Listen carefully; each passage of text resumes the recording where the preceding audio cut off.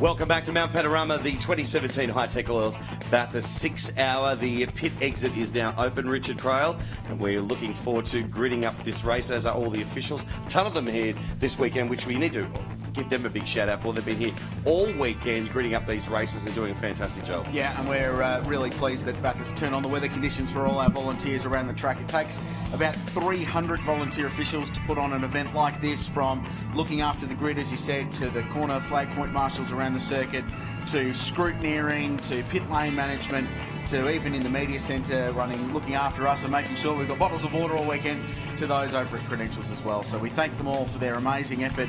So there's a brief window for the cars to exit pit lane. Slippery surface flag being shown on the run up out of the cutting from one of the earlier support races, just to give those drivers a head up that the track conditions have changed since the morning warm-up. We should say that the warm-up this morning, 20-minute session, was topped by that Alan East Motorsport Mitsubishi Lancer. Really good performance from them, down into the 2-minute 26s, which was beneath last year's pole time.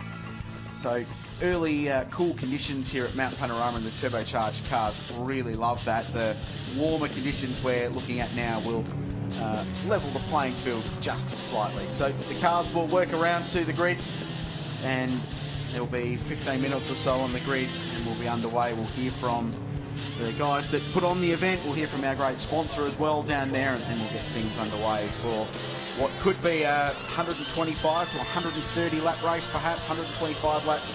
Last year, Brian, 776 Ks. Here's a fun fact: 130 laps of this place. It's the old 500-mile mark. So pre-1973, when it became a 1,000k race. The question's going to be as to whether or not we get that or not, and safety cars is probably going to dictate that throughout the course of the next 6 hours, so we'll have to watch out for that one. But the team's just about to line up on the grid here, and this is the moment the nerves really start kicking in for drivers, the moment where it all becomes to reality. And for a lot of these drivers as well, it is reality, because for their whole life they've wanted to race at Mount Panorama, and now they get that opportunity. So that's the special part of this weekend as well. Yeah, that's part of the appeal of this race as well, that it's not just the pro drivers, the supercar stars, or the international factory drivers we see here at the Bathurst 12 hour. This is a race where you can literally put a roll cage in your production car and put all the safety gear in, put a set of control Hankook Ventus tyres on, and go motor racing at Mount Panorama, which is outstanding. So that's part of the appeal of this race, and as I said before, it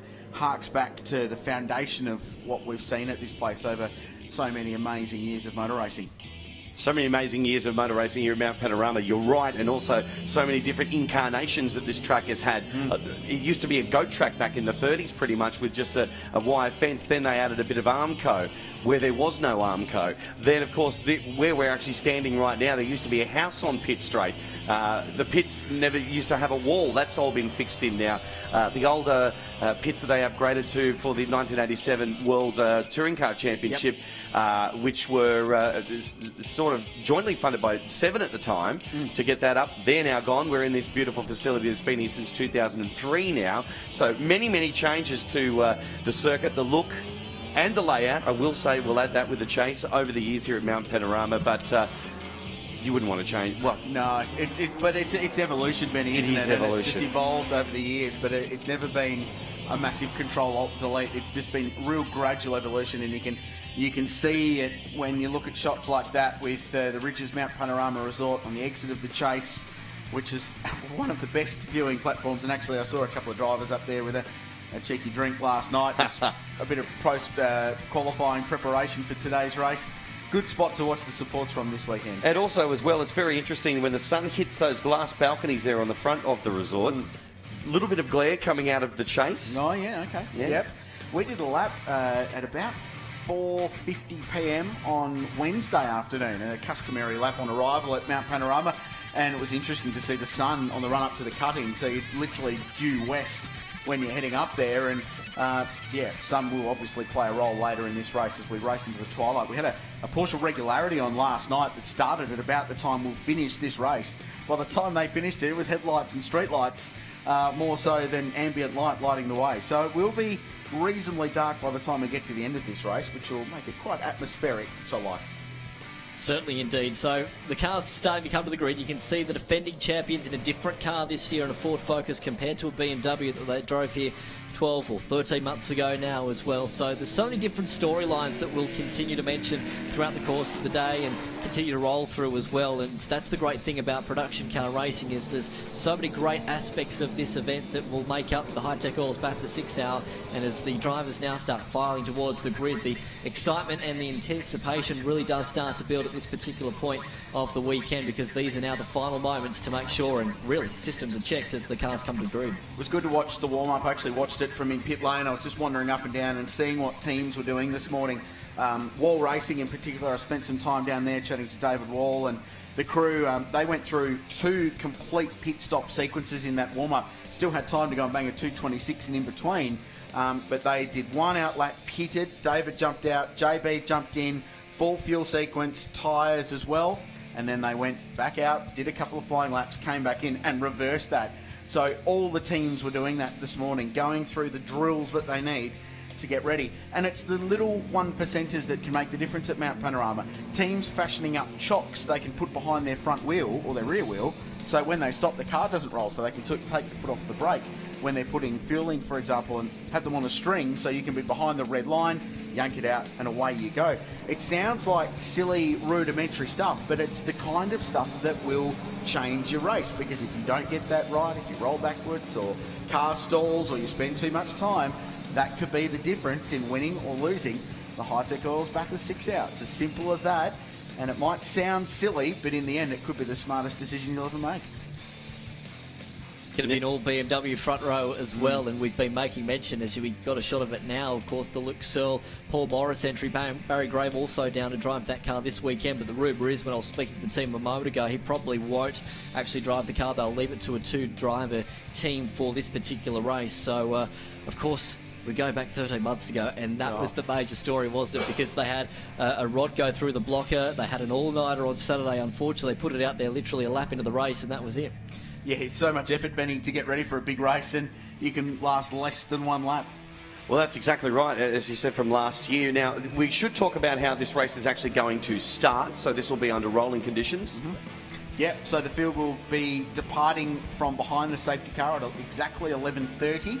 The clock starts then. So the race officially starts behind the safety car, but it is called the formation lap, and then they'll grid up 2 by 2 for a rolling start, and they are not allowed to accelerate away until they get the green flag at the starter's box and green lights just past the Ivan Stibbett Memorial Grandstand there. So rolling start conditions. Why are they doing a rolling start? Well, there's a couple of reasons. Safety's one of them, but standing starts when you've got a full 120 litre fuel tank full of premium unleaded fuel.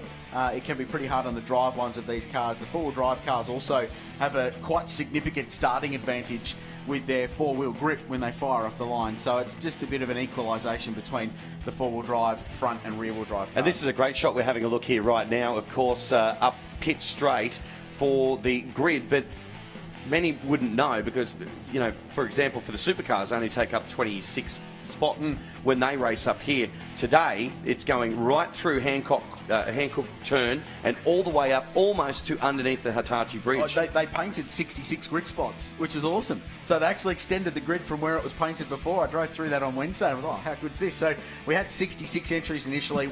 2 have dropped off before we got here.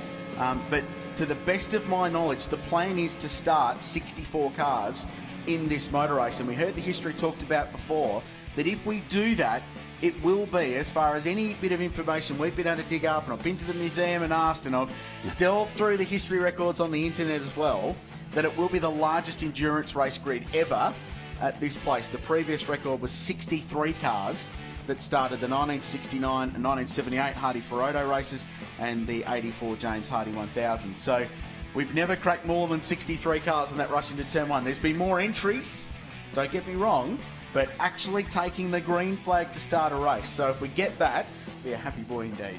Just had a shot there of the local boys of Kyle and Blake Orban. They're, of course, in Class C this weekend. They actually finished third outright in their class last year. Yeah, they've put together a really good little program too. I saw Warren walking down before. They're very, very proud. Dad, he rang me a couple of weeks ago just telling me where they're at and wanting to make sure I'd seen the cool video they'd shot to launch their car. And then you'd been down to talk to them for Win News as well, which is a very cool little piece. It's that bright chrome Renault Megane RS265 Class C is a properly competitive fight today, gents. That is going to be one to watch. C and D, outside of the outright fight, I think that's where a lot of the interest lies in this race. Oh, look at that. All the way up to the ridges. It's incredible, isn't it? And it's interesting to note that I was talking to Warren and the boys a moment ago. They think they could actually do maybe an hour 15, and they might have to make an extra pit stop. But we go back 12 months ago, Francois Joy, remember, actually won in that Renault Megane by doing an extra pit stop. Correct. So it could actually work in their favour, and that's going to be the beauty of this race. So much to play out, so many different avenues for strategy. Who knows who's going to end up on top? These cars are gridded up to pit entry on the bottom end of Conrod Straight before they run into Hancock Turn. It is just an amazing sight to see that. That's probably another reason why we're not doing a standing start, because there's guys that won't even be able to see the relay lights under the Hi-Tec Oils bridge. They're so far back. They're almost in Kelso. It's incredible. So the car's just taking positions. Pit lane will close. In fact, has just closed. So if you're not out of pit lane now, you must start the race from pit lane. Now, I did see the Carl Reindler, Andrew Richmond Evo from CXC Global Racing going to pit lane, and I don't know if they went back out again. They're due to start from right down the back of the field. They were third in qualifying. Unfortunately, they got pinged, and they will start this race. But it might be an idea to start from pit lane just to avoid that rush into turn one. We'll come back to that because we can say hello to the fourth member of our team this weekend, to Andrew Roll in pit lane. Thank you, Corelzi. I'm with event director James O'Brien. And James, where else would you want to be on a sunny Easter Sunday than on the mountain for the Bathurst 6 Hour? It's always great to be here, particularly on a beautiful autumn day. And I think we're making a little bit of history today, Andrew. We think we're going to start 64 cars. I have to glance over my shoulder because there's a couple in pit lane, and if we do, that'll set a record for Mount Panorama and going back to 1938. Well, congratulations on that one. That is a fabulous effort. We had a great event last year. It was the first one. How has it grown so much in just 1 year? Yeah, 50 entrants in the first year, which was beyond expectations, and we've grown that to mid-60s this year. The response from the production car community has been fantastic. So to all involved out there, thank you, and especially to all the volunteers here today, a big thank you. And great to see so many punters here on the mountain watching on for what's going to be a great race. Well, what have we got to look forward to? Well, hopefully 6 hours of great racing and lots of cars on the lead lap at the end. That's what I'm hoping for. Again, we couldn't do this without the support of our sponsors, and obviously our primary sponsor, our naming right sponsor, is Hi-Tec Oils, who have signed on for 3 years last year. They've seen the potential of this race and they've jumped on early, and we're very grateful for their support. And it's great to have George with me here today. And with such a progression in just a short amount of time, how do you grow from here? Where do you go from here? How does it get better? Well, we won't focus so much on growing the quantity of the grid. We'll look at the quality of the grid. So hopefully we'll see more newer and newer cars, better prepared teams, and we can start to get a little bit more picky and choosy with the quality of the grid. Not that there's anything wrong with what is here today, but obviously we do have a finite capacity. So that's the area we'll look at next year. Looking forward to that, definitely. One final question with you. Tip for the race. Who do you think can take out this race win? A tip for the race will be a car from A1. How about that? Sitting on the fence, great way to sit, James. And of course, you mentioned our sponsors. None of this could be possible without George Gambino and Hi-Tec Oils. George, great to see you back sponsoring the Bathurst 6 Hour. I'm glad to be back again with all our team from Hi-Tec Oils to help James do another great event. And you've signed up for the next few years. Tell me, how long will you be the naming right sponsor for this fantastic event? Well, we've signed for 3 years. We had a year last year. We signed with James. Then we said, yes, we'll do 3 years. So we're committed for 3 years, and we think we'll be here for a long time to come. And Hi-Tec Oils are synonymous with motorsport in the country? It is. It's starting to grow in the motorsport side of it now. We obviously sponsor a lot of things over the years, local and state stuff we do. But yeah, it's great. This is an iconic event for us. So we've actually put this as our main source of sponsorship and promotion, and do the best we can here. And of course, Hi-Tec have got a great tent here. The punters around, where do they need to go and what can they get from the Hi-Tec Oils tent? Well, basically, we're national, so you just ring the head office, and we have one in every state and territory in Australia. We're probably the only Australian brand of oil that's nationally now. And I put James on the fence, so I put him on the spot and he sat on the fence. Who do you think is going to take out this great race today? Well, I know a few of them because we sponsor a few of them here as it is. The car actually behind me, he's a very good client of mine. So he won it last year, so I'm not going to say anything. But any of them are great. We have a great bunch of guys here and we sponsor a few guys now, so they're all good. We've got the Hi-Tec car here somewhere down there, so anybody wins. As long as it's safe and a good race, we'll love it. Well, guys, enjoy the race. It's going to be a fantastic event. The weather gods are certainly shining on us. Before the race, we have chaplain Doug Rowan to say some special words ahead of the Bathurst 6 hour. Doug, take it away. Thank you. Hallelujah. The Lord is risen. Thank you, Lord, for your sacrifice for our sins and your love and grace. Thank you for the driver's skill and bravery, and the team's great abilities. Thank you for the mountain and its challenges it provides. Thank you for the officials for giving their time and skills to keep us safe and give us a great event. And thank you for the lasting friendships which are forged through with the competitors and officials. We pray all these things in Jesus' name. Amen. Thank you, Doug. Fantastic words. Good luck to all the drivers. We're all set for 6 hours of scintillating action. Richard Krells, back to you. Thanks, Andrew. Thanks, Rosie. Great to hear from James O'Brien, the event director, and George Gambino from Hi-Tec Oils, who's put a lot into, both of them, into building this event and getting it to where it is. And what a foundation to build on after 2 years, 64 cars to start this race. And a great crowd here on Pitt Straight and all the way around Mount Panorama as well. Thanks to everybody here at the circuit for coming out. Social media already going off. Don't forget, join the conversation, hashtag B6HR, to join us on Facebook and Twitter and Instagram.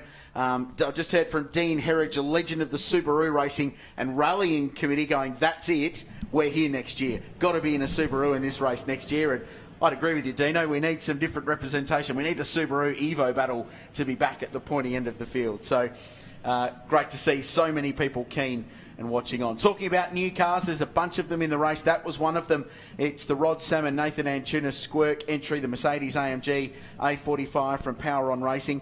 There was a driver change to start that race. Nathan Antunes was down. Apparently Rod was feeling a little bit unwell this morning, so they nominated Nathan, who's a very experienced GT racer, but Rod has since been cleared and he's all good to go, so he will retake the start in car number 12, that very brightly liveried AMG, and those cars will be a factor today. Dylan Thomas will start car 68. That's the CXC Global Racing Evo 10 RS, and the Mitsubishis have been creeping up on it all weekend.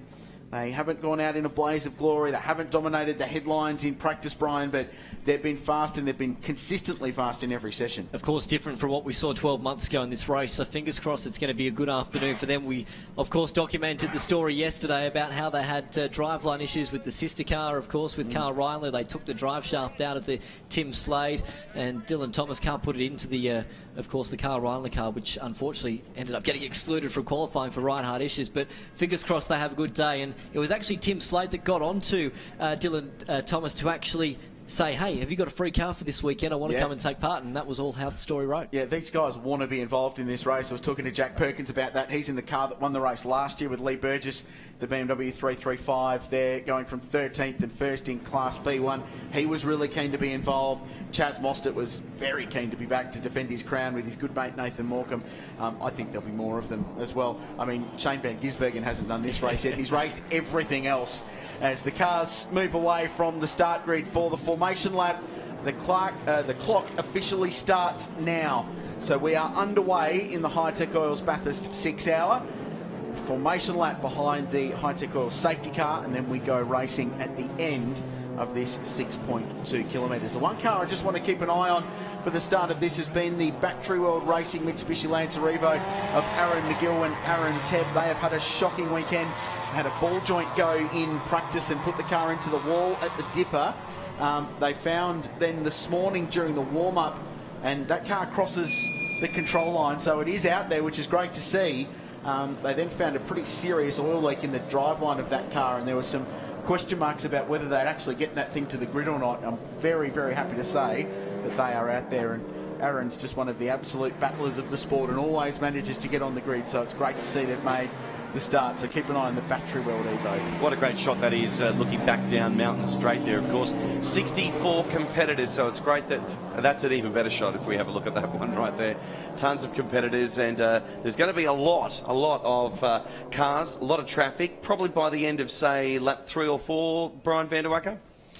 Yeah, so it's not going to take long for these runners to actually get onto that lap traffic, probably within the space of 4 laps. Of course, one of the slower cars, and I say that with the best possible respect, is the Hyundai Excel, which we know will pound around all day this afternoon, and their best lap time was just outside the 3-minute bracket, so they're looking to possibly maybe even duck under that throughout the next 6 hours. It's good to see, though, everyone well under the 130% minimum maximum time cut-off to make the grid of the race, so it's a very competitive field.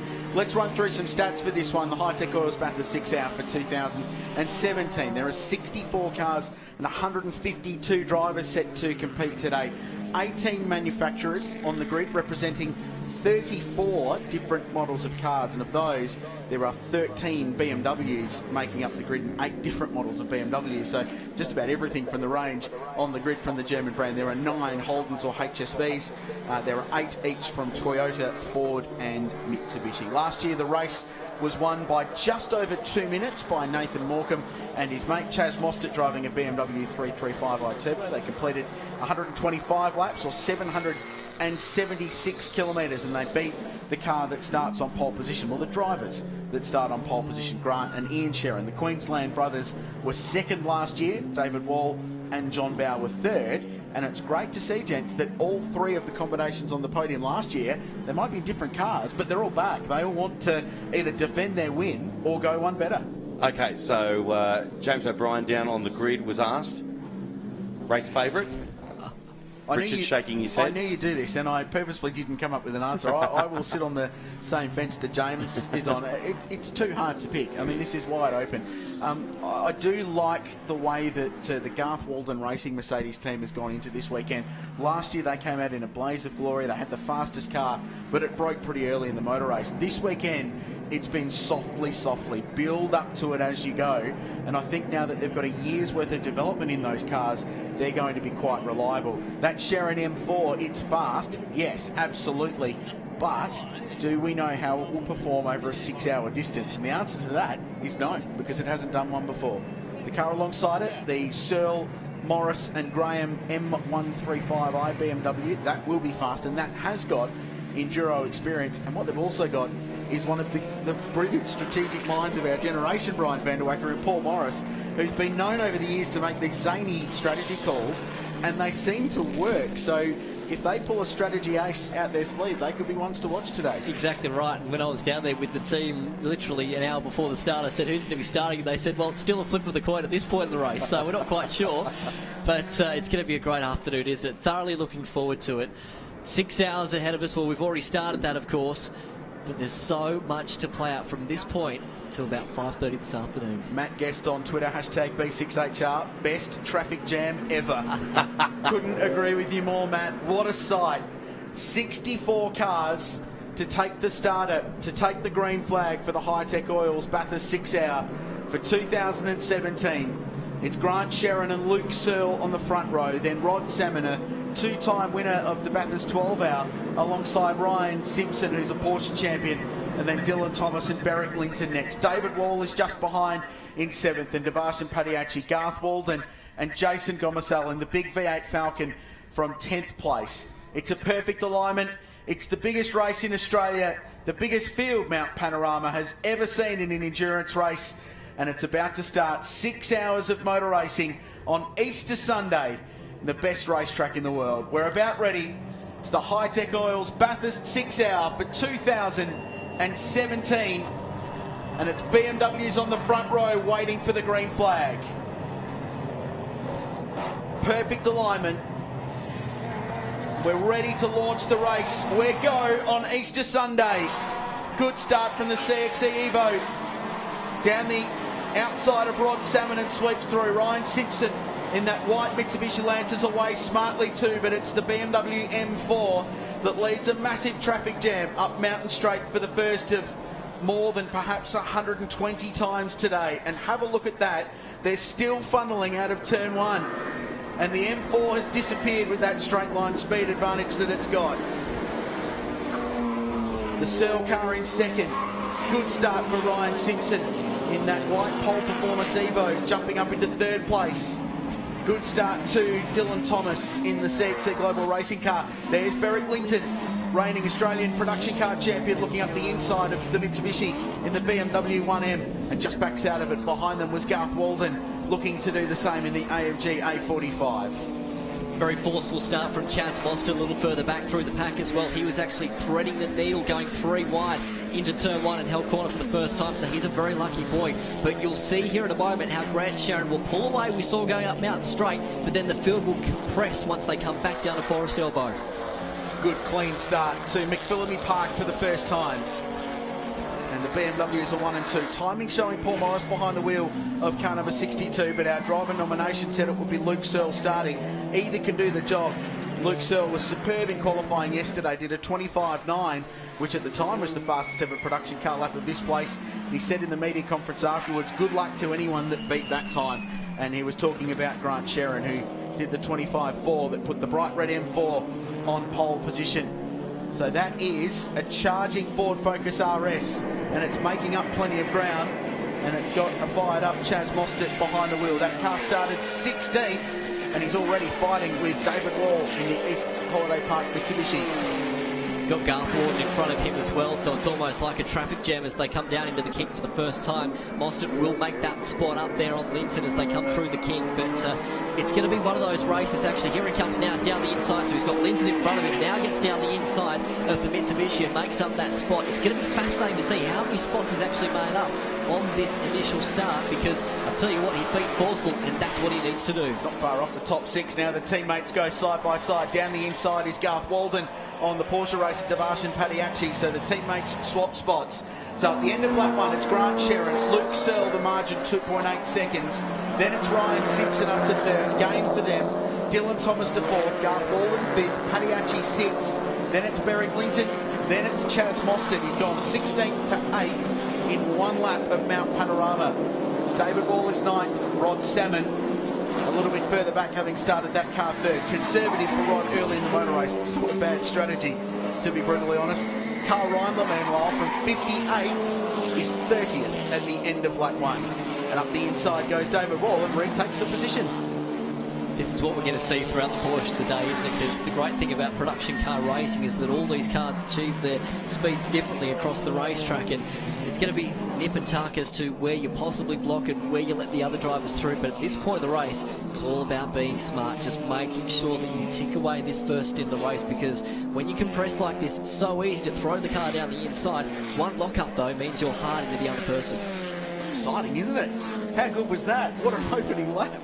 How good was the traffic jam up Mountain Straight, and that shot of the cars still going through turn 1 as the leaders were going up to Griffin's Bend. Just incredible.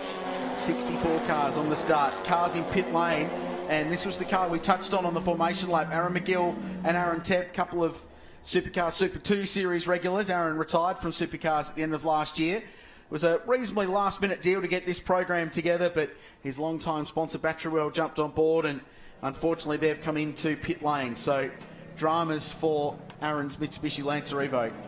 What I love about this battle here between Wall and Chaz Mostert is they're treating it like it's a sprint race. Yeah, I know. We're already only 10 minutes into this. This is fascinating to watch. Yeah, 5 hours and 50 to go exactly right now. So it's busy stuff, and Mostert goes past David Wall in the Evo. Berwick Linton just in front in that BMW 1M. That's another really well-proven car. He'll share that with Orange's Tim Lay throughout the course of the race. And now Wally looks up the inside of Chaz at the kink at the chase, which even in a production car is a 250 km/h corner if you're in everything other than a BMW M4, I might add. This is some seriously forceful stuff, but look at that. There's the story. He's unhappy. Yep. The gloves got thrown out, and Rawlsey's on the scene. We'll hear from him in a minute. What a shame for Aaron. Well, he made the start. At least he can say he got to the start of the race. So Aaron Tebb won't get any laps. Meanwhile, this little squabble goes on. Mostert goes across the line. He's in 8th place. Berwick Linton in 7th. They had turbo boost issues in the DPO and super cheap Ford Focus RS. in qualifying yesterday, which restricted their pace. So basically they ran the session with 0 boost and still did a 2-minute 30, which was a really good lap time. So the thing's got pace, but it is new car gremlins and a brand new car that was only finished a week before this race actually started. It's exactly what Chaz Mostert said on social media last night. He said it's just a couple of little niggling gremlins that you get with a brand new car. And I went down and spoke to the team just prior to this, and I said, are all the gremlins out? And they said we should be absolutely fine and squeaky clean to go for this race this afternoon. So that's good news indeed. Well, their pace will be the biggest question mark for me, because they haven't had an enormous amount of running this weekend, Brian. So if they have got the kinks out of it, if it comes down to an arm wrestle at the end and they need raw speed, it might not be there. But it is a long motor race, and that's a very, very smart team with some really experienced guys behind the scenes as well. So we've seen the Battery World car roll down into pit lane, and Rolsey's found Aaron McGill. Thanks a lot, Richie. Aaron, heartbreaking to see you come into just one lap. It all started to go wrong on Friday. What happened? Well, I think I must have run over the Easter Bunny on Friday, mate, and it's just, we broke a ball joint which put it into the fence. And that just destroyed the car at the front end of it. The only thing wasn't busted was the battery, so at least Battery World didn't let us down. And then, look, we've just run out of spares, and it's broken the diff as I've gone out of the cutting on the first lap. It just went bang, so we haven't got another one. That's the end of the story. I know we haven't got another one. The boys must have put a hell of a lot of work in just to get you out there. Yeah, look, it's been non-stop since Friday when it hit the wall. It was a pretty big crash, obviously, and we've used every spare part we've got. And that's the way it rolls, but I'm just tired of it rolling my way, you know. Well, it was a miracle you got to the start line. If it's any consolation, you were the 64th car to start, making it a record-breaking field here at Bathurst. So take that as some consolation. Well, Rosie, it wouldn't have happened without Battery World. I know everyone plugs their sponsor, but they've been so good to me, and I've let them down, unfortunately. And there's, hopefully we'll be back next year. It's a great event for what James has done, and everybody, all the volunteers. Fantastic event. It's only going to get bigger. We'll be back. Well, put your feet up, enjoy the race, and we hope to see you back next year. No worries. Thanks, Rosie. Thanks. Thanks, Rolsey. What a shame for Aaron McGill, but he took that in good grace, and we hope to see that team back. Bathurst spirit fighting on, and we've got a car in the wall. It's car 69. It's the class leading car from Class B2 all weekend long. B2 being the high-performance, normally aspirated category. It's Holden Commodore VF SSV Redline. It's pointing the wrong direction, and it's on the outside of what I believe is the Chase, just under the Hitachi Bridge. And the problem is you've got to wait 4 hours to get all the traffic to go past to select reverse. So he's gone past the grey Gomersal Falcon. So this is Ford v Holden here, folks. Oh, wow, and contact with the Bilstein car. So he went round the outside, had a big lose, so might have got out on the curb and then made contact. So it's now pointing the wrong direction and looked like a bit of suspension damage perhaps on the right front corner there as well. Keeping in mind 12 months ago that car was in fact involved in another incident and still actually managed to win the race. So even though you might have dramas early on in this race, it doesn't mean for certain that you're going to be unfortunately out for the rest of the day. If they can recover and just keep on plugging away, they might just make it up come the end of the day. Yeah, Crincorp Racing, they've had a really good program and did a lot of development and testing on that car coming into it with Joe Crinilos, Tony Virag, who's hugely experienced in big cars, and Anthony Loscialpo, who last year ran in the V8 Touring Car Series part-time. So, real experienced outfit. The beauty of this race, as you mentioned, is that you can afford some injury time, so you can sit on the bench for a bit, get the car back into the game, and still get yourself on that Bathurst podium at the end of the motor race. And we're just waiting, and we hear safety car. So, yeah, safety car boards and flags for the first time today. There were 6 safety car interruptions in the race in 2016. So the safety car comes out before the compulsory pit stop window opens. So that's an important factor, as we're only 15 minutes into this race and we've got our first safety car. Very much like what we saw last year. I don't think anyone would be coming into the pits other than just a quick top up, but it will not count as one of their either 3 or 4 compulsory pit stops. Should mention a new lap record set by Grant Sherrin out in front, clean air, with a 2:26.43 on his second lap. That is a new lap record. So we are under the Hi-Tec oil safety car. This is why. 2 cars on the outside of the Chase heading towards the Hitachi Bridge. Big slide. And just lost control out over that painted curb, although I think the car was sliding before that. And then made contact with the 67 Falcon that was running just inside the top 10. So I hope that car's all right as well, because they've been really strong all weekend, Jeremy Gray and Jason Gomersall.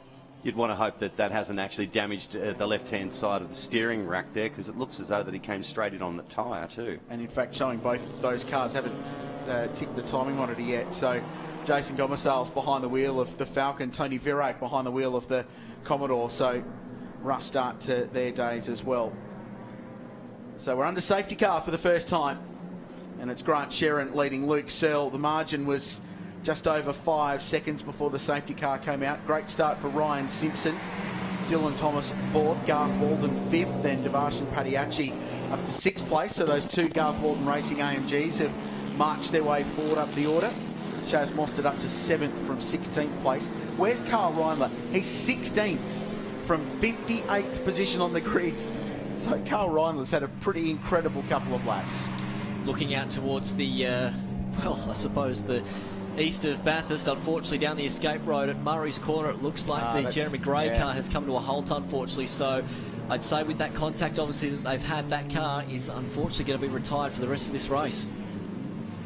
What a shame. It was a bit of a last-minute operation to get that car built, but they were into the 227s in qualifying, which is way faster than any V8-powered production car under these regs has gone at Mount Panorama in the time that I've been calling them. And that goes back to the 07 Bathurst 12 hour when that race came back as a production car race. So they were humming along really nicely, and they never thought that they were going to contend for an outright victory, but they did think that if they could get to the finish, they might be within a shot for, if not a podium, certainly a top 5. Jason, a hugely experienced guy out of V8 Utes and then into Touring Car Masters, where he's been running a remarkable A9X Tirana with the Peter Brock livery from 1979. And he's been a leading contender in that category for a couple of years. And Jeremy Gray, obviously hugely experienced in V8 racing and production cars as well. Real shame. Hopefully they can get that car recovered. But he's basically down to the roundabout that's been installed down there in the bottom end of Panorama Drive, way past the National Motor Racing Museum. Well, I've got this opportunity. Let's talk about competitor number 61, the Hyundai Excel. And a great story about the driver there who wasn't able to jump into the car on Friday, had to have a birthday. Yes, 15 years of age as they rocked up on Friday.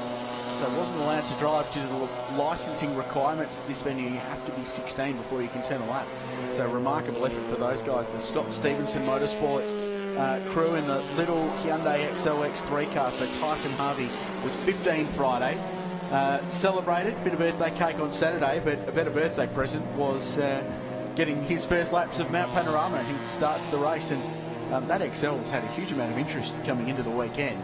There's about 4,000 Hyundai XLs racing nationally. It seems like that at the moment anyway, So I wonder if we might see Class E just build a bit with some XLs over the course of the next few years in the Hi-Tec Oils Bathurst 6 hour. Scott Fitzsimmons just tweeting, apparently there were no brakes on that Falcon down at Murray's Corner, at Hancock Corner, and this is at speed, so another replay thanks to Hi-Tec Oils. So the Falcon slowed down, Jason Gomersall, and he was minding his own business, and unfortunately Tony Virag went round the outside, had the big slide. Now what's gone on out of shot there, we understand, is that Gomersall's things run out of brakes, and it's fired down the escape road at Hancock Turn, and had apparently what is quite a big impact down there. So that's a massive shame for those guys. That explains why he was going slowly on the exit of the chase. With more on that, let's go back down to Rosie. So, Tony, that did not look good. What happened to your car number 69? Well, at the moment, we're not too sure, but it looks like he was going for a bit of a move on the outside. Might have hit the the marbles, and had a bit of a lose. But I think he might have hit another car, I'm not sure. So we're still waiting to find out. But the car is definitely stuck there, and hopefully it'll come back here very shortly. Will you be able to get it repaired? Obviously, you're not going to know what's wrong with it till it comes back, but you're obviously itching to get out yourself. Definitely. The team will try their best, I'm sure. They're a great team, so we'll hope for the best.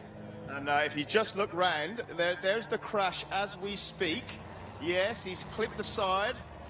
He's in a bit of trouble there for sure. What are you seeing? Yeah, look, it might have been a bit of an eager move at the beginning, but look, you don't really know. It could have been a tyre given up. I'm not too sure. I mean, we can't say much at the moment. So. And one guy who's got to be pretty devastated by that, car owner. You own the car. What are your thoughts on the crash you've just seen this early in the race? Oh, that's correct. Look, at this stage, we don't know what exactly happened. It looks like Tony went to do an overtake manoeuvre. Something went wrong. I suppose when we get the car back here, we'll assess it and we'll go from there. The team look poised to get stuck into that. Are you confident you can get this car back out?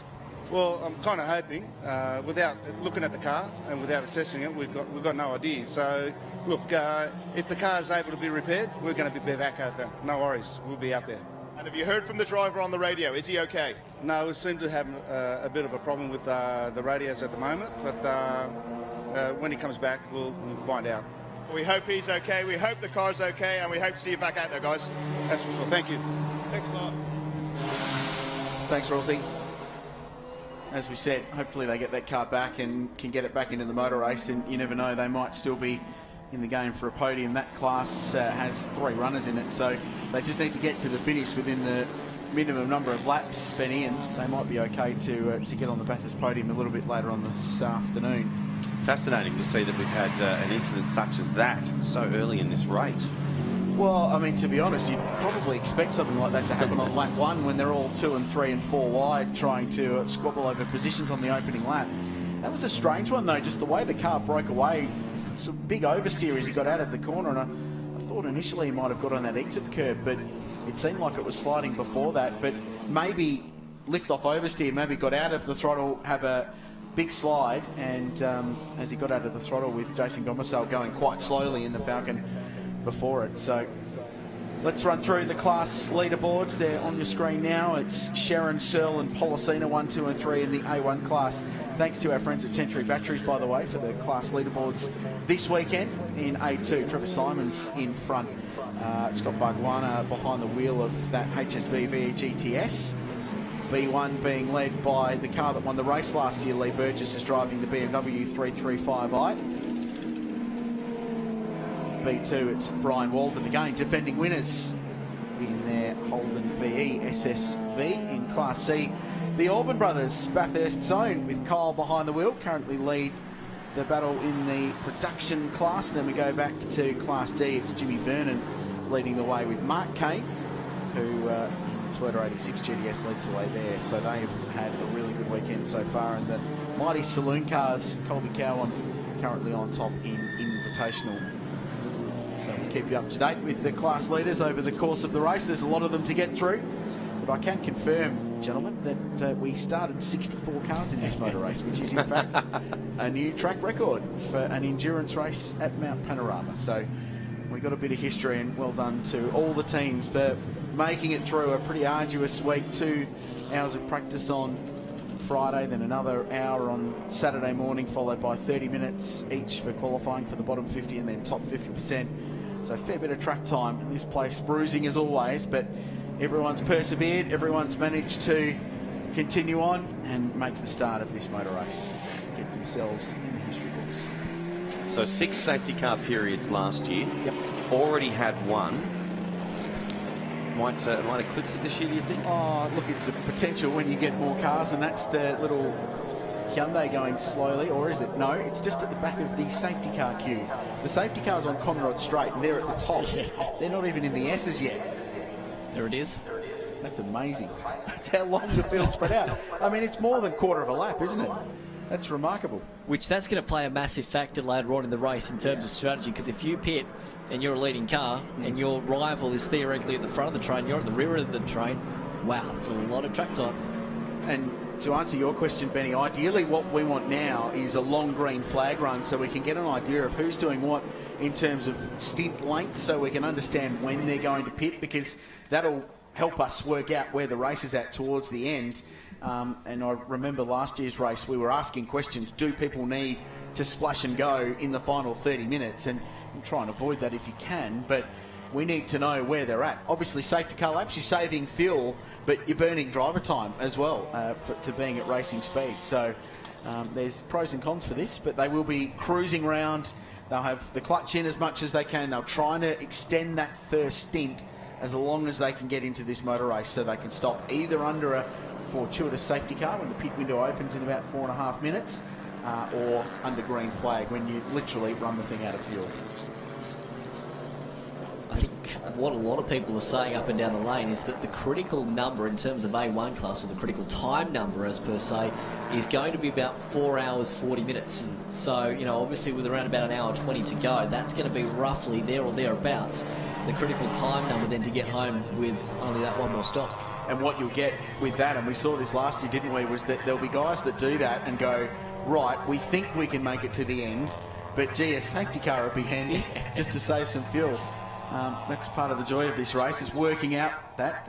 I'm glad there's 3 of us in the commentary box, because I'm not smart enough to look after 64 cars on my own. So you'll be doing some work over there, Brian, I think later in the race. Yes, I think so. It's going to be full on. We should have split the field before we started the race. We'll work it out. It's all good. And also an impressive amount of fans that are actually still on top of this pit complex. They watched the start of the race from up there, but it's a great way to watch all the cars coming down under Hitachi Bridge into Hancock Corner and then up Hi-Tec Oils pit straight. So a very good morning to everybody who is up there. And of course, that is everyone across as well in Murray's Corner, Hancock Murray's Corner particularly. Beautiful sunny day here. What a brilliant way to celebrate Easter. Our team's getting in. The commentary box is near Tower 1, just upstairs. If you wouldn't mind some Easter eggs, that'd be lovely. Actually, we'll say hello to Mr. Donut King, Tony Alford, as well. I'll just get that out of the way early. Waiting for you to do that. There's the Donut King BMW going through with his son Kyle behind the wheel. They're 20th at the moment. Lights out on the Hi-Tec Oil safety car this lap, by the way. So we'll be back to green just as the pit stop window opens. So the pit stop window for this race, we should reiterate that, Brian, it opens at 30 minutes into the race and then it closes after 330 minutes. It's going to be interesting, isn't it? Because that's going to open right bang on that number. So it's going to be nip and tuck for some people. But obviously now the race is going to get back underway, we're going to get, hopefully, fingers crossed, at least a little bit of green flag running and try and see who's looking where in terms of their fuel range and fuel numbers. The thing when I was down in the pits before the race, everyone's telling me different numbers and things like that. So it's going to be a big afternoon ahead. We're going to take a very short break. We're green at the end of this lap. We'll come back and bring you all the action in just a sec.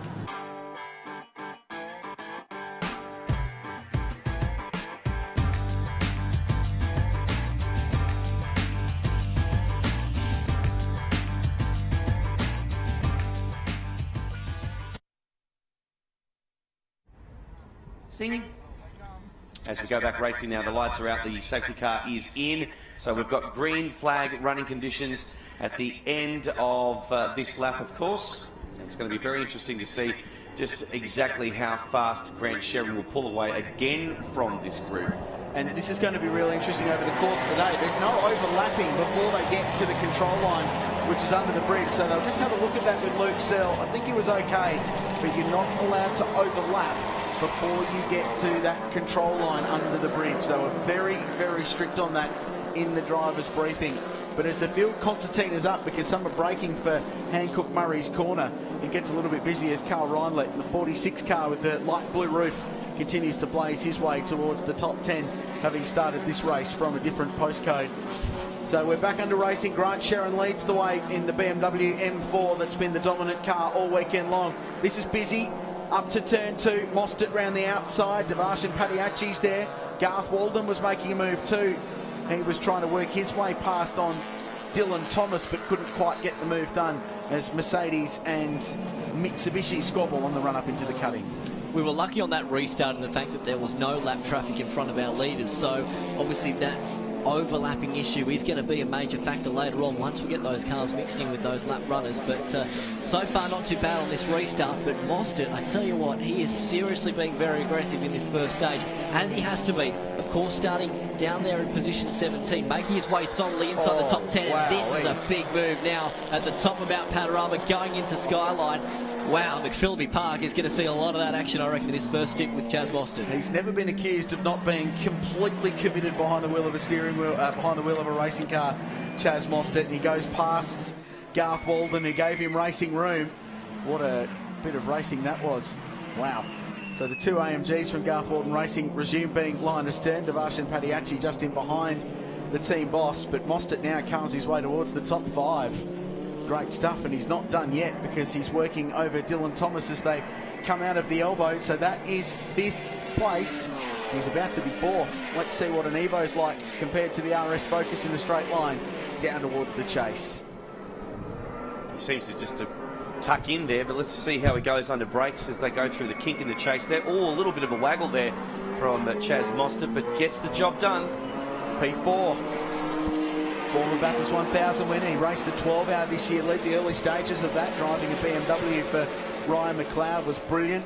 Unfortunately, that car was ruled out of the race, but he showed what he was capable of in a GT car, doing the same in a production car. So Chaz Mostert runs P4 in the Hi-Tec Oils Bathurst 6 hour. He's passed Devarshan Padiachi, Garth Walden and Dylan Thomas in a lap, and he now will hone in on the back of Ryan Simpson, who sits 3rd. Sharon in front by 1.7 seconds in that amazing BMW M4 that powers its way up Mountain Straight. We talk about the Garth Ward Racing Stable here this weekend, and we made mention of it earlier on about the contingency of drivers and personnel they've brought here this weekend. I mean, when you look at the fact that they've got Barry Hay here this weekend, they've also got, you know, Blake Smith, of course, Nissan Motorsport engineer as well. They've brought 40 staff with them. I mean, after the disappointment of 12 months ago with that Mercedes, it's fair to say they are making a big crack at this year's 6 hour. They've also got an engineer over from Holland who's a bit of a guru with electronics and tuning these AMGs in particular. So they've put a big effort into this. There's a couple of BMWs and a HSV fight over the minors up at turn 2. What a drive from Mostert. Big move up the top. Garth Walden using his experience, and he's been around here plenty of times, just bailing out and no point to fight for it. And we're told safety car, and it is safety car for the second time. Unsighted by us so far. We are under safety car for the second time today, so just one green flag lap back under racing, and this might tell us why. No, it'll tell us a hairy moment for Chaz Mostert, who just the rear brakes perhaps going up to the left-hander at the top of the hill at the chase. DPO forward, got the thing stopped. He was right on the limit of braking there and got it stopped and turned and got that position. So he's up to 4th. We're back under caution. Safety car just waiting at the end of pit lane, so we'll just wait for confirmation to see exactly what has done that as it now exits pit lane. Now the compulsory pit stop window is open, and now we've got a safety car period in that, so it'd be interesting to see if anyone now is going to take the opportunity to try and complete one of their compulsory pit stops, keeping in mind 2.5 minutes is the time they've got to spend in pit lane, not so much stationary but in pit lane itself. So recovery cars on the circuit. We're still yet to ascertain why we are under safety car. We're trying to find the reason. Let's go down to pit lane and hear from Andrew, always talking to the race leaders. Thanks, Richie. I'm with Ian Sharon, and Ian, I'm a massive BMW fan, and that looks like one hell of a beamer right there. Yeah, absolutely. It's a bit of a weapon. It's got plenty of power in a straight line, as you can see. So, you know, off the start, we're 4 or 5 cars in front. It's good. And first time the car's had a run? Yeah, this is its first race. So, you know, before this weekend, we only had, you know, probably a day of testing, and that was it. So, first race for it. Now, the M4, excite the viewers. Tell me some of the specs on this M4. Oh, look, it's a 3-litre twin turbo. You know, it's all double clutch gearbox, so paddle shift, so it's fantastic to drive. Just keep your foot flat and bang up through the gears. Awesome stuff. Now, I'm pretty sure they're about 150k out of the box. How much more have you spent on the car getting it race ready? Yeah, to put it into a race car as it is today, probably about another 150 on top of that. Oh, you want to keep that one away from the wall, that's for sure. Now, your brother Grant, fastest lap, pole. He's obviously fallen in love with the car. How was his fast lap? Yeah, like we watched it on the video. We got a video in the car. We watched it last night. It was pretty awesome. But having said that, he got held up at turn 1. So, yeah, who knows what it could have been. So, 6-hour race, all about tactics. What are yours?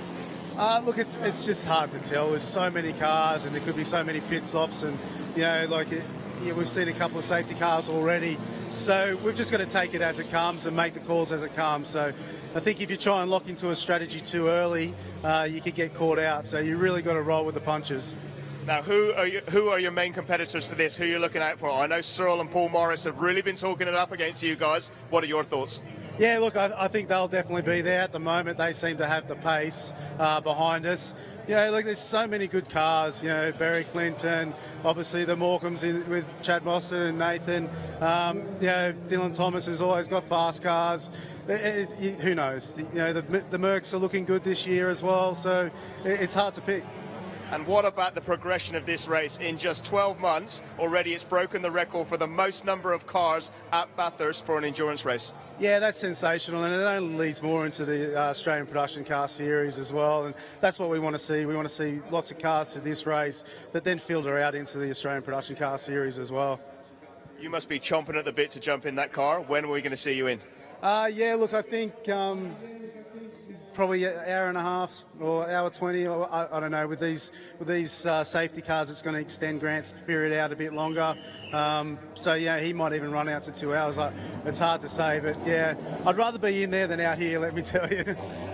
Well, you're smiling from ear to ear, and I know why, because you're about to jump in an M4 pretty soon. Good luck with the race. Thanks, mate. Good on you.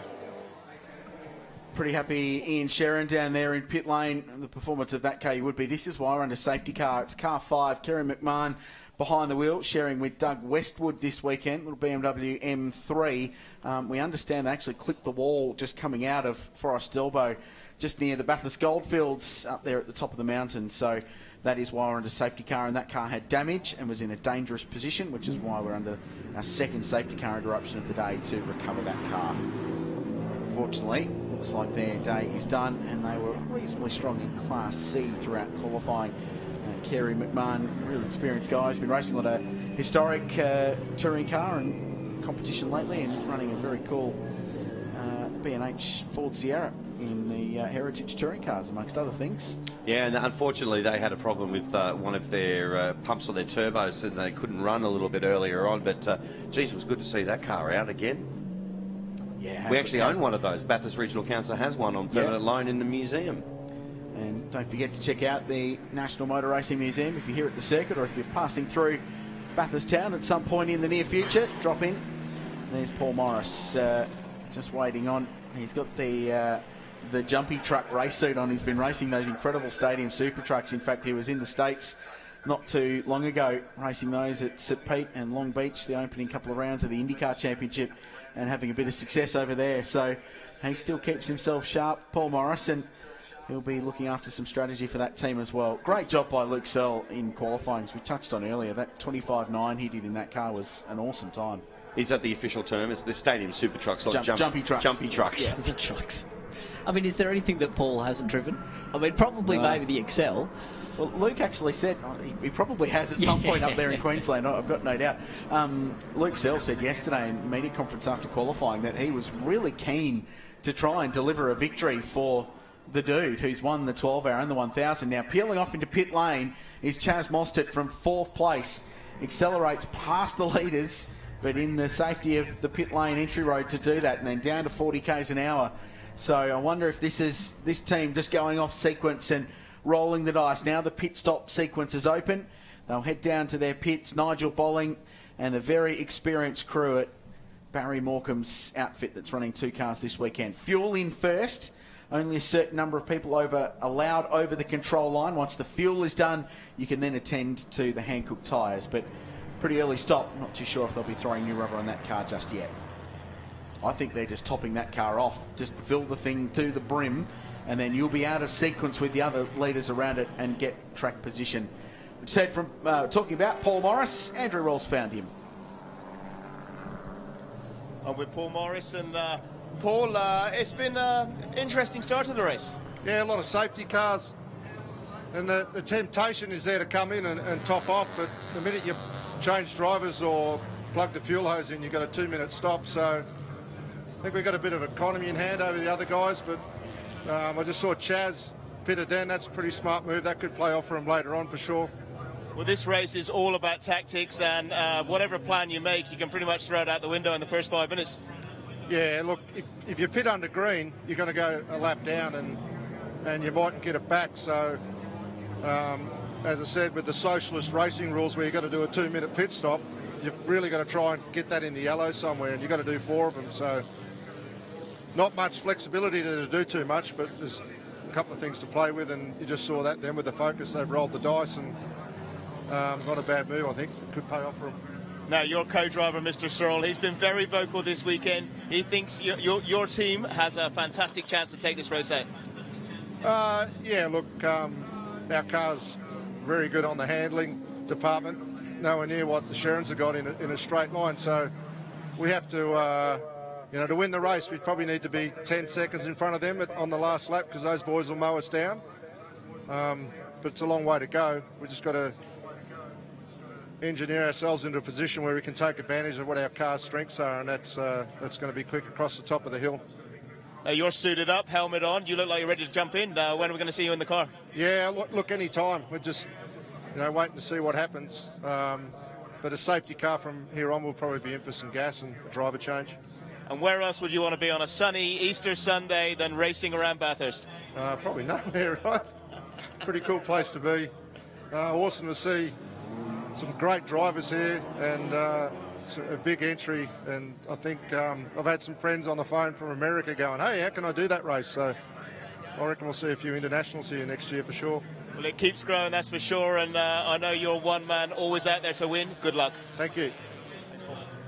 It's good to hear. It'll be interesting to see what the Americans come up with. There has been talk of Ford Mustangs in this race in the future, floating around the paddock this weekend, so they will be added to the eligibility list in the future, I understand. So that'll be very exciting. Maybe we could see some American participation down the road, and Paul's got plenty of context there. So Mostert in and out of pit lane, 2 minutes 38, no problems there. We're just learning that Dylan Thomas stopped as well in the CXC Global car, and their pit stop time was 2 minutes 29.92. So that's actually under the minimum pit stop time, which leads me to believe they're going to get a penalty for that, and it'll be a penalty for being 0.08 of a second outside your minimum pit stop window. But that's the 1%ers we were talking about at the start of the motor race. Jeez, it's cutting it fine, isn't it? So I mean, it's tough, but it's the rule, so it's the same rule for everybody else in the field.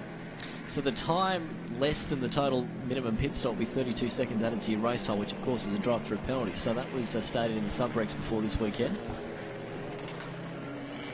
So wait and see what the officials have got to say about that one. Lights are out on the Hi-Tec Oils Toyota 86 safety car as it speeds away now, as the whole field now just makes its way into the chase.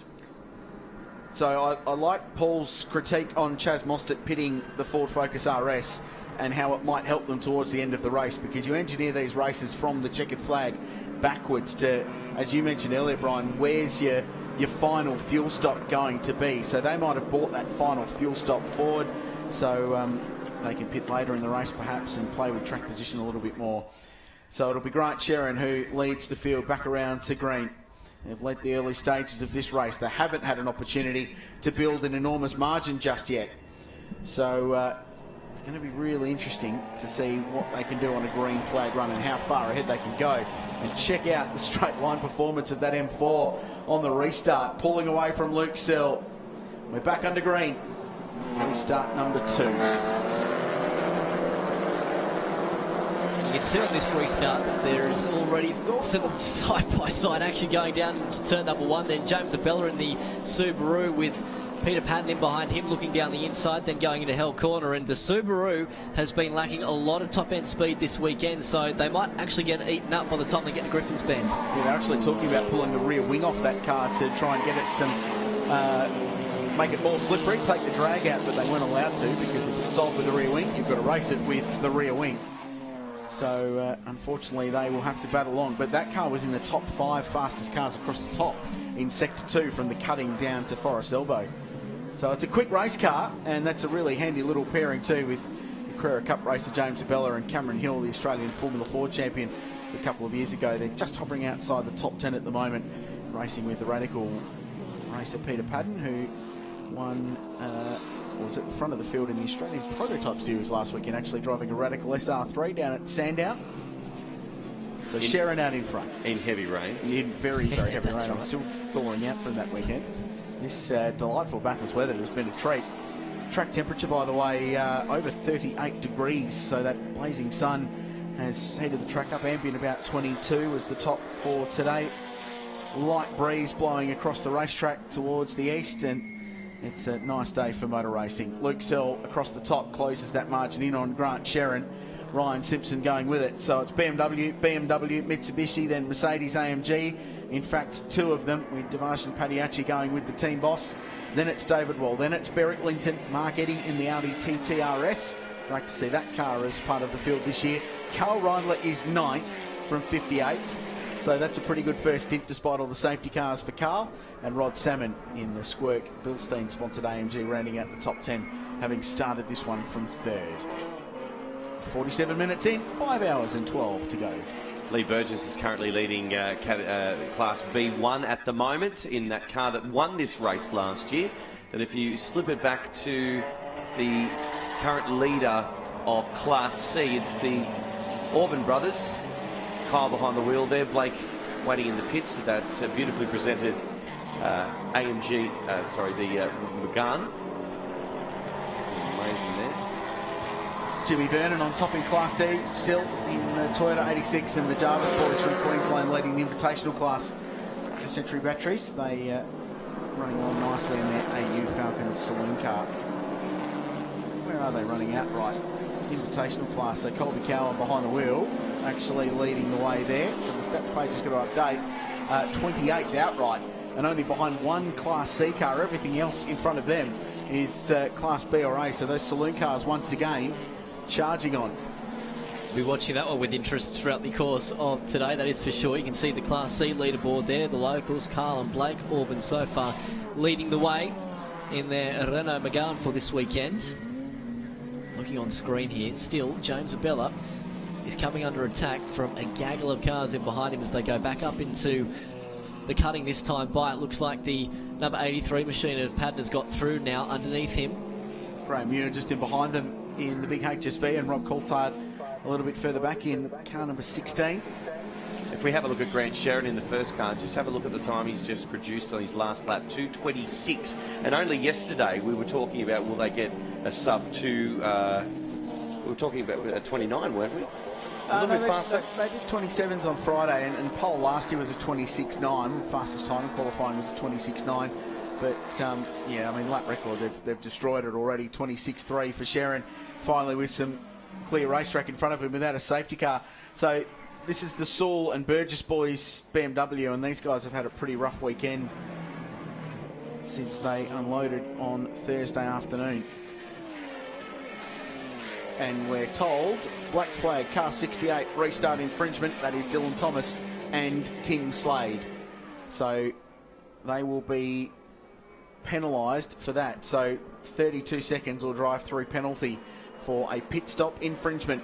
And it's you cannot argue with that because it's on the timing monitor. Your time from the moment you cross the line to the moment you cross the exit line as you roll back out onto the racetrack. So they're going to have to take that penalty. And he's going to stay out too, so he'll just come around Hancock Corner here and he'll receive that, as he does there right now.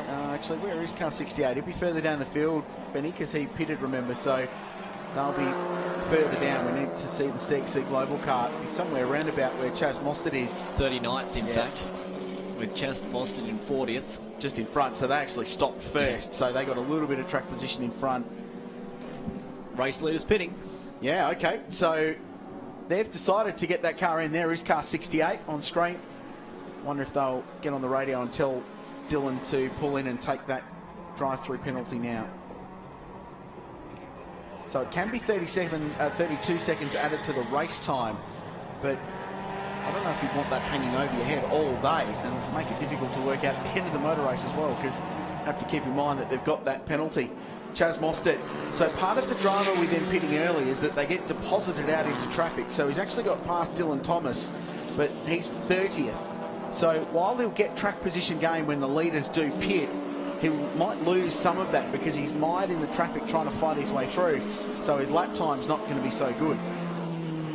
Sherrin's in pit lane from the race lead. They make a stop on lap number 13.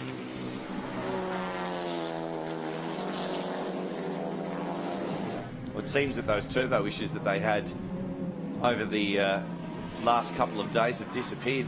Chaz Mostert is screaming up Mount Panorama into the cutting at the moment. That has seriously got some speed now.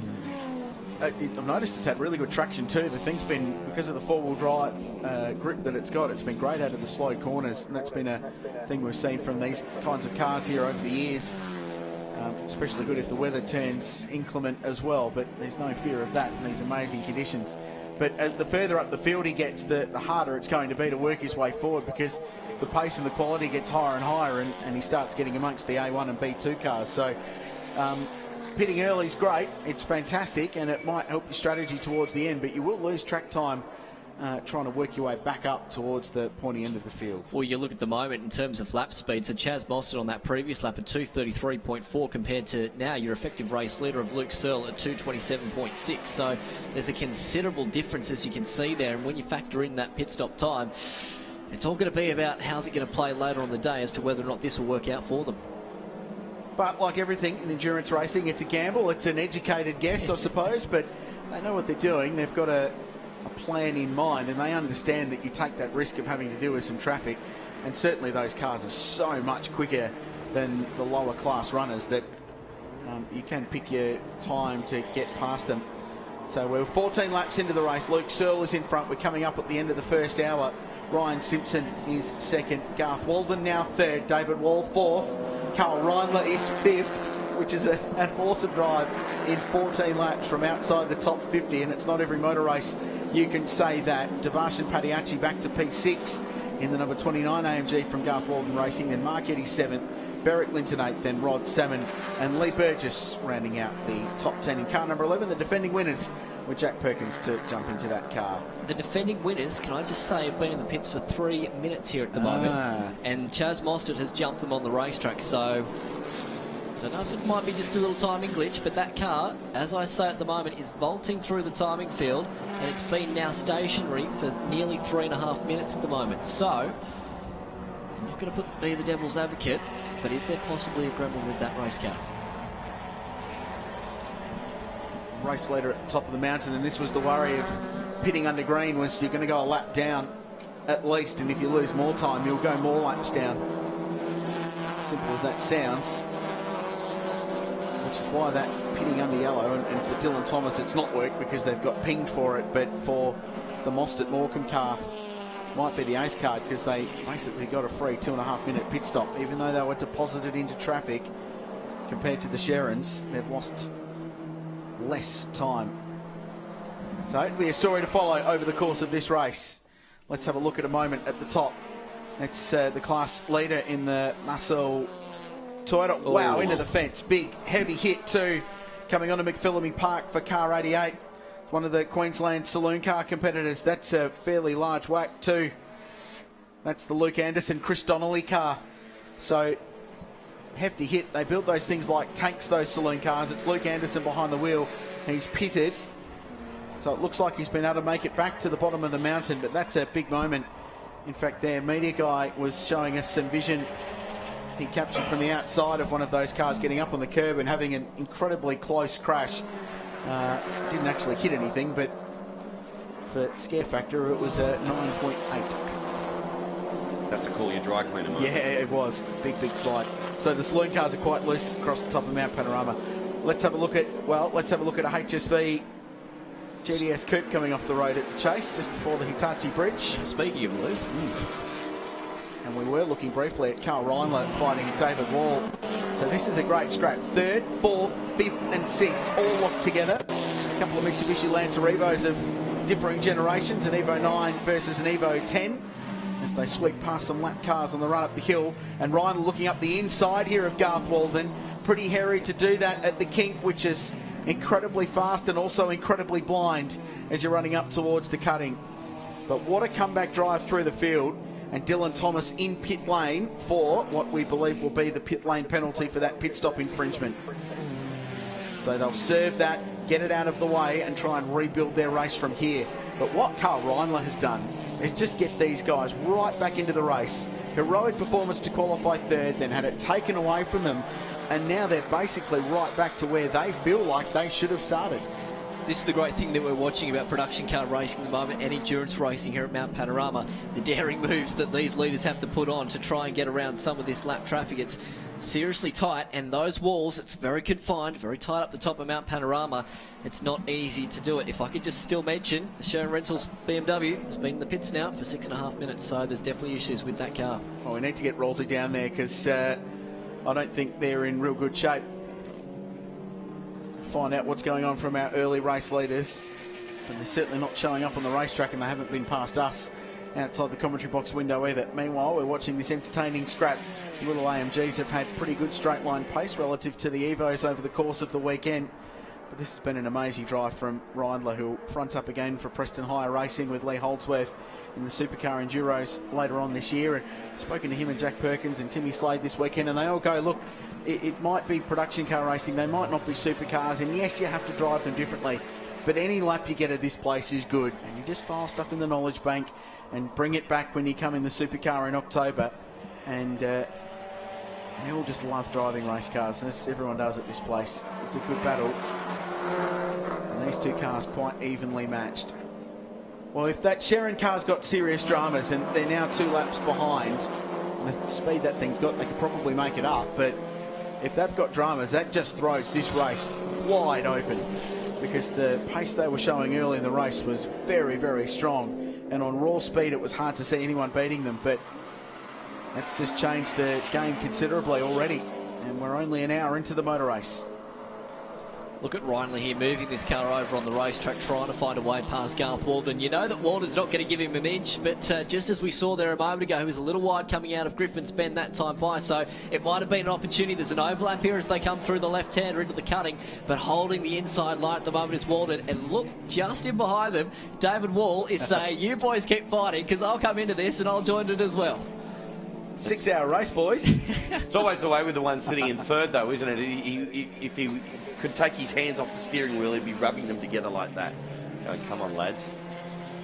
Have at it. The Reindler thing's clearly got speed to burn over Garth Walden, but the Merc's a little bit quicker in a straight line, so it makes it difficult to overtake for Carl. That car being run out of the CXC Global Stable. It's actually co-owned by Rod Salmon. Gee, I think he was about to bomb down the inside there, but this is a big story, because this is the fastest car in the field, still sitting in pit lane, and they're now a long way down the order. They're back out, but that's a long stop, and they're several laps off the pace. And even though they've got 5 hours to go in the motor race, to come back from here will be an enormous effort. They were stationary for 8 minutes and 49 seconds, so there you go. 3 laps, if not more. And the answer to the question of, did Carl Reindler get by Garth Walden? Yes, he did. So we just cut away as they went side by side over the skyline at 170 odd kilometres an hour as the world disappears beneath your steering wheel. So he's gone through. So Reindler elevates himself to 3rd place. Walden back to 4th. And they've just dropped David Wall a little bit in the yellow and orange Mitsubishi Lancer. That car, by the way, has had a big birthday between last year's race and this one. Last year they literally dusted it off while racing and said, oh, well, we'll have a go. And the car had done 4 12-hour races since its last rebuild. And they dusted it off and were able to get home in 3rd place. More on that later.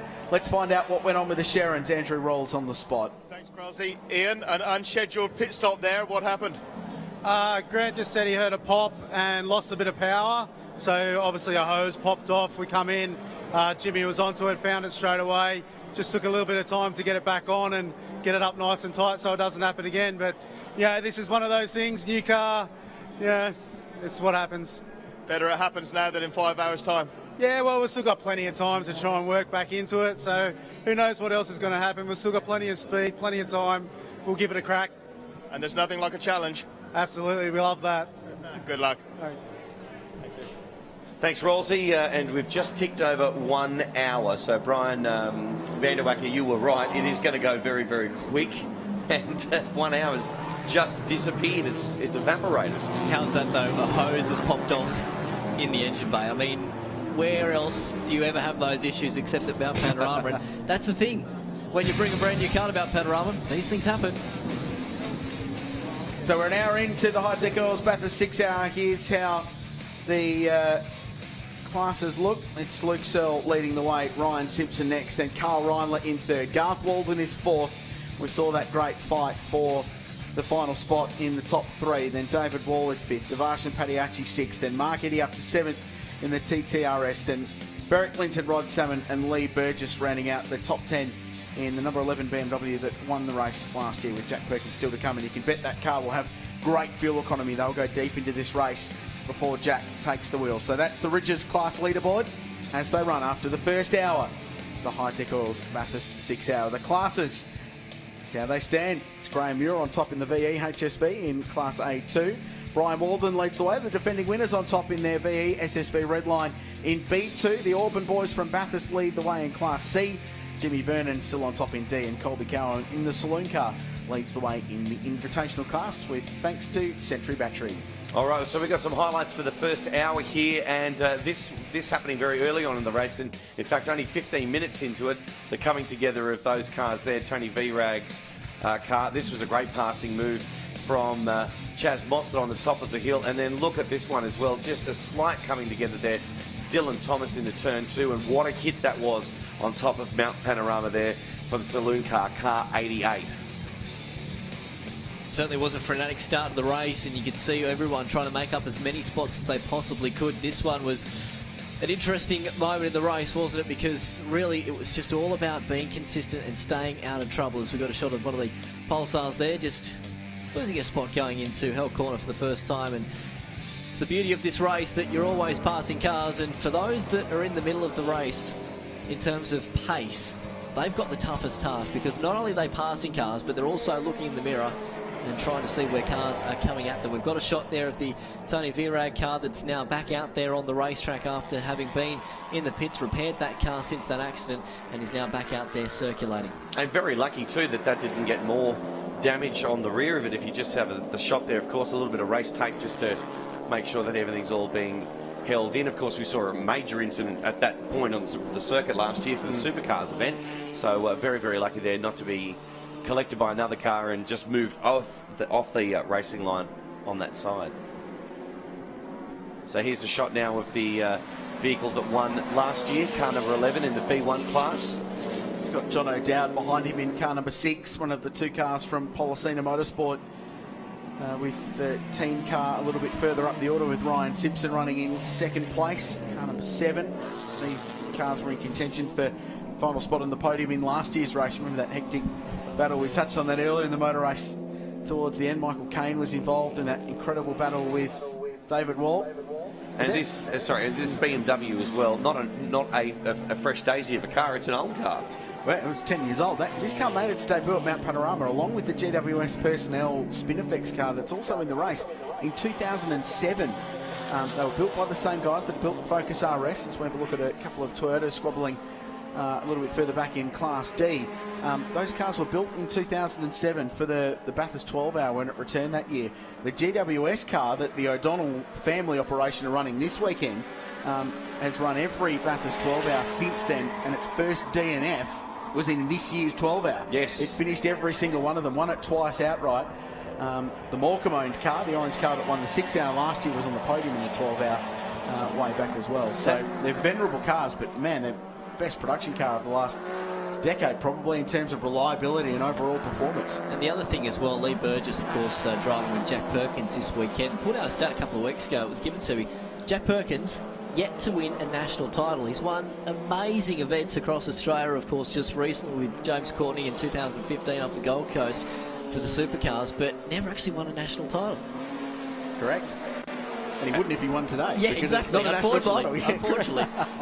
And that BMW you're talking from as well, one of its victories up here at the 12 hour was actually when it started from pit lane. Yeah. Yep.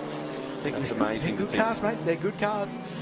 Now, I think Jack's pretty content with where he's at in terms of his racing career. Always like to win more, but competitive guy. He was pretty eye-opened on Friday about traffic, and he came back and goes, man, it's a different world. He came up from Simmons Plains racing in the Super 2 Series last weekend, where he had a really good weekend in that Dragon Racing Commodore, but said, man, traffic at Simmons isn't like that.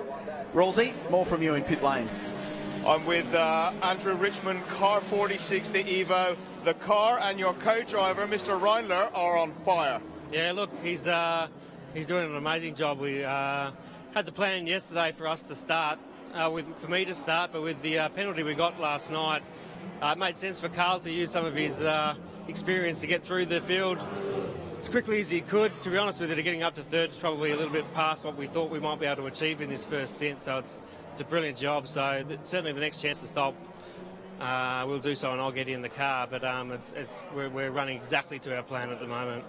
And it was a fantastic effort just for you guys to even get to the start line. Talk me through the issues you went through just to get this car to start the race. Yeah, obviously on Friday in second practice we broke a drive shaft.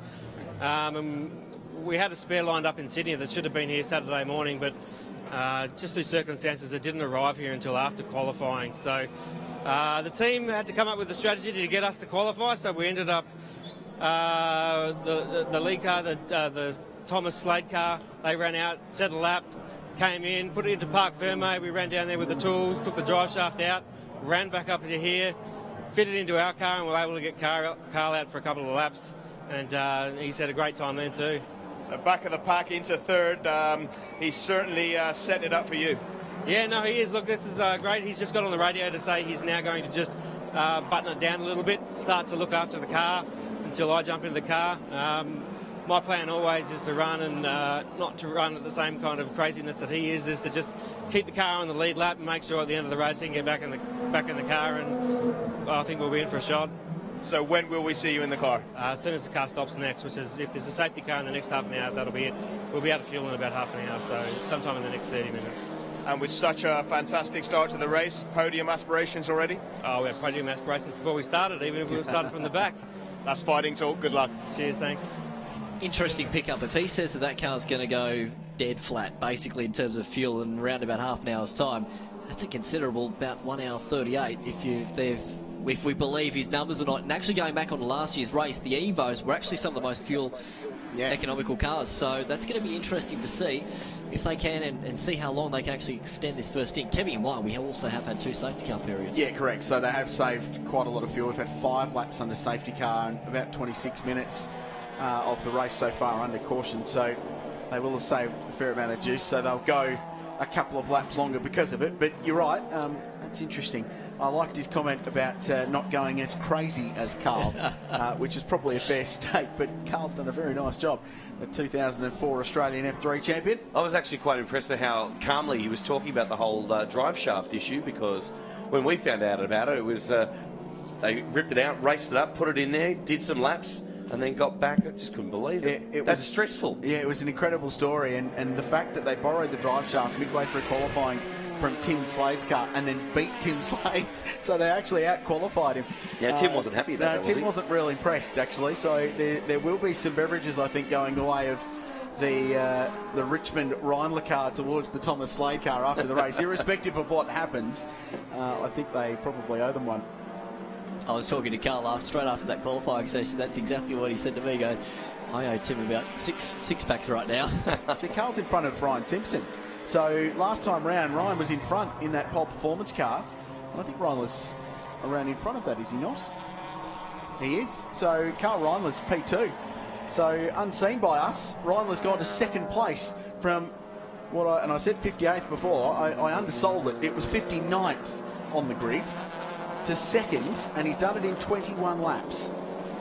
So Carl Reindler to P2, and now he's got 3.6 seconds up the road to the race leader, Luke Sell. Into pit lane comes David Wall from third place, and he might have timed that to perfection, because there's going to be a safety car, because the number 33 Nissan Pulsar is stuck at the top of Mount Panorama.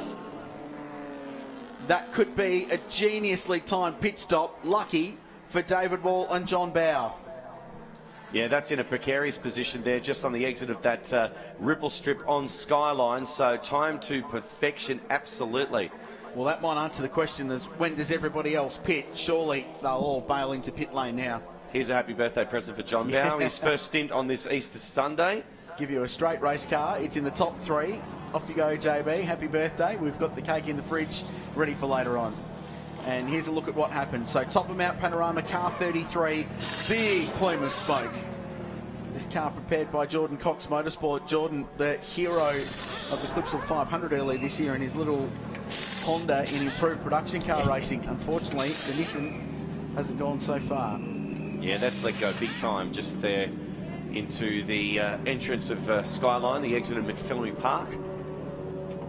So no doubt they'll have to get up there and clean a bit of fluid off the circuit for that. Peter Foot behind the wheel of that car, 50th position at the moment, but tumbling down the order in Class D, and safety car confirmed the third of the day. And a unique entry of that car as well. That's actually, it looks like a station wagon, which it pretty much is. Pop down to Woolies at the end of the day and Could just do the bag drag, although they won't now, obviously. Won't now. No.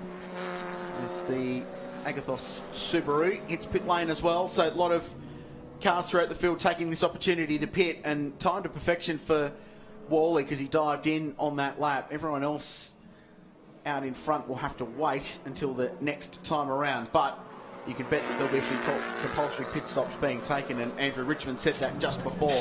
He said, if we get a safety car, we will pit. So you can bet that that car will be in pit lane, and the same would be said for Paul Morris. He's been sitting down there, helmet on, for about an hour now, just waiting to jump into the leading car number 62. JB just very composed and waiting to roll off. There he goes now. No hassles whatsoever. Saw him out last night, JB, having dinner with the team. All of the 50-odd people that War Racing seem like they've got here, and hangers on. Very, very popular outfit. But he was relaxed and just really enjoys driving these style of races. Of course, he had wins in the 12-hour and the production car days, as well as the GT days in a Ferrari. So into pit lane comes Carl Reitler. So too, we wait for Ryan Simpson, and he is in as well. So second and third in, and the race leader is also in pit lane. So as expected, everyone will pit. So JB's just left pit lane, so that shows you how long it takes for that 2 minutes 30. The leaders basically came all the way back around at reduced pace and got into pit lane, but it'll be good track position for the wall and bow car with JB now behind the wheel of car number 20. There's the leaders. Morris getting in. That very well-known floral Hawaiian shirt spec helmet jumps in. And Luke Searle, who has done a very, very good job this weekend. It's the best I've seen him drive. Lap in qualifying was outstanding. Controlled and measured out in front in the face of safety cars in this race. And everyone coming into pit lane, the whole top 10 and probably everyone behind them. And so too car number 1, Chaz Mostert, who worked their way back up to 10th place.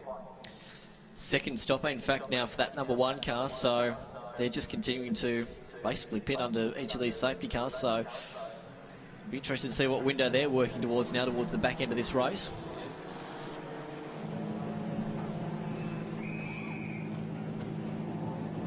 So a bit of a holding pattern here. A couple of drivers, of course, taking the opportunity to do their driver change. That's also going to be something that we'll have to watch out for in terms of the maximum driving time later on in this race. Of course, the reason why they have this 2.5 minute window in terms of being in the pits is because a lot of these teams are not accustomed to doing under pressure pit stops, so it's all about safety and of course the dry brake refueling system, which some don't have this weekend, so it's all about just being safe in pit lane, because the last thing we want is of course a fire or anything untoward. That's true, and they're also taking their time there on top of Mount Panorama with that Nissan Pulsar N15, just lifting up the bonnet there, making sure that it's all fine before put it onto the back of the recovery truck. We get spoiled with pit stops in this day and age, and you watch the Formula 1 stops and they're 2.8 seconds, and the supercar teams are amazingly well drilled, less people than they do tyres, and less than 10 seconds, and even the GT3 cars with less people and over the line in the 12-hour earlier this year do really quick, efficient pit stops. And you rattle in your production car with your rattle gun and 5 wheel studs and one bloke per corner trying to make it work. It's we get spoiled with how good they are at pit stops. It's a little bit more relaxed in pit lane, but it's still serious, and you need to get it right in this race. So Luke Searle is out, the Richmond car is out, and assuming they've all done the right thing in pit lane with that minimum pit stop time of 2 minutes and 30 seconds, then the running order as it was should be retained. And just coming out of turn 1 there in the back of shot was John Bow in that bright yellow Mitsubishi, so he'll retain somewhere in the top 3 or 4 spots. And the first of the local drivers as well, Kyle and Blake Orban, opting to stay out at the moment, so they're still overall they're actually sitting in 18th position at the moment, and they're currently leading Class C, but they're opting to stay out just for this period of time. See, the one car I don't think pitted was Beric Linton in the Alfera Bruce Linton BMW number 81M, who have flown under the radar all weekend long, but Berwick is the reigning Australian Production Car Series champion and has got an enormous amount of experience in these cars, in particular BMWs. I think they've stayed out. Do your numbers collaborate that? Car 80, haven't seen him in pit lane.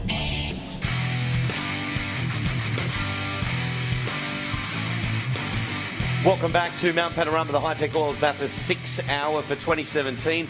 We are still under safety car conditions here, and already we've got about 4.5 hours to go. You were just mentioning off air, it does go very quick, Richard Crowell. But let's go on down to Rollsy now.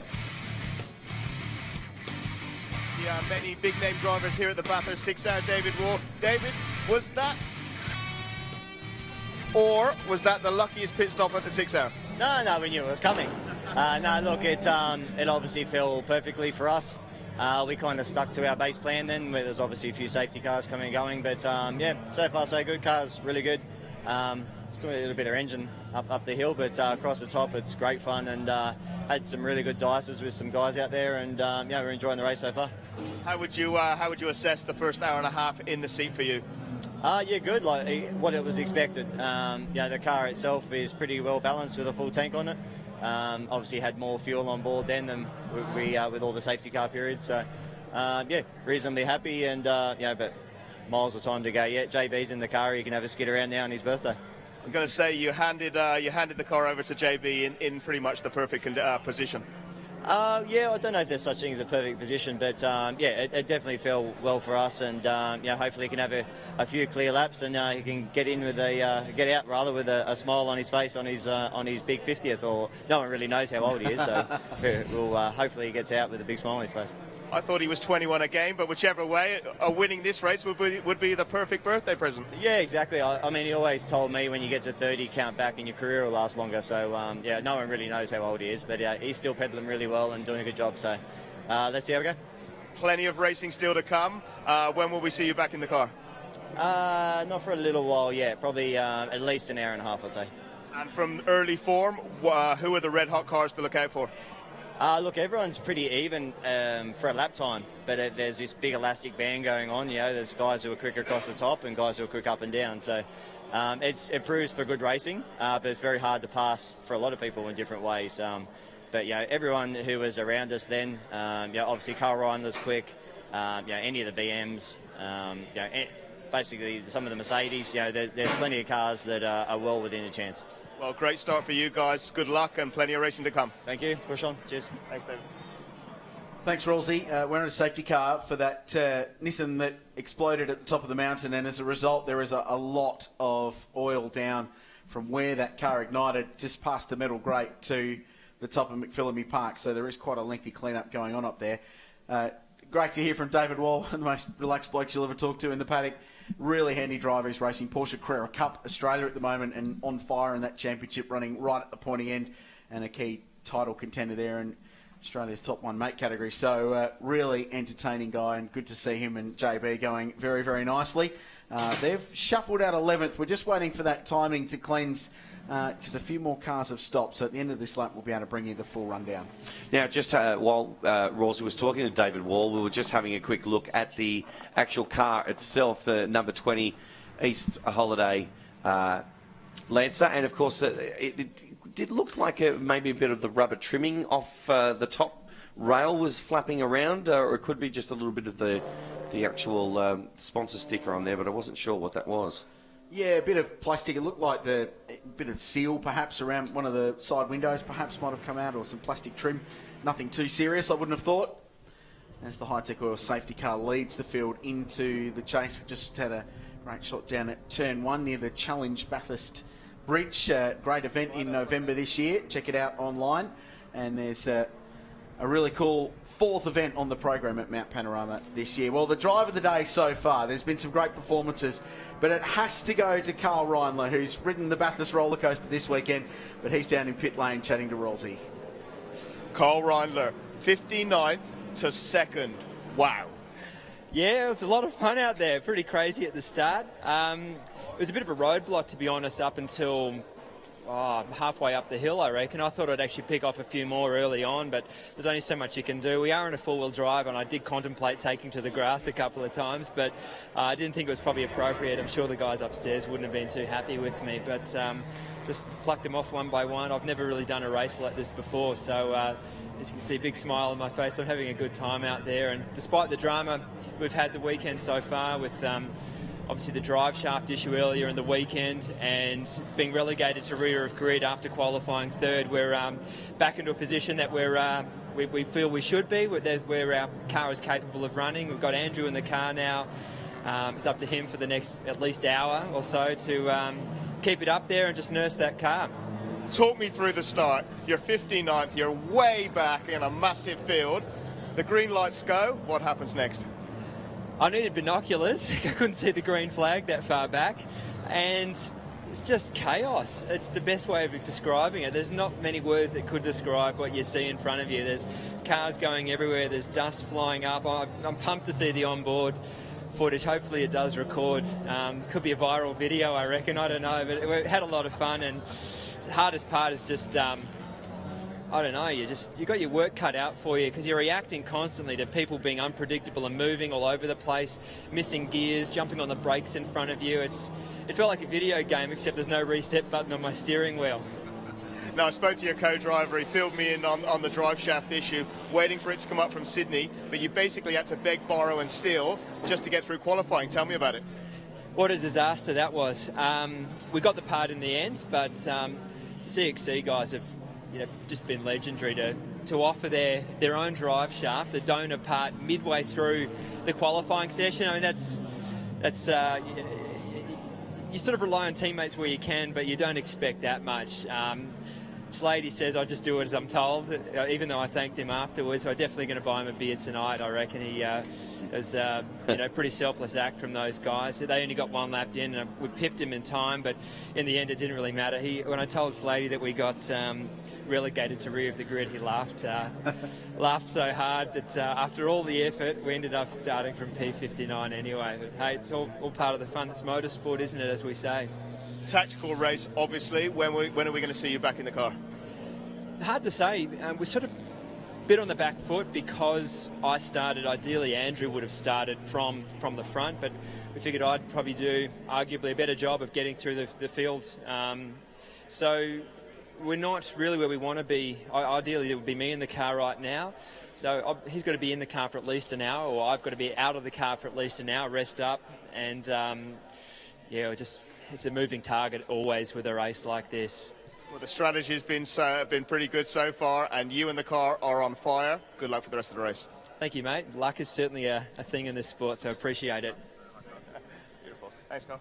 He'd know about that being part of that Preston High Racing team, Charlie Schwerkolt's team in supercars, who have had zero luck for about 2 years. And of course, he would have started right up near what the shot we can see right now, the Hitachi Bridge. And we thank them for their sponsorship this weekend of that particular part of the iconic Mount Panorama circuit. When he was saying that he laughed really, really hard, for some reason there, just for a second, I was picturing Tim Slade drinking some chocolate milk or something at the time, and it's shooting out of his nose, laughing that hard. Ever had that happen to you? He would have been satisfied, I think, just having only got one lap. I don't think Tim was overly fussed that he got beaten, but I think Tim was fussed that he only got one lap. Yes. He didn't have an opportunity to see how fast he could go in the CXC car before he had to donate a drive shaft to their teammates. It's an incredible story, though, and it's almost made better by the fact that they got disqualified. You don't want to wish that on anyone, but they got pinged for a ride height infringement, sent to the back of the grid, and then have done what they did to get the car, which is now 5th place. But everyone loves an outlaw story, don't they? Oh, yeah, brilliant. You know Great story. And I'll have a laugh about that tonight, a couple of supercars rivals. So Berwick Linton, they didn't pit the number 80 Alfera Bruce Linton BMW 1M, and they have stayed out, and as a result have taken the race lead. Remarkably, Dylan Thomas shown P2 at the moment in the CXC Global Mitsubishi after their dramas with the pit stop infringement.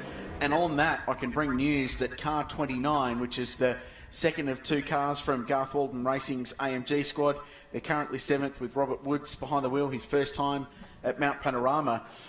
They also are likely to get pinged for a pit stop infringement time, not being underneath 2 minutes and 30. It's tough. It's really tough, but you've got to. It's difficult to work out because you'll be sitting there stationary. And how long's a piece of string between your pit box and pit exit? Yeah, exactly. And they're getting close, but it's a second out. We'll get you a 32-second penalty or a drive-through. Just having a look on our locked-off shot up at the top of the mountain, it looks as though all of those cars have moved away and all the street sweepers as well. So we could be going green next lap, gents. When you look at that transit time, it's roughly 32 seconds, and it's oh so easy to sit in pit lane for 2 minutes. But, I mean, if you're just sitting there biding time and you're just literally waiting for that 2.5 minutes to sort of try and tick over, it's so hard to judge when you actually send that car out. And as you can see, it's catching people out. Are you saying they're being impatient? Race car drivers impatient? That's never happened. No, never. That's impossible. Kyle Orban pits the number 17 Renault Megane, the Orban Brothers racing car. They were 8th outright through that shuffle, the Class C leaders, and the Rickshaw Racing Team in their Mazda in pit lane 2. It's cool to have a rotary in the field. I feel like that needs to happen. They've got such a great heritage at this place over the years. And Richard Shaw's just brought in the A45 AMG underneath us as well. So good to see Rick Shaw. And actually, that's Craig Baird who's brought that car in. So car 45 pits. So they were 20th pit in. So that was Rick Shaw we were looking at in the Mazda. So Baird now shown behind the wheel of car 45. And they only stopped under this safety car on lap 22. So they've only done 4 laps since then. I wonder if they've just decided, knowing that this safety car is not too far away from ending, just to top that car off so they can run this stint as long as they possibly can. Probably not a bad option, in fact, because I was just cranking out some numbers, already working back from the end of the race. Remember when Chaz Mostert pitted early in that race?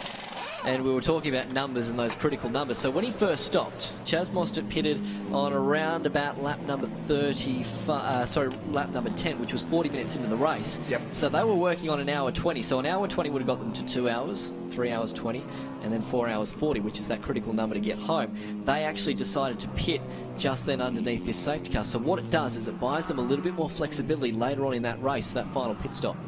And Nathan Morecambe shown behind the wheel of that car as well. So he's taken over, so everyone's gone through and done a driver change. I'm interested to see where this works for Berwick Linton. So clearly he is going to go as long as he can into this stint before stopping. Don't worry about the safety cars. Let's just go as long and deep into the race as we possibly can to work out then where our final stints are. Here's why we are on a safety car, by the way. Car number 33, Whooshka. That's big. Towards the Walter McPhillamy Park gates. Just back a shot there. Great part of the world. And unfortunately not so much for the little Nissan. It's funny we mentioned these pit stops and pitting under safety cars. So I was talking to Chris Reeves, the man all behind these 86s, and I said to him, are you going to pit under safety car when it comes out? No. We're just going to stay out, stick to our fuel numbers all day. We might lose a bit of time in the process, but we might buy it back later on in the race, completing less pit stops. And he's actually stuck right to that right now because he's car number 3, position 17, no pit stops as of yet. Well, a long string of cement dust has been laid down there, and there is actually one of the sweepers and, of course, manager Mark Rayner still up there assessing the situation. It's been a busy boy this weekend, Mark Rayner, but they do an amazing job. We need to send a shout out to the Bathurst Regional Council for the effort they put into this facility, and some exciting news in the last couple of weeks with the second track progressing. They've gone to tender for the circuit design. It's going to be located on the other side of the mountain up behind Reed and Solomon Park, using some natural elevation there, and a really exciting FIA Grade 2 circuit that they're looking to get off the ground, and we'll hopefully hear more of that as the year goes on, which is thoroughly exciting. We'll come back to that. Let's go down to Rawlsey again. He's been busy in pit lane, Rawlsey. Yes, Richie, you know how it goes. They like to keep me busy down here. I'm with Rick Shaw, Category C. You're right up there fighting for that first spot in Category C. How was your drive? Look, the drive was great. It got a little bit boring there at one stage because there's been a lot of yellows and safety cars. But once we're going and racing, I think that's what everybody wants to do here. We just settle into a groove, really enjoying it. The Biodynamic RX-8 is going brilliantly. The crew's going even better. They're just doing a marvellous job. We're like a well-oiled machine at the moment. We've got a long way to go. We've got 5 hours or 4.5 hours to go. That's going really well. Is that a Hi-Tec oiled machine? Yeah, yeah. The Syntec Hi-Tec oiled machine, yes, no. And talking of teamwork, that looked like a super slick driver change there. Yeah, I actually had to get my hands dirty and put a valve cap on, but, you know, we'll make it perfect next time. What are your plans from here? Well, just to trying to keep on the state's lead lap of Class C, so that when it gets down to the last hour, we can actually go and race. And that's our main prerogative, you know, just stay with the leaders. We don't have the horsepower in the RX-8 up the hill that they have, but we're much faster across the top. But have you and the team got what it takes to take out Category C? I believe so. Good luck. Thank you. I like how he mentions there that he was a little bit bored. So obviously right. he's used to, you know, wanting it to be a high-performance kind of race. Not working hard enough, clearly. Berwick Linton in pit lane, so the race leaders waited right towards the very end of this safety car to take his compulsory pit stop, so they'll notch a couple of laps in the lead at the end of this one. Berwick Linton jumps out and Orange's own Tim Lay will jump in. Former open-wheel driver, hugely experienced guy. Runs a very successful string of car dealerships in Orange these days, but he's a really handy punter, and he and Berwick have been racing together for a long time. So they pit from the lead. That'll elevate car 68 to the point with Dylan Thomas behind the wheel. So the swings and roundabouts, the snakes and ladders of an endurance race at Mount Panorama continue to turn, and the car that was in strife early with a pit lane infringement finds itself back on point and leading the race. So we just hearing shouldn't be too much longer under safety car, but it's such a fast, blind, hairy bit of road up there. They need to make sure that clean-up is done to absolute perfection. And Mark Rayner and his team, I know, will make sure that's done. So when we go back to racing, the track conditions are absolutely bang on and safe. A little bit cloudy than the other couple of days we've had here at Mount Panorama, gents, and that's okay. A little bit cooler. That'll suit some of the cars that would have a bit of a turbo boost in it. I know we've obviously been seeing from Chaz Mossett and Nathan Morgan's Ford Focus that's hugely benefited those guys. It's going to be interesting, isn't it, once this race gets back underway, and particularly we'll have to watch out for the overlapping, because now, pretty well for the first time this afternoon, there's a lot of lap runners mixed in with a lot of front-running Class A cars, so you've got to be very careful. As we made mention at the top of the broadcast, the officials really did belt hard on these drivers last year for, in fact, going and trying to pass under safety car or passing before that control line. I'm looking at Barry Linton here. The time that he's doing, 23, 24, he's almost getting towards the end of the line. They're going to time this to absolute perfection by the time they come out. And they extended that to 1 hour 37 minutes. So they're probably sticking to their fuel numbers, taking the time now. They'll put them back at the train. But it's going to be all about how it's going to play out later on. And I've said that a few times, but we're going to be saying it a little bit more often as we get through to nearly a third of the race.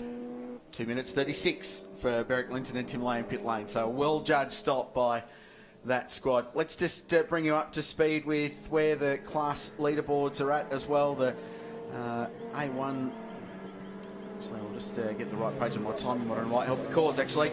A1, as we know, being led by Dylan Thomas now that Berwick Linton has pitted. A2 has Trevor Simons behind the wheel of car number 53 leading the way, and they're actually third outright at the moment. So really good performance. He'll share that car with Paul Lane and Scott Barguana. That's the VY HSV GTS. B1, the Cavich boys in the Racing for a Cure Subaru. Cannot miss that car. It's the bright pink car. They're racing for a seriously good cause. We'll tell you more about that story as the race evolves, because they put a lot of heart into that program, and a family that's been affected by breast cancer are racing to raise funds for it this weekend. So they're currently 7th, though they have just completed a pit stop. John McCleverty behind the wheel of car number 23 in the Invitational class, sharing that with Brad Zacher and Michael Zacher. That's an AU Falcon saloon car. They've just stopped as well. They're on their outlap, but they're shown in 10th place leading Invitational. Chris Reeves leads Class D, as Brian mentioned before. So they're 14th outright. And Rob Rubis, who's sharing with Todd Hazelwood, currently on top in Class C, a little bit further down the field in 23rd position.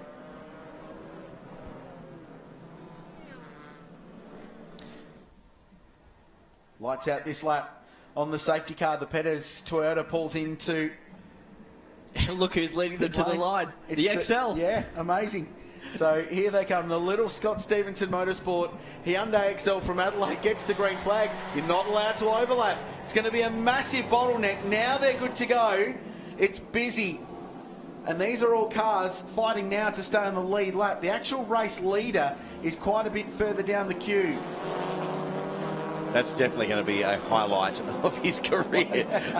Lead the field to green at the Hi-Tec Oils Bathurst 6 Hour. And it's Tyson Harvey, the 16 plus 1 day year old, who's behind the wheel. That would have been the best moment of his life, I reckon. I seriously hold my breath though, because he's on driver's right going up Mountain Straight, and some of them are making their own chicane going up that hill at the moment. So it's all well and good leading the field, but you seriously hold your breath because it can all come undone within the space of a heartbeat. Now, what's happened throughout this sequence is that with Berwick Linton pitting, having the field sorted itself out, everyone stopped at the start of the safety car. Berwick stayed out for 5 laps, then pitted. It means that the safety car hadn't picked up the race leader. So the race leader is Dylan Thomas. It's that blue Subaru right of screen going past the Commodore. Team car just in front, number 83, is about to go a lap down. What it means is for a couple of cars in front that they're going to have to fight to stay on the lead lap. One of them's a reasonably heavy hitter. It's the number 11 DPO BMW with Lee Burgess behind the wheel. Jack Perkins to jump in that car later on today. So they need to make sure that they stay in front of Dylan Thomas, or else they'll drop off the lead lap. But that's just an unfortunate quirk of the way that safety car played out, that they've managed to get themselves out of sequence because the leader pitted towards the end of that safety car period, if that makes sense. It's going to be interesting, isn't it, as these cars now continue to file on through, and for the number 80 machine anyway, to see actually where he's fallen in line and to see how far back he is at the moment, because there was a trunk of time between he and the leaders. So the leaders are now coming down, as you can see, Conrod straight. Barrett Linton is only now going through the green section of the racetrack, so it's a fair old margin, but as to whether or not and how they'll make up this time back up later on in the race, that's going to be what's crucial. Here's Dylan. In this race last year with Terry Nightingale, they ran strong until some mechanical issues halted their charge, but he's been a champion race car driver. He's a state champion in New South Wales. He's run Australian production car races. With Stuart Costera, had a particularly controversial race at Sydney Motorsport Park a couple of years ago where they crossed the finish line in pit lane and lost what was thought to be a brilliant victory. Got some rule changes made after that. But he's been an outstanding competitor in that CGR Performance and CXC Global Racing team, running 4 cars this weekend. Really competitive outfit. We just saw Nathan Morgan going down the inside, then going into the chase. There was actually slight contact, believe it or not. So Morgan is continuing on the trend at the moment in this car 1, making slight contact with car number 29, of course, with Robert Woods now behind the wheel of that AMG Mercedes. So they're coming back onto the Keen Mini Cooper, going back into turns 1 and 2 and up the hill, of course. Nathan Antunes now behind the wheel of the number 12 Mercedes as well, and it's going to be Mercedes side by side actually going up Mountain Straight this time by. I think that 29 Mercedes will have a pit stop penalty hanging over it because they were under that 2-minute 30 minimum time for their last pit stop during that safety car. There's the former race leader, Rochelle Express BMW. Paul Morris behind the wheel. They're third now. Trevor Simons just in front in car 53 in the HSV, the A2 class leader. Check this out. It's busy. Actually, he's just gone past, so that's a change of position as they run up to Reed Park. Just picking your way through the traffic, and these aren't the small class cars as well. They're dealing with B1 and B2 and even some Class A entries here. CGR Performance Team Evo, that's the 83 car that had some lambda sensor issues early in the weekend. The car was running way too lean, but they've tuned it up and at least got it back on the racetrack. This will be hard for Paul, actually, trying to sit behind cars and not bowl down the inside. Look at the train, though. Seriously, there is a long train of cars and they come down the hill. It's Neil Muston behind the wheel of that Evo 2, the CXC Global team car. He's been a busy boy racing sports cars all around the world lately, running LMP2 up in Asia and doing some races in Europe too. He's become a very, very handy sports car driver after cutting his teeth in the Radical Australia Cup. In fact, he holds the Radical lap record here in his SR8 V8 powered Radical. Very good driver, and also owns a fighter jet. 3 wide, if you don't mind going down Conrod straight just behind them. You don't have to be dead to be stiff. These boys are going at it. Settle down, we're only an hour and 46 into the race. Oh, come on, it's Bathurst. Going it hard from lap 1. Top of that shot's John Bow. He's in contention as well, and that white Evo just going up the inside of the BMW is the car in front. He's battling for track position. It's Jim Policina behind the wheel. of that Mitsubishi Lancer Evo, trying to work his way past one of the HSVs. So in shot, a 3rd, 4th and 5th place. In fact, 2nd in there as well. And that order will shuffle round because Trevor Simmons got passed by a bunch of those guys. He's back to 3rd place. Pollicino will be the next to work his way forward. They're still 2 by 2, and hovering in the back of that shot now is Nathan Morecambe. So car number 1, the Ford Focus RS, buying themselves back into the race after that early pit stop. John Bow doing a nice job at this one as well, and they've probably been quite quiet this weekend. John Bow and David Wall just slowly going at it as they were 12 months ago, and here they are already.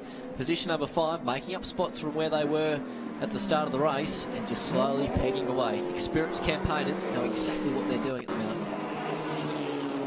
I don't know where to watch. It's Paul Morris obviously getting a hurry up and going around about 6 cars on that last lap. Now you've got John Bow with the headlights on and the foot down, and then also Nathan Morecambe in that Ford Focus. So this is an interesting battle pack. Oh, and car parked to the side of the road, and it's a contender to the race leader. Dylan Thomas stopped on the run into the cutting.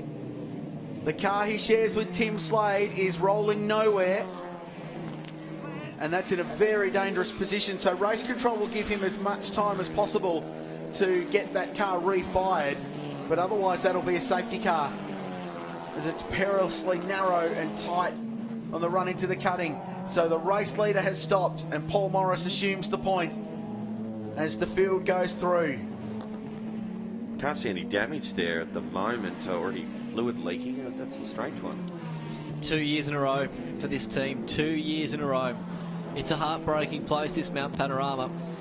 And CXC Global are yet to have any sort of good luck up here. Disappointment leading the race. And this is seriously costly, and we still await as to whether or not there'll be a safety car deployed for this one. 2 black flags have been issued for car 12 and for car 48. So that's the Rod Salmon, Nathan Antunis AMG is car 12. So Nathan behind the wheel, he's 8th at the moment. They're a contender. Gee, hour and 48 into the race. So as we watch Jim Pollicino working his way through in that white Mitsubishi Lancer Evo, he'll move to 2nd place now because Paul Morris finds himself back in the lead of the race. So the Roadchill Express BMW gets in front. Remember, he's looking for the Bathurst triple for the first time. Win in the 1,000, the 12 and the 6-hour races. And Morris across the line now officially inherits the race lead. The gap back to the car in 2nd place is 4.3 seconds to Jim Pollicino. Then it's Trevor Simons. Then it's Andrew Richmond in the squirt car. And then it's a battle because it's John Bow under pressure from Nathan Morecambe. Tony Alford behind them, and into pit lane comes that Power On Racing AMG. So Antunis in pit lane from 8th place to serve the PLP. Look at this battle side by side between Bow and Morecambe here as they come into turn 2. Gee, that Focus, I don't know, to look at a dyno sheet because it's got really good bottom end power. But that thing's got all race. It's got great drive out of turn 1. So the bottom end grunt's great, and it's dragging itself alongside. We saw earlier in a straight line, it wasn't much different to an Evo in the top end as they ran down Conrod Straight, but it fires out of the corner. So she's got some bottom end, the RS Focus, and it's now got one more position. It's P5. Nathan Morecambe on the charge. John Bow on his birthday relegated back a spot. I think one of the comments that Chaz has had all weekend is that, yeah, as you mentioned, that car is very strong coming out of the corners. But look at him, Nathan Morecambe, using some of the grass just about going down into the great section of Mount Panorama. I mean, they are seriously pushing this car hard. And when you push cars hard, sometimes reliability will play a factor as well. But so far, so good for them anyway. And the next one on Morecambe's hit list is now going to be Richmond in front. There's not much between them. And safety car. So race control, just heard from them, they were biding their time. They were trying to give them enough time to either get that car rebooted. Sometimes it's a have you tried turning it off and on again kind of situation with these cars with their computers, but they've given it enough time. Now they have to go safety car because that car is in a dangerous spot on driver's left on the run into the cutting. So we're under safety car once again as we creep towards the 2-hour mark of the Hi-Tec Oils Bathurst 6 Hour for 2017. A race of drama so far, so otherwise a pretty standard day at the office at Mount Panorama. If we continue with this trend with 2 safety cars an hour, then that means there'll be 12 by the end of this race, which will be double than what we had last year. Bathurst 12-hour territory, that. Yes.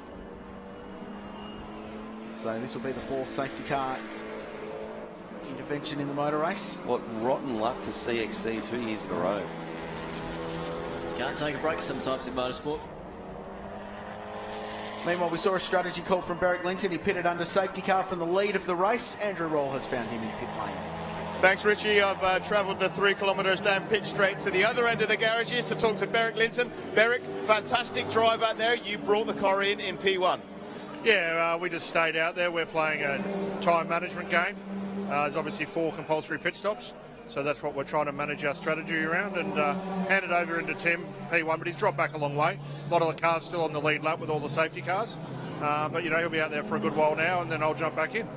So you're obviously at the pointy end of the field with some of the top cars and some really high-class drivers. How was it out there? Yeah, no, it was all good. There was a couple of shenanigans at the start, but just let them go at 6 hours, you know. No point rubbing panels in the first few laps of the race. And your Beamer, a real workhorse. How long have you been racing it now, and how's it still going so well? Oh, look, the boys look after it very well. They maintain it. It's just had a freshen up after winning the championship last year. I think it's 4 or 5 years, 2 championships. So give it a good run this weekend, and hopefully someone will want to come along and buy it. And a little birdie tells me you're looking to upgrade. Will it be the new M4? Look, we'll evaluate all the cars. Look at M4, look at Jaguar. Maybe look at the Mercedes, seems popular, so we'll just see what we do. And how confident are you of a podium finish in today's race? I'd like to say I think that, you know, we deserve it. We should have done it last year. We had a failure. So fingers crossed that we can do it this year, and you know, the car's good enough. Tim and I are good enough. We just need it all to come together. Just touch on that. Just remind all our viewers the devastating, the devastation of last year's loss. Yeah, we just had a plastic charge pipe fail. Just went brittle in the middle of the race when we were in contention, and you know, the car was quick at the end, and unfortunately we finished 7th, and I think 7 laps down. So you know, this year we're back to try and do it properly. Extra motivation because of last year's disappointment? Absolutely. Good luck. Thank you. So it's 1%ers. Yeah, Richard Craill, it's those 1%ers. You get sick of me saying that by the end of the race. Can I just say, I'd like to stick my hand up and say, yes, Jaguar, please, Berwick. That would be amazing. So, and confirming engine failure for the CXC Global Mitsubishi. That's why it has parked. So we're under safety car. It's the Hi-Tec Oils Bathurst 6-hour. Paul, you're back at the Hi-Tec Oils Bathurst 6-hour pit stops underway while we're under safety car, and the leading car in Class B1 and the defending winners going through their service sequence. Lee Burgess jumps out of the car. Jack Perkins to jump in. Car number 11, the BMW 335i Turbo. They're buried outside the top 20 at the moment through this pit stop sequence, but they were leading their class before this pit stop, their first of the race. So they've gone a long way into this one. Brian van der Wacker and Benny Hope alongside me in the commentary box as we roll towards the 2-hour mark in the Bathurst 6-hour. Thanks to Hi-Tec Oils, and don't forget, join the plenty of people online talking about this race. Hashtag B6HR, Facebook and Twitter. Join the conversation. We'd love to have you on board. Just a little bit of housekeeping as well to bring you up to speed. We saw drive-through penalties for that car especially. The number 12 AMG was for safety car restart infringement, and that would have been that overlapping, and we theorised about that with the Hyundai leading them back to green. It wasn't going to be the speediest restart in the history of the world, so they all checked up a little bit further back, and some cars got pinged because of it. Disappointing, but we said that the officials are certainly going to clamp down on that. So second pit stop in this race, in fact, for the number 11 machine. They first pitted earlier on in this race at around about the hour 10 mark on lap 21. Burgess, I should say, actually stayed in the car and now is hopping out. So he's done a 1 hour 58 minute stint. So there you go for Lee Burgess, heading now over to Jack Perkins. So these are one of the cars in class contention this race, and maybe somewhere in the top 5 outright at the end of the day. All going well. Thanks to Ridges, here's how they run. After 2 hours of this race, it's Searle and Policina 1 and 2. So BMW leading Mitsubishi. Trevor Simon's leading A2. And that car's run really well since the last safety car. Their third outright, Andrew Richmond 4th. Thanks to Carl Reindler's amazing drive early on today. Car 1 up to P5. The Focus RS is 5th. Then David Wall, Tony Alford in the Audi TTRS, Rob Woods in the Merc. then John O'Dowd in their Mitsubishi and Jacob Andrews creeping into the top 10 in car number 65. Benny, hope the classes have been fiercely competitive as well today. Absolutely. Luke Searle is currently leading, of course, Class A1. Trevor Simmons in Class A2. Benjamin Cabbage in the Subaru Impreza in the B1 class. And Troy Williams in the Holden VE SSV Redline is currently leading B2. Robert Rubis in the BMW 130i E87 is currently leading Class C. Christopher Reeves leading Class D, and John McCleverty is leading the Invitational Class I in the Ford Falcon AU. It's been a big second hour of the Hi-Tec Oils Bathurst 6 hour, but let's just go back to the beginning of the day with that, I would say, bizarre sort of incident there. It didn't look like there was anything on the track to make the car make contact there, Richard Crail, but nonetheless it was, and what about this pass here, of course, Chaz Mostert right up there and sort of harking to his supercar's commitments there, and he's always passed up on that part. Yeah, got by Garth Walden. That was for position. This is Dylan Thomas just taking some liberties with the grass and a bit of contact with the Radats Alfa Romeo Giulietta QV, which is another brand new car for the race this year. Unfortunately, things would unravel somewhat for Dylan a few laps later. This was the fairly hefty thump against the wall for the 88 Ford, which continued on. And we can tell you that the Viro Commodore, now with Anthony Loscialpo behind the wheel, is back on the racetrack. So they've got that car fixed and they're out and circulating and in contention for a class podium. Busy racing throughout the field. This was a couple of Toyotas, the spares box car and the Petters Racing outfit from Melbourne just battling on the run into the chase in that ferocious fight for the production class in Class D. There's a host of 86s, a lot of them running in the Toyota 86 series that follows the supercars around as well. And that's a really good battle. Jimmy Vernon and Mark Kane have been in contention for that class most of the day, and they continue to lead the way, actually. 20th outright Class D leaders. So just lap traffic has been the story of the day. That was Carl Reinler. He worked his way past Ryan Simpson, who was in car 7 and managed to get himself into second place before that stop. This was the engine failure for car 33. We might have an update on this car for you soon, because I'm hearing word that they're actually going to try and replace an engine to get that car back out. Wow. So it could be a developing story for you. So it's an interesting race as it falls out. Lee Burgess has jumped out of car 11 and Rolsey has found him. Yeah, thanks, Richie. I'm here with Lee Burgess, Category B leaders in the BMW 135. Great drive from you out there. Yeah, look, it was a good double stint to start off with. We went down a lap almost of a safety car there, so we did lose a fair bit of track, but the guys from DPA got us back on the lead lap after that last safety car, so we've got Jack in the car now. He'll put in a few good quick times, and we'll keep into it. Not a bad co-driver you got there. Yeah, no, look, he's done a fantastic job this weekend. He's done a lot of laps around here from the first lap out in the car. He's been on the pace, doing a fantastic job. Endurance racing, all about strategy. Double stint, was that pre-planned? Look, it's always a little bit down to the safety cars. We had a bit of a starting plan. We got a bit of a game plan for the end, but the middle's always a bit of a give and take, depending on the safety cars. So at this stage, Jack will go in out there, do a good run now and get a few laps underway. And a fantastic field out there, the biggest ever in endurance racing here at Bathurst, and some big-name drivers, some fantastic cars. How is it at the pointy end there? Oh, look, the racing's fantastic up the front. There's lots of cars out there, lots of traffic. It's very hard to get a clear lap out there, but it's great passing cars and always great doing laps around here. Obviously, aspirations of taking out Category B. Can you challenge those Class A cars? Oh, absolutely. We didn't come here for a Class 1. We came here for an outright win. So, yeah, we're going for it this afternoon. That's fighting talk. Good luck. Great, thank you.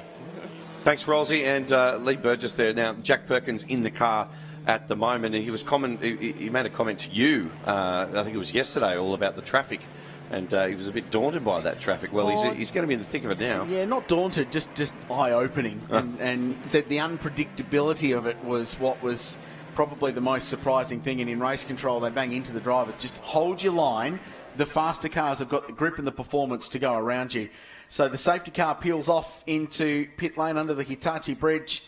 and down towards Hancock Turn. We wait for the leaders to come into view. It'll be Paul Morris leading the field. Jim Policina next. So first and second on the road. Locked together. Trevor Simons third in the HSV. Then Andrew Richard. Then Nathan Morecambe. Then it's John Bow. So the race has actually been nicely cleansed by this safety car. And everyone nicely grouped together at the pointy end of the field. We're back under green. And it's Jim Policina, a very experienced guy. He races in the V8 Touring Car Series. An ex-Tasman Motorsport Commodore. He's famous for making unbelievably impressive race starts in the V8s. A very experienced guy in production cars as well. And this little Evo team of his has flown under the radar all weekend. And Ryan Simpson, he has got an absolute gun co-driver. And they're looking in good shape so far. The field streams through turn 1. Past the Challenge Bathurst Bridge and up Mountain Straight. And the leaders are already clear of Griffin's Bend. Look how much he's throwing the BMW M135i hatch onto that ripple strip, which is no short ripple strip up there. Policina really slow out of turn 2. And Trevor Simons tried to go around the outside of him into the cutting. He might lose a spot with that because Andrew Richmond then looked to dive to the inside and retake the spot. So it's pretty feisty behind the leader, who's pulling away quickly from Policina, who's there in P2. Simon still third, and actually Richmond has lost a spot. Nathan Morecambe now up into 4th place in the Focus RS. John Bow just on the back of the freight train there in that bright yellow Evo. So the top 6, the leading 6 cars in the race locked together as they go under the Simplus Bridge and down the hill with 2 hours and 7 in the books. I can't imagine that Simmons is going to be able to hold off Nathan Morecambe here because he is on a charge at the moment. Well, theoretically a faster car and qualified, well, in pace didn't qualify further up the order because of the issues they had, and he looks down the inside, but they are in a different class, and those 4-wheel drive turbo hot hatches are pretty hard to beat. But what a good performance by car 53. That HSV, they lead their class, remember, A2 for high performance, extreme performance, normally aspirated cars. So the big Chev V8 under the bonnet of the Y Commodore has been holding its own so far. Trevor's a guy with plenty of laps at this place, spent some time with World Racing as well, 12-hour days, and currently sits now in 4th place with Andrew Richmond just behind. Gee, I tell you what, coming up in the end of this next lap, I'd have to say that Nathan Morecambe's going to be all over the back of Jim Policina. He's got great speed. And they've just played their way into this race quite nicely, haven't they, after dramas yesterday? And that car's got faster. I speculated as to their raw speed in the opening hour of this race, but it looks like it's pretty good. Last time round, 2-minute 31.5, despite dealing with all that traffic. The leader did a 30.3. Fastest lap of the race is a low 2:26 set by the Sharon BMW early on. Busy. Subaru going up the inside. Cameron Hill behind the wheel. They're 20th at the moment. The Horsley Park Gun Shop car he shares with James Abella. Feisty. Check this out. Cavich Subaru racing for a cure this weekend. The Breast Cancer Research Foundation as they carve their way through. Subarus have had a checkered history at Mount Panorama in production car racing, and not all of it brilliant. They were second in the inaugural 12-hour in 2007, but for all their success in rallying and motorsport around the world, Bathurst success has eluded the Subaru brand. It's nice to see Dean Herridge, an icon of that brand, tweeting about it before actually. Rocks up at the 12-hour every year. Does Dino to run some Subaru drive days after the event just to get his fix of Mount Panorama. Nice to see him in this race next year. Cool to see Barrett Linton speculating about what car they're going to upgrade to as well amongst this rash of new cars being built for production car racing. It's been a while since our last scheduled Donut King reference as well, I'd just like to add. There's the Donut King car, the BMW, barrelling off the hill. Tony Alford, Mr. Donut King, further up the road. He's 7th in the Audi TT he's sharing with Mark Eddy. And it's cool to see the TT part of the outright group. There is that car. So actually a bit of family racing going on here at the moment. Hopefully it ends well. Interesting dinner table otherwise. So that's the fight for 2nd and 3rd place. Policina holding his own to Nathan Morecambe. The gap between them just over a second. The gap to Morris is 2.7. And Morris last time round did a 30.3 to Policina's 32.7. Jim was caught up in that squabble that was going on up into the cutting shore, but nice bit of breathing room out in front for the dude. John Bow behind them, then Tony Alford in that TT we were just looking at. Robert Woods is still 8th. Then Mark Griffith and Tim Lay. We need to go back a long way to find the second Garth Walden Racing AMG. It's currently 25th with Craig Baird behind the wheel. They should still be on the lead lap, so they're still okay, but track position hasn't worked out brilliantly for them at the moment, though they did stop a couple of times under that last safety car, which I can only assume at the moment, without any other confirmation, was to just top that car off and keep it as full as they can to extend the stint further into the motor race. But you look stressed watching this lap traffic, mate.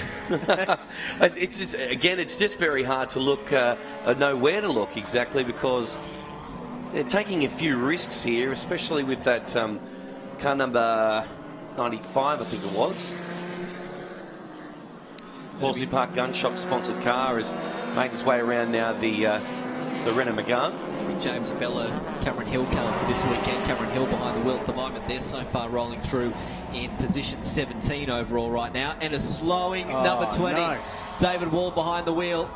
John Bauer, I should say. And that car is going very slowly up the hill and hasn't made contact because it's slouching on the left-hand side a little bit. What is it with the cutting and Evos today? Because that's almost exactly where the CXC Global car stopped.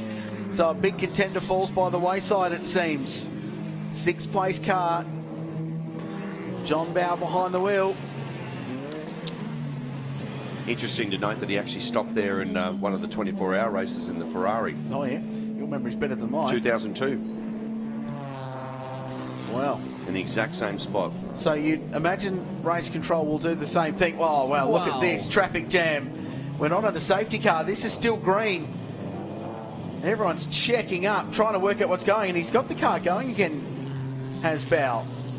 Only just. So there's double waved yellows. You can see the green flying at flag point 4.0 on the entry to the cutting. We're still green. Looks like part of the windowsill, doesn't it? On the left-hand side, that's come loose. We spotted that earlier on. Yeah, much earlier. Just flapping around in the breeze, so I don't think that's part of the reason why the car stopped. Might just be electrical then.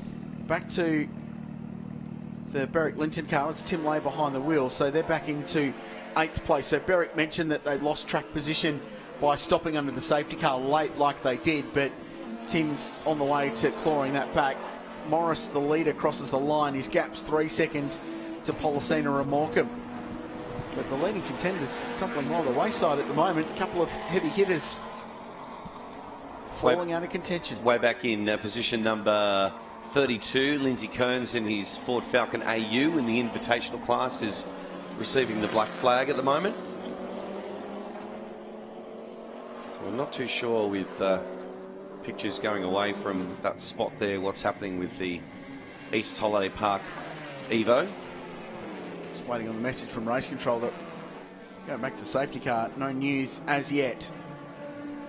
We're black flag for car 25, so that's been one of the pace-setting cars in the invitational class, saloon car, and that's for not obeying the red light at the exit of pit lane.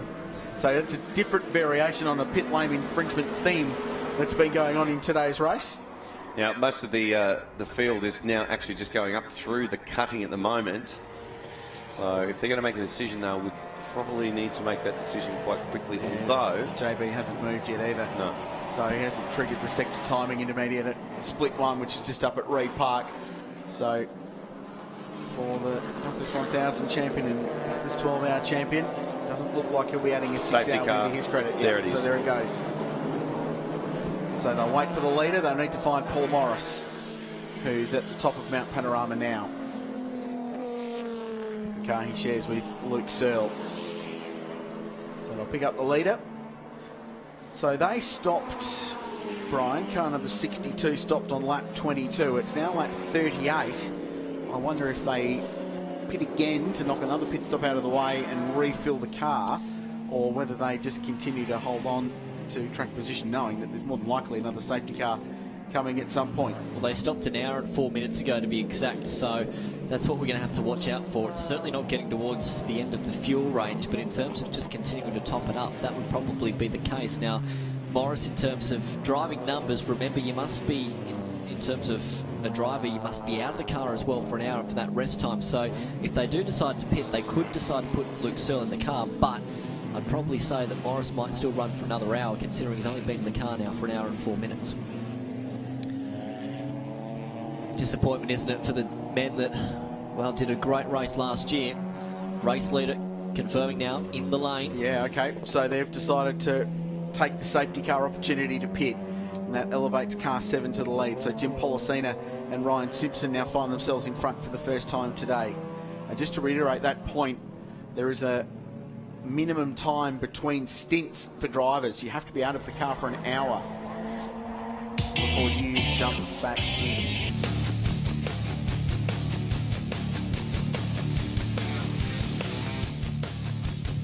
Welcome back to Mountain Panorama. Hi-Tec Oils Bathurst 6 hour, and we're in another safety car period. In fact, this is the 5th safety car period for the Hi-Tec Oils Bathurst 6 hour. And the reason why the safety car is out, it's the East Holiday Park Evo with John Bauer behind the wheel, which has stopped in the cutting. Not sure of the reason behind that, but you can also join in the conversation. Hashtag B6 hour. And a couple of questions. Oh, it seems like it's... No. Park Fermo. It's going into there. It could still come back into the race though, Richard.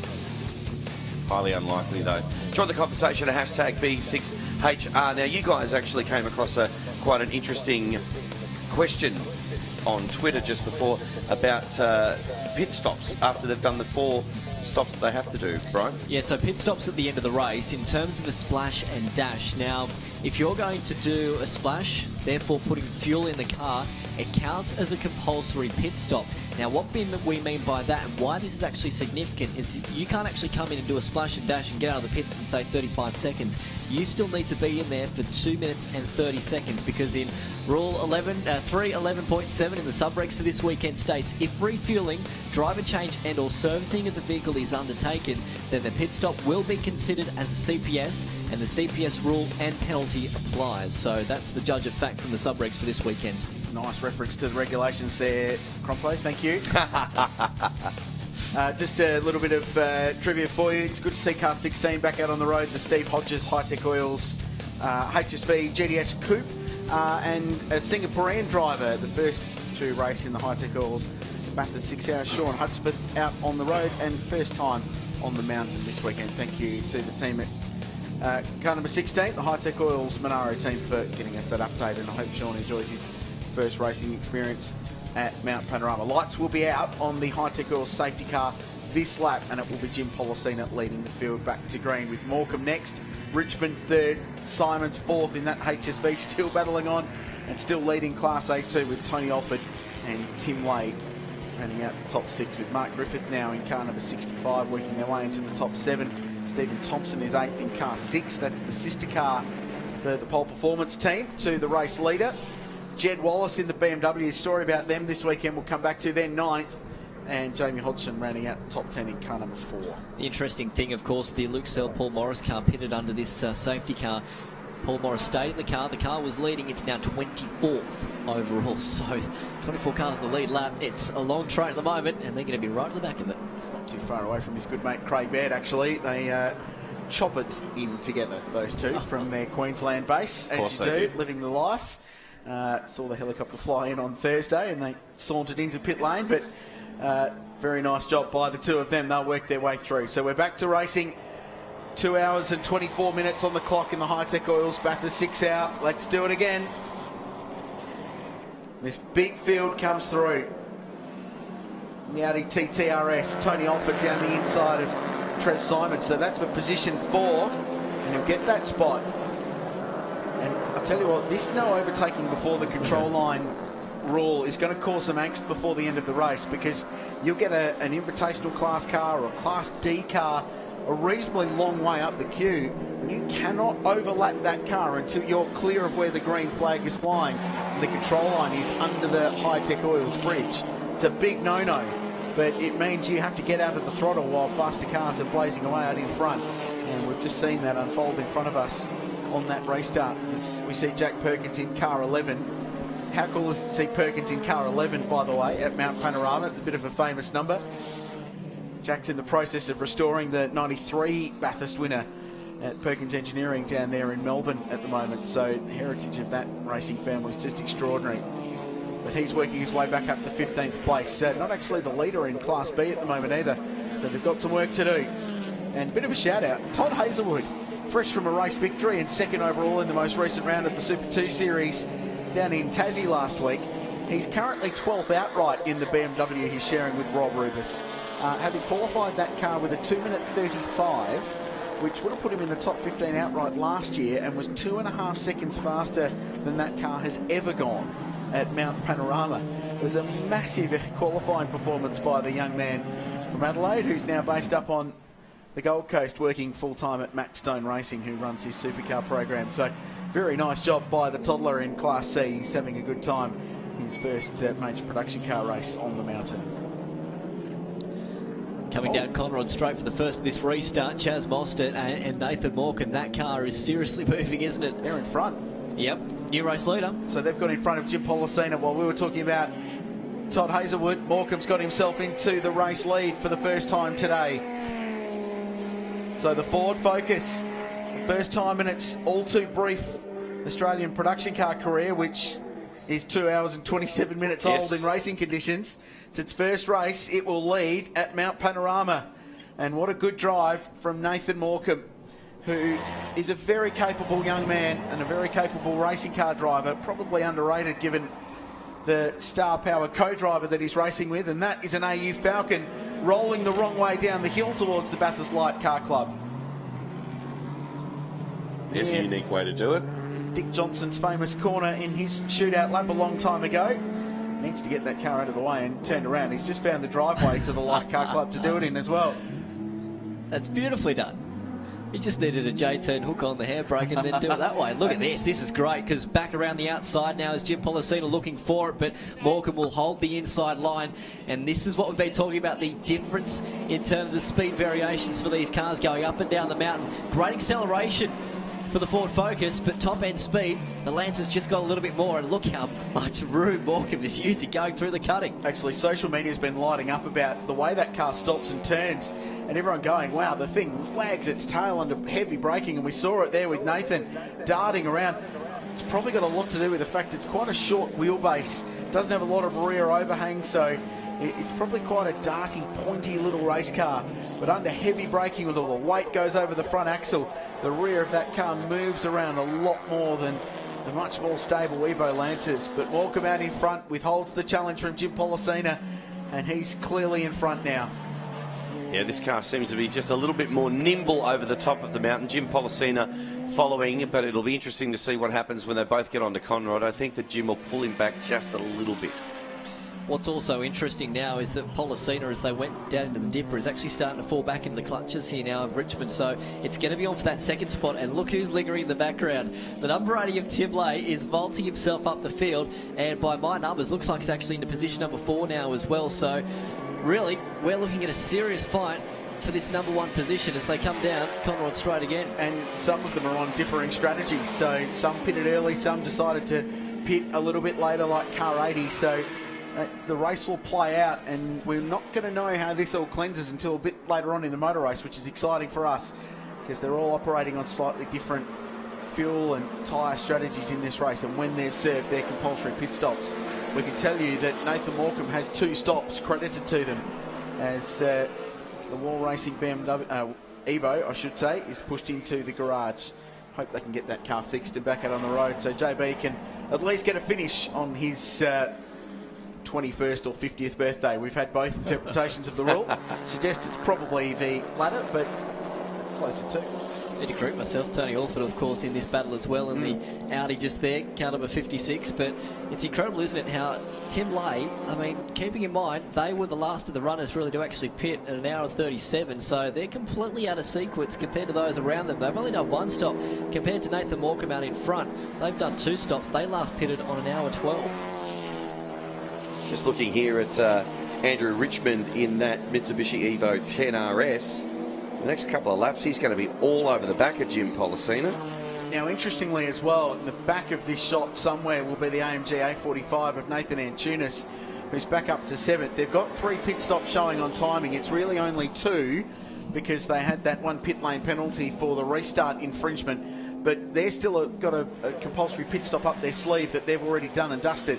Gives them a little bit more flexibility in the second half of this race. So I still like that car that he's sharing with Rod Salmon. And that's been the quickest of the A45s. It is a 2016 spec car. The Garth Walden car's a 15 spec, and Rod was telling me that it's got a tricky centre differential, which helps the car through the mid-corner a little bit more, and should, in theory, have a little bit more grunt as well. That brand new team that he and Paul Taylor, former technical chief at Supercars, and a lot of experience at top-level motorsport, have set up recently to build those cars. And they tell me they've got a second car coming as well for second half of the year, another A45, which is turning out to be the new Evo of production car racing. It's good to see. Gee, I hope Eric Linton builds that Jag. I don't want to harp on to the fact, gentlemen, but that would be particularly exciting. It's cool to see these new cars being built for the class all of a sudden off the back of this race exploding in popularity, but the diversity is what gets me. The number 12, Holden Arrow, just number 16, I should say, just underneath our commentary position, having some work done to it as well. So, Stephen Hodges, Robert Coulthard and Sean Hudspeth also taking part in that car this weekend. So unfortunately, I know they've had a couple of niggling dramas throughout the portion of this race as well. So that probably continuing on for them, as we've got a shot now of Antunes on screen trying to lead the field through with this little battle pack forming. He's just passed Trevor Simons in that HSV. Now we've got a bit of green flag running. Unfortunately, the big car's just not quite as fast over a stint and just dropping back down the order. As a change of position, Tim Lay up the inside of Andrew Richmond at turn 1, grabs it and moves to 4th, I should say. Well, Richmond's lost a bunch of time. Actually, Tony Alford's P3 now as well. So the TTRS working his way towards the front of the field. Gentlemen, I'm just looking out here next to our commentary box. Car number 16 has come into the pit and it's leaked a ton of fluid out of the back of it. It's leaked a ton of fluid there. We'll catch up with it in just a moment. But Rawlsey's right now down in the pits. He's got with him Johnny Bow. JB, first of all, happy birthday. Not much of a present. Well, the rumours are rife up in the commentary box. Is it 21? Is it 31? Is it 41? Well, I wish it was either of the 3. Unfortunately, it's not. But I woke up this morning and I thought, well, could be worse. I'm actually here and I'm racing on the best circuit in the world, and you know, with people I know and like and friends, you know, so could always be worse, couldn't it? And start of the race was looking good. David had a great start, handed it over to you in a fantastic position. You were looking great. What happened? Well, I mean, it's got a drivetrain issue, but I'm suspect that I caused it, so I need the guys to have a look, see what's going on. But the car's quite strong, and it's you know, stops well, goes around the corners well. It's just not strong down the straights, which is what we knew from last year, compared to an Evo 10, which has got more boost and all that sort of stuff. So, you know, in terms of would it have kept going in a good position, I'm sure it would have. But you know, I suspect that I caused it, so I'll see. I'll tell you later if you've got time for me. And just let us in on a secret. What did you suspect you've done? Oh, I can't tell you that. It's a secret. It's hard to admit you made a mistake, even at my age. But no, I'm sure. Well, I'm not sure, but I think I have. I think I've caused it, mate. So I'm very sorry for the guys. They do a terrific job. You know, they're a terrifically professional team, and Alan East is a great bloke. You know, he's been a mentor for David since he was a young bloke in racing. So yeah, I feel very sad for them, to be honest, more so than I do for myself, even if it is my birthday. Is there any chance they can get the car repaired and you guys back out? I don't know. I mean, it's making quite a whirring sort now noise from the drivetrain, so I don't really know. I mean, I'm no mechanic, so, and these four-wheel drive cars are a mystery to me. Well, happy birthday anyway, John. Enjoy the racing. Great to see you here. Thank you, mate. And I love that beard, eh? Jeez, whoa. And if you need me to jump out of a birthday cake later on, I'll come back, okay? I think I'll pass on that. Back to you, boys. Good decision, JB. Thank you, Rolsey. JB, a fan of the beard, well noted. We get on well. I don't think I've ever seen John Bow without one. No, I don't think it's ever happened. Used to racing a Holden Tirana in the Touring Car Masters of late is our man JB, so a little bit less complicated than an Evo Lancer. Great battle on screen at the moment for spots just outside, well, the lead of the race, basically, as they negotiate the little Stevenson Motorsport Hyundai at the top of the mountain. Jim Policina under all kinds of pressure from Tony Alford, Tim Lamb behind. So what we've got is a Ford Focus RS leading, an Evo 10 Lancer second, an Audi TT RS third, and a BMW 1M fourth. So, the old variety spice of life thing's working out very nicely for us today at the front of the field. We just need one of those A45 AMGs to get up there as well, just to complete the sweep. And that's currently running in 6th place. So there's 5 different brands and models inside the top 6 positions in this race at the moment. 7 if you include the Trevor Simons HSV, that's P7, and that's some dramas for the BMW 335i. It's the Adrian Steffen car, I think, Brian, that's limping from the top of the mountain. Fortunately, they've continued on. Waved yellows for that car. Ashley Barnett behind the wheel at the moment, so far showing in position 40 overall right now. It's going to go a little bit further down the timing order, unfortunately, with the speed that it's doing down Conrod at the moment. And got the right front guard hanging off, so certainly made contact somewhere with the either tyre wall or concrete.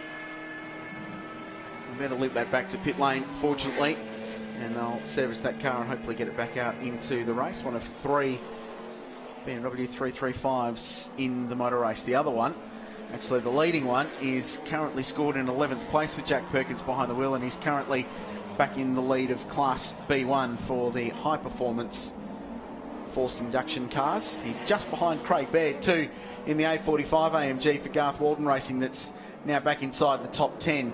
So they're marching their way back up the order after being out of sequence early on in the race with a couple of pit stops under safety car. Nathan Antunes is the man on a mission right now, because on that previous lap time at 2:31.1, compared to those around him, he was almost a second and a half quicker, in fact. So he is seriously moving, and just towards the back end of this shot here, he'll come in, he'll be right on the rear bar just about of Andrew Richmond. The battle now for position number 5. So that AMG now is really starting to get a move on, and I reckon very shortly he's going to slot himself further up the timing order here. There it is, just behind them. Replay here of possibly what went on for this BMW. In fact, it's one of the saloon cars getting caught up here. This is why we saw car 8 pointing in the wrong direction. That would explain it. So the Jarvison car number 8, AU Falcon, which ended up reversing a couple hundred metres down Conrod Straight, was nerfed into a spin by a Toyota 86 that wasn't being massively generous. It's the Heath entry this weekend of Graham Heath and Josh Heath as well. That team, believe it or not, they were doing a group photo last night out in front of their pit garage, and the person they got to take the photo was one Chaz Mostert. Oh, right. You know what actually happened? Chaz turned the camera around and did a couple of selfies at the same time. Of course he did. He's a guru in the old social media. Chazzy, very good. And currently leads the race, by the way. His good mate Nathan Morecambe does. So the defending champions in the Focus RS doing a really good job. Just saw before Anthony Alford the Donut King and Network Clothing Audi TTRS. So last year the TT was in the invitational class, but there's been a realignment of the regulations between state and national level production car racing in Australia over the off-season. And the TTRS, which has raced at a national level in the outright class for a couple of years, now recognised across the whole spectrum of production car racing regulations. And as an A1 class car, there was issues with the fact that it's a 2-seat sports car and not the 4-door or sedan or hot hatch style race car, but they're a competitive thing. And Tony and Mark Eddy, his co-driver, double Australian GT champion, runner-up in the 12-hour for Audi a couple of years ago, so it feels like an eternity ago now. They're a really good, evenly matched combination. They're probably what you call pro-am drivers rather than the full pros like a Chaz Mostert or a Nathan Morecambe around them, but they're doing a really nice job, and that car's got seemingly good speed. They're just circulating around currently in the low 2-minute 32s relative to those around them. That's pretty handy, and their fastest lap for that car is 28.6, which is not shabby, and actually it's quicker than the Berwick Linton Tim Lay BMW that's just up the road from them in P3 has done in the whole race. So they're looking all right. So far, so good. 2 hours and 40 to go. We're 47 laps into the race. I missed my magic lap 42 number where I generally take stock and ponder life, the universe and everything. Wasn't able to do that. These guys have got time to ponder things because the number 31 Osborne Motorsport Renault's pointing in the wrong direction, and there's been contact with what I think was the Walden VE Commodore Brian Walden at the top of the hill. That's so down into the dipper. And was that Colin Osborne? I think it was 31. It was the sister car. So Robert Hughes shown behind the wheel in 44th position.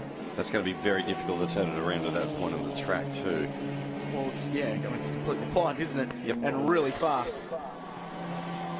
As we watch battle for position. So Nathan Antunes up to 6th place, putting the pressure on Andrew Richmond. Double waved yellows and an official saying go as far right as you can. Now, if this car can't be turned around under its own steam safely, it will be a safety car interruption. It's absolutely blind and fully committed, as those that have driven around here, even in a rental car at 50 odd k's an hour, it's too quick into the dipper. You need to brake. So hopefully they can get that turned around. Otherwise we'll see a safety car, and I reckon that'll trigger a rush of pit stops as well. My colleague next to me shakes his head, nods his head vigorously, because they're pretty much on the window. Andrew Richmond in car 46 is receiving the black flag. Big moment here at the moment in the race, because Antunes now has gone up into that position number 5 spot, getting past Richmond. That's going to be crucial, because that car, in fact, was actually being held up at the time from Richmond in terms of lap time. So Nathan Antunes really getting a move on right now. And I can tell you what that's for as well. And into the fence goes, well, it's definitely going to be a safety car now. That's at the elbow, a little bit further down the road. BMW and that number 8 Falcon, that's going to be very, very sick of that corner by the end of the day. And yes, we're under safety car. They're going to get a black flag. Car 46, Richmond and Reinler.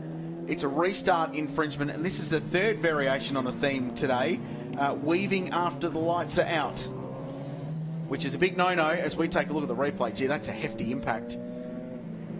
That's a big hit.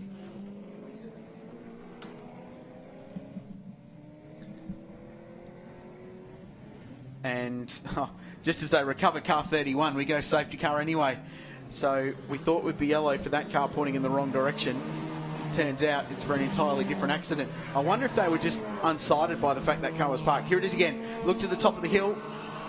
So the Falcon just in the middle, and just a little bit of a squeeze on the BMW. There wasn't really enough room down the inside for the BM to go through and get that position. I'll work out what number that BMW is. Lost in the smoke haze. So we're under safety car once again today as we creep towards the halfway mark in the Hi-Tec Oils Bathurst 6 hour, and we're expecting pit stops to flood here. Now bear in mind, for Andrew Richmond, you cannot serve a pit lane penalty under safety car, so they might be able to have a pit stop here, but they're going to have another 32 seconds lost when they go back to green. Let's go down to pit lane. Rosie, what have you got? I'm with Ashley Barnett, and Ashley, the BMW behind you there has got some serious war wounds. What happened? Yeah, look, we're having a good battle with the O'Donnell car and the B1, and right behind us with the Burgess Perkins car, and we're having a good dice and went through the skyline to the dipper, and unfortunately the car went to limp mode right at the dipper, and had no acceleration out of the dipper, so unfortunately the other car, B1 behind us, drove straight in the back of us, turned us around, and I put it on the wall on the right. So unfortunately, sorry if I did some damage to other people's cars, but unfortunately there's not much I could do about it. It just went to limp mode and I got drilled, so what do you do? What was going through your mind when you're going over that dipper and the car goes into limp mode? I didn't actually know until I stopped, because I went to pick up the throttle and I got hit from behind. That's when I finally stopped and realised the thing was in limp mode. It was, surging and had no acceleration, so they had to reset the ECU and I could drive back. It happened earlier with Adrian's run too in his first stint. It happened to me, but unfortunately, it's probably the worst place it could possibly happen, right at the dipper. And there was a big drill from behind, so I hope the Perkins Burgess car is not too badly damaged.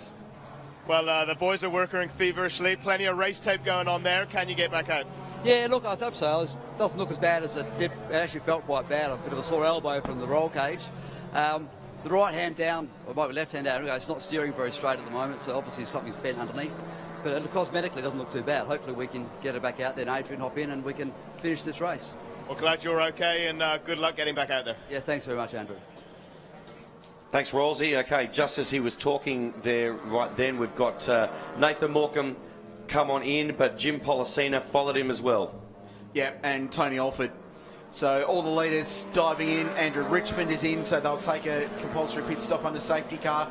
They'll have a penalty hanging over their heads to serve when they go back to green, but you may as well take the pit stop while you can. So lap 49, the magic number.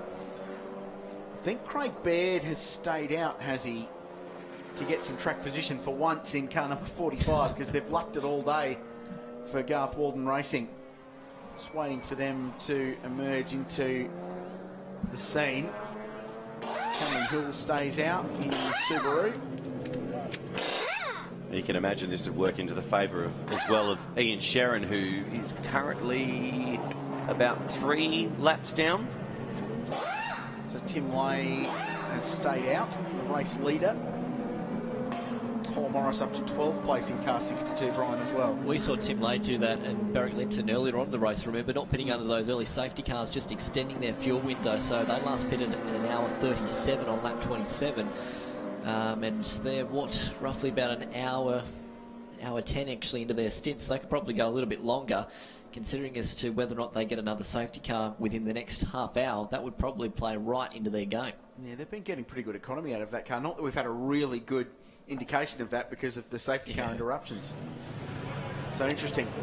Car 1 in the lane. Nathan Morecambe had just grabbed the race lead a couple of laps ago.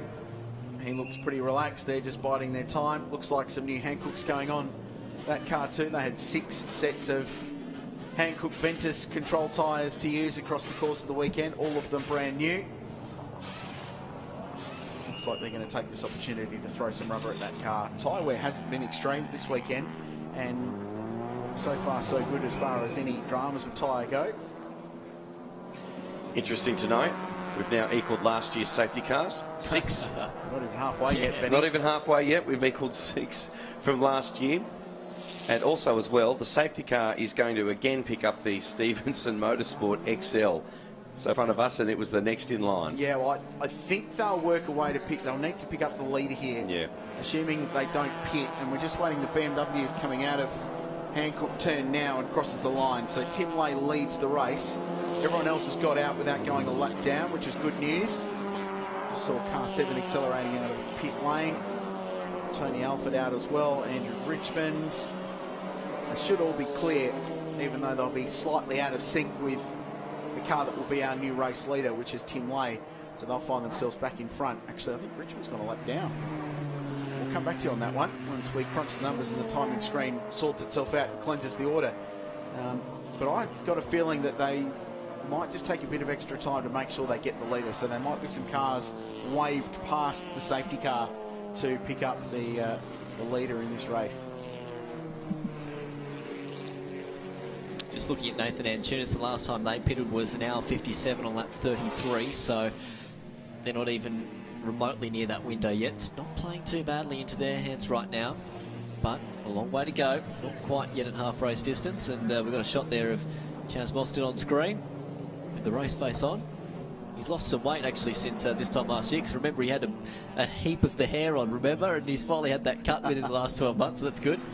I know I shouldn't comment, but it's not a great haircut. It's not brilliant. But anyway, each to their own. It doesn't matter if you're a brilliant racing car driver like he is. He's had a pretty good start to the season for PRA and the Super Cheap Auto Racing Ford. They're back in business next weekend. Busy stint for Chaz from Simmons Plains to Bathurst to Phillip Island. A couple of good racetracks in a row there. So we retain the safety car at the end of the field. So safety car pulls over. Green light means you can go past. Ask Jamie Winkup about that. And now he picks up Tim Lay. So they're picking up the race leader. Geez, you just touched a touchy issue, didn't you? Hello to Jamie. If you're watching from the Gold Coast, I'm very sorry. The control tower. Control tower number 1 is where you can find Richard Crowell at the moment. It's those 1% things. Hashtag blame Krause. Oh, let's not start that again, shall we? Let's not You're going to start again. something llama drama at Mount Panorama from last year. Haven't seen the llamas so far this weekend. If you weren't with us 12 months ago, inappropriate moment for some native wildlife. Not native to the region, the llama. I don't think are indigenous to the Bathurst region. Well, I don't think they were llamas. They were more alpaca. I'm not quite the David Attenborough, so I can't help you there. Here we are. Don't do it. Don't do it. The pit stop's underway. And the safety car's got the race leader, which is Tim Lane, speaking of locals. And then a bunch of lap cars behind it. So by my maths, it's going to be Nathan Antunis in second place at the moment in that yellow AMG there. So they're looking pretty good. They've got track position. Craig Baird is third. So the AMGs are coming to the front. We're under safety car at the Hi-Tec Oils Bathurst 6 hour. We'll take a short break.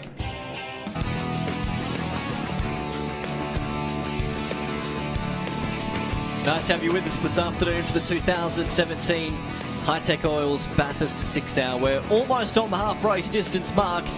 And I tell you what, we have got a fascinating second half of this race about to form up. Gentlemen, we're about to get back underway with Tim Lay and Beric Linton, the BMW, leading us back to the green flag. Yeah, and second place is Nathan Antunis behind the wheel of that very fast Mercedes-Benz AMG. No overlapping before the control line. Away they go. The Sharon BMW's in there. They're desperate to get some laps back. Look at the straight line speed. As it goes down the inside of Richmond and gets past. So it's only got 3 cars now to get one of those laps back for car number 18. So Lay, good restart, 3.6 seconds the margin. And Tunis next. Craig Baird stayed out in the Garth Walden car. So they were getting track position rather than their pit stop. So it's going to be fascinating now, this middle part of the race, as to how long they extend this part of the race to get themselves home towards the end. And you can see now the number 12 machine of Antunis just trying to push hard, holding on at the moment. It's not by much as they go back down the inside of the car to get seriously tight at the moment. Antunis is going to get hung out to dry, but back down the inside and at a daring move as well. It was a seriously big pass, but I tell you what, all the elbows are out of this restart already. So that's not for position either, is it? So that's to stay on the lead lap, but it's not even that because the leader's further up. So Richmond needs to get himself further up the order and needs to get past Tim Lay to get himself back on the lead lap.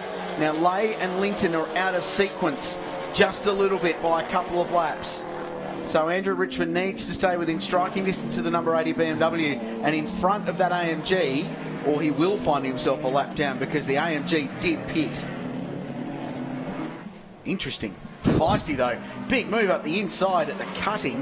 That's just somewhere where you don't pass. That's big. So Antunis second, 3.6 behind the leader. He's got some feisty lap cars in there. Just in back of shot was Craig Baird. The blue tail of that A45 from Garth Walden Racing. Then Jack Perkins up to fourth. Cameron Hill's doing a really good job in that Subaru. There they are going down Conrod Straight and sharing with James Abella. Straight line speed is their handicap this weekend, but they're up to P5. Paul Morris, former race leader, is 6th. Ben Cavich in the Subaru 7th. They're having a good day so far in the bright pink car. Todd Hazelwood leads Class C. He's 8th outright in front of Mark Kane and Jacob Andrews rounding out the top 10. This really hasn't worked out for the Richmond car, has it? Because now they're a lap down. I mean, they've lost complete touch now with Nathan Morecambe out in front. As they come across the line now, they're a seriously long way behind, and that pit stop sequence, unfortunately, has really cost them. There's going to be some grey hairs in race control as well, because they're investigating a whole bunch of restart breaches, I'm told, after that as well. It's hard, isn't it, when you've got a slower car, you're trying to get past, and you're trying to time it to perfection to not be past them when you cross that control line. A lot of cars sticking their nose out, and there is a CCTV camera on the control line here at Mount Panorama. So race control's got a pretty clear view, and while it is judge of fact stuff, it's really quite simple. You're either alongside or you're not, and that's why cars are getting pinged No dramas for our leaders, though. They're out in front as we try and get this race back into a rhythm. I think one, as they were going across the control line, was actually ahead of the car in front of it. So I won't say anything yet until it's confirmed. So Nathan Walkham crossing the line now. They're it's dark and mysterious of you, Benny. Sorry. Sorry, Benny. 1 minute 3 seconds actually off the lead of the race now from Tim Lay out in front. So still trying to work out the Ryler thing. So what actually must have happened, because they were last in that battle pack of 5 cars, and I reckon they were just literally caught by a car by going a lap down. Yeah, they were just missed getting out in front of the 80 BMW during that safety car. So just the way the field was, it was literally 2 seconds, and they appeared out of pit lane just as Tim Lay was accelerating up Mountain Straight. So there was not much they could do about that. I mean, let's put into some retrospective terms for you. From 5th all the way down to 20th. Hurts, doesn't it? So here's the restart. So this was actually under safety car. So what actually happened, that Mazda was going slowly, and then it got up to speed again though, or did it? But all these cars went past. So then, oh no, and the 31, it was parked there before. So Sure this isn't a replay? Well, Rob Hughes behind the wheel. He was behind the wheel before when it was pointing in the wrong direction. At exactly the same place, at the dipper. We got it turned around last time. Hopefully he can do that. But at the moment, these safety cars, and I'm not saying we're going to be in a safety car situation, but they are breeding them. Well, Mount Panorama safety cars breed safety cars. So hopefully he can get that car fired up and just edge it up into that runoff area at Skyline through the S's. The concrete apron is, and get it turned around. Meanwhile, battle for position, Cameron Hill, Australian Formula 4 champion a couple of years ago. Young man from Canberra, Colin Hill Engineering, his dad, well respected in the industry in that region. Actually won the Formula 4 championship at Wakefield Park, not far from Canberra. It's a pretty big day, and Alan Webber was on hand that day when he took that title, watching on. So the Canberra/Queanbeyan connection. Enjoyed that. He's a terrific young driver, and James Abella, Horsley Park Gunshop car, done a good job today, circulating around, staying out of drama, but he's got pretty quick Paul Morris bottled up behind him. It's the car in 4th place, and not bottled up anymore is Morris. He goes through. The Road Chill car gets another spot, and it's back in the top 5. This race is really going to be a case of just survive until that final hour, that final stop. Get yourself on the lead lap, stay there, and you'll be okay. That's exactly right. Now, if we do get a safety car, keeping in mind, Merrick Linton, Tim Lay BMW being driven at the moment by Tim Lay, they've only made 1 stop in this race, so it's pretty well nearly on the bubble for expecting them to come back in again. But looking at how it's worked for them, I mean, they've been able to get 1.5 hour stints, first stint, this stint as well. If they do it again, I mean, they're looking at making the race on 3 stops. Them being a Class A1 car, they've got to do 4 stops, so I'm not actually sure how it's going to work for them right now. But just saw a shot there of Robert Hughes exiting that car that stopped just before the dipper. Safety car. And it will be a safety car.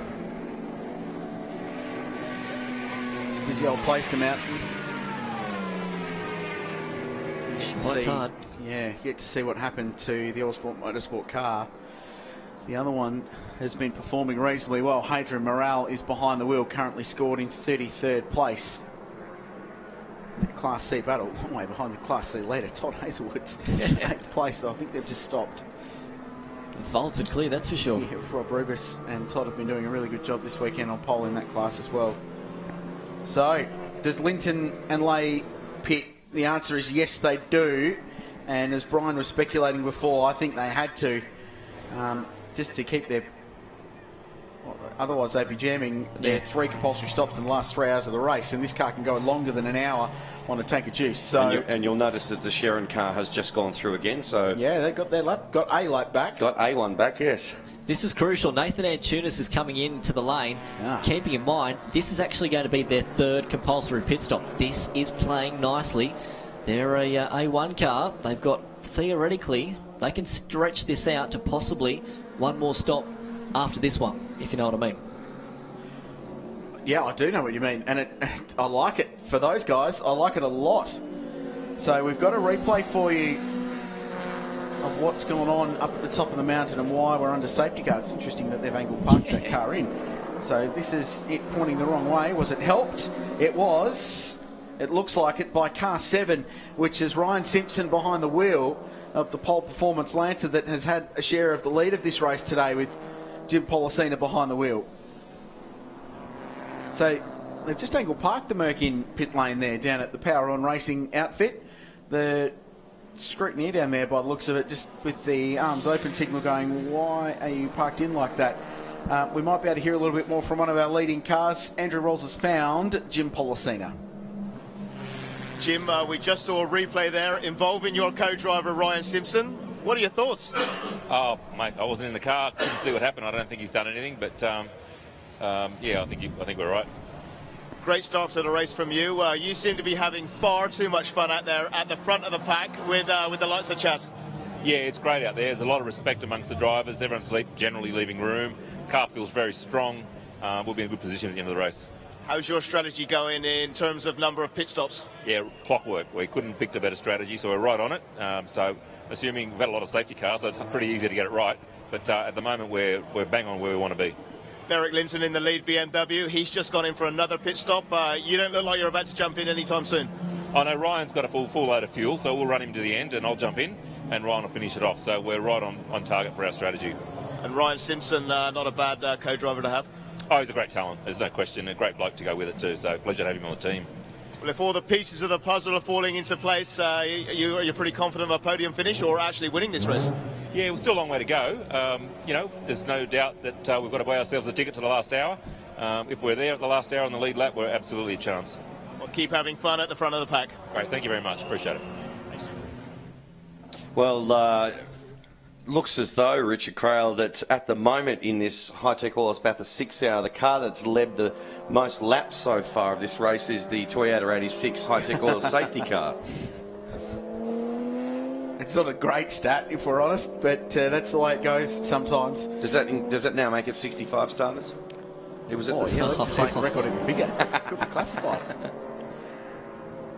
So the 2 leaders pitted. Tim Lay pitted car number 80 and Nathan Antunes pitted car number 12 from second place. Cameron Hill pitted the Subaru, the 95 car, and Ben Cabbage took their Subaru, the older model car, the bright pink, racing for a Cure entry into the lane as well. Baird stayed out and so too did Jack Perkins, so we'll wait for timing to update, but it could be that Craig Baird will actually lead this motor race, which is pretty good because under the last safety car they were 21st. But it shows just how track position is vital. And we talked about that at the start of the day, didn't we? That you were just going to have track position as much as you could today. So we're halfway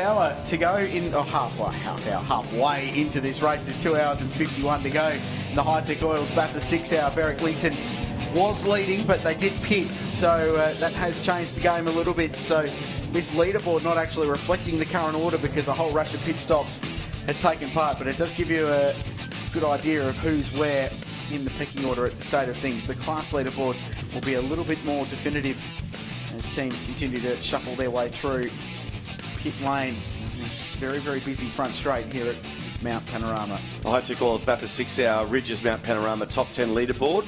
Let's move now to the Century Batteries at last. Derek Linton leading Class A1. Trevor Simmons in Class A2. Lee Burgess in the BMW 335 IE92 leading Class B1. B2 Brian Walden. Class C Richard Shaw. Class D James Vernon in the Toyota 86. And John McCleverty is leading the invitational class, the Ford Falcon AU.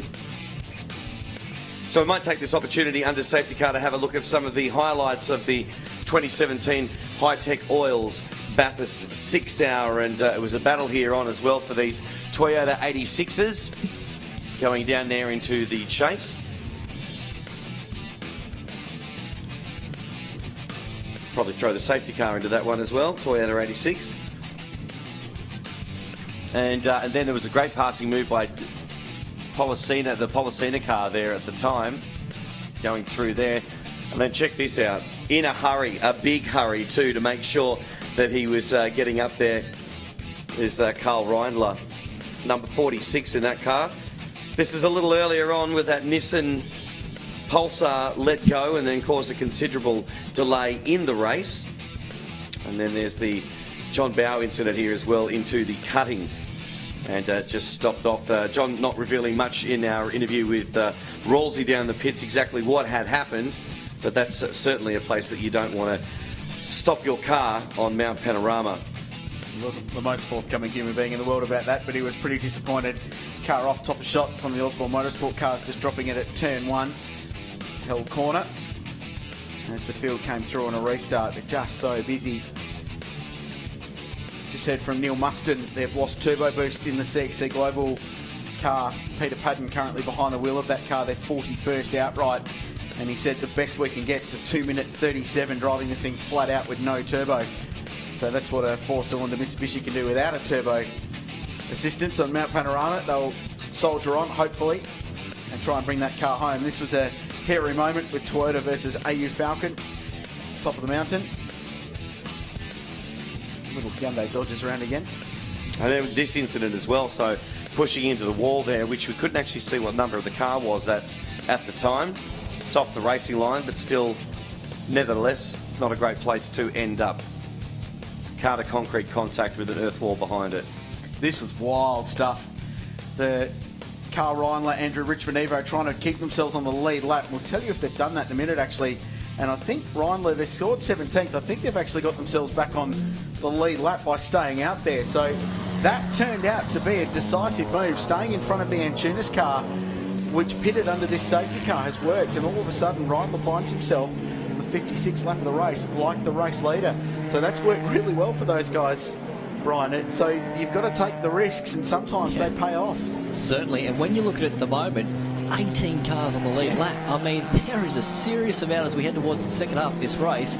We are set up for a stonking finish if that's going to be the case.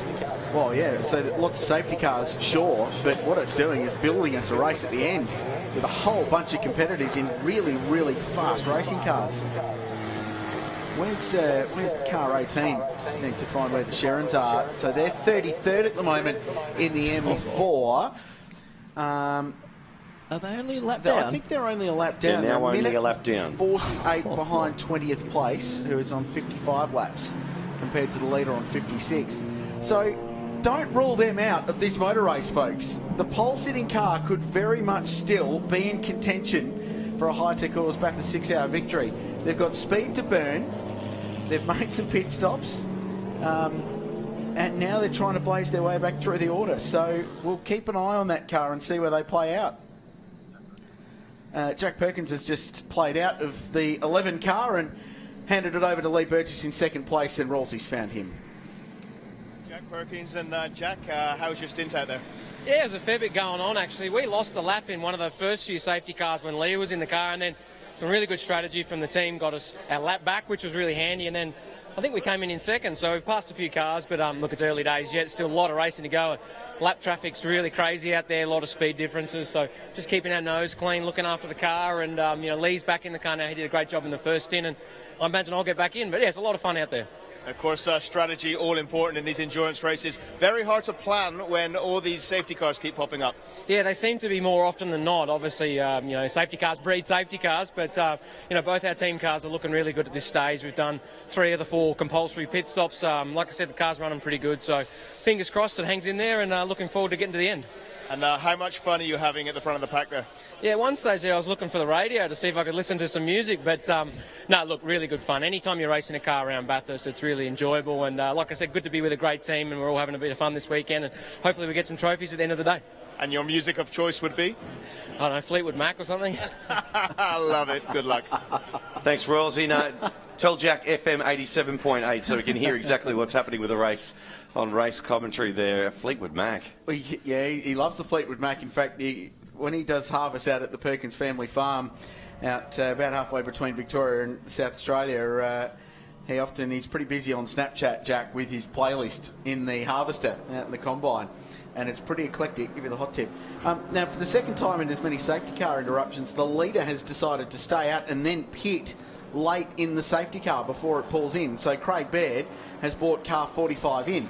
So they got their track position, Brian. They got back into contention. Now they're giving it up to burn a pit stop under safety car.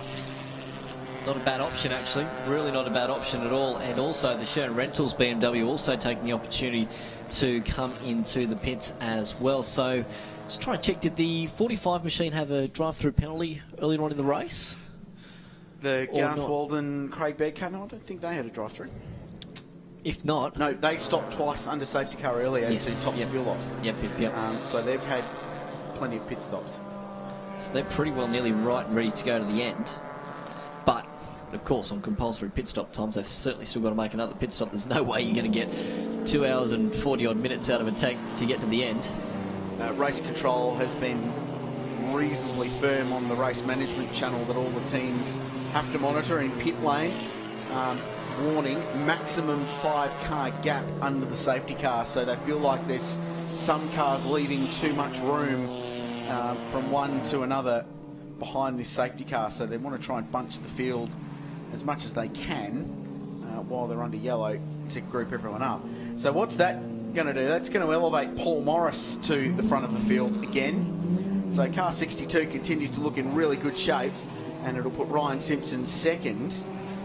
The car in third place will be car number 65, which, if I'm not mistaken, is one of the CXC Global cars.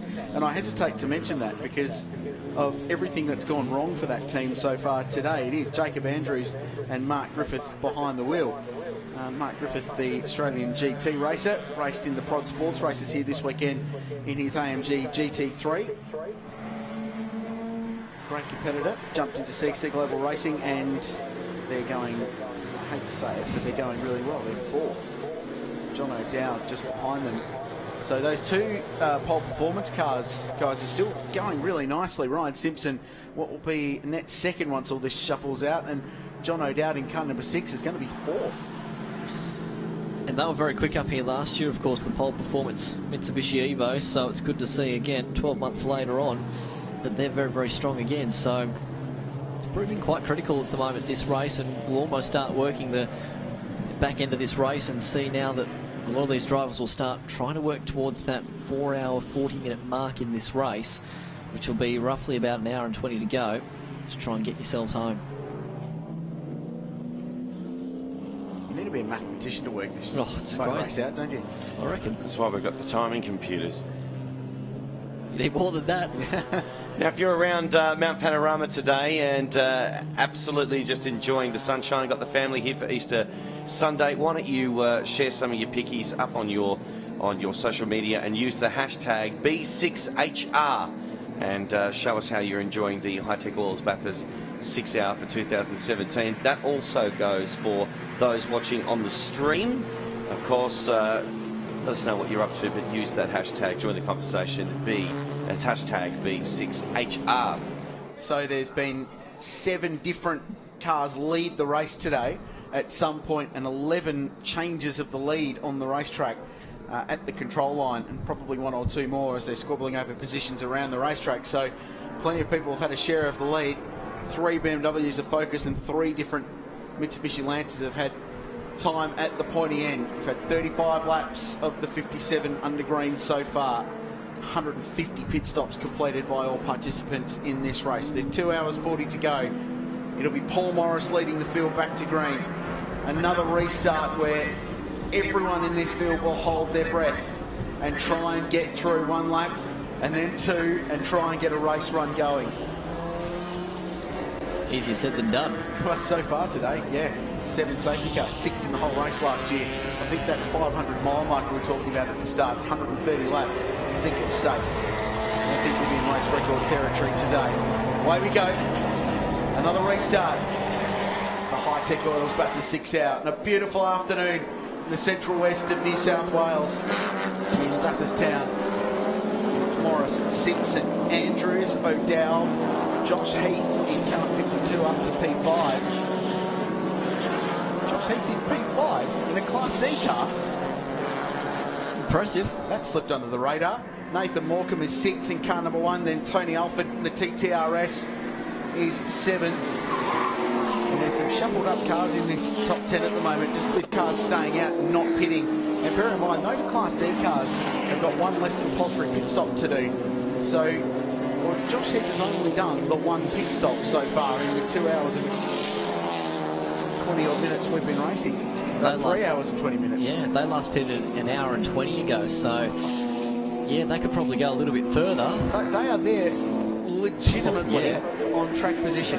They have only completed one pit stop, and all the safety cars have meant that their lap speed differential between the leaders, and they're probably 15 seconds a lap slower on average than the leaders, means that they haven't dropped off the lead lap.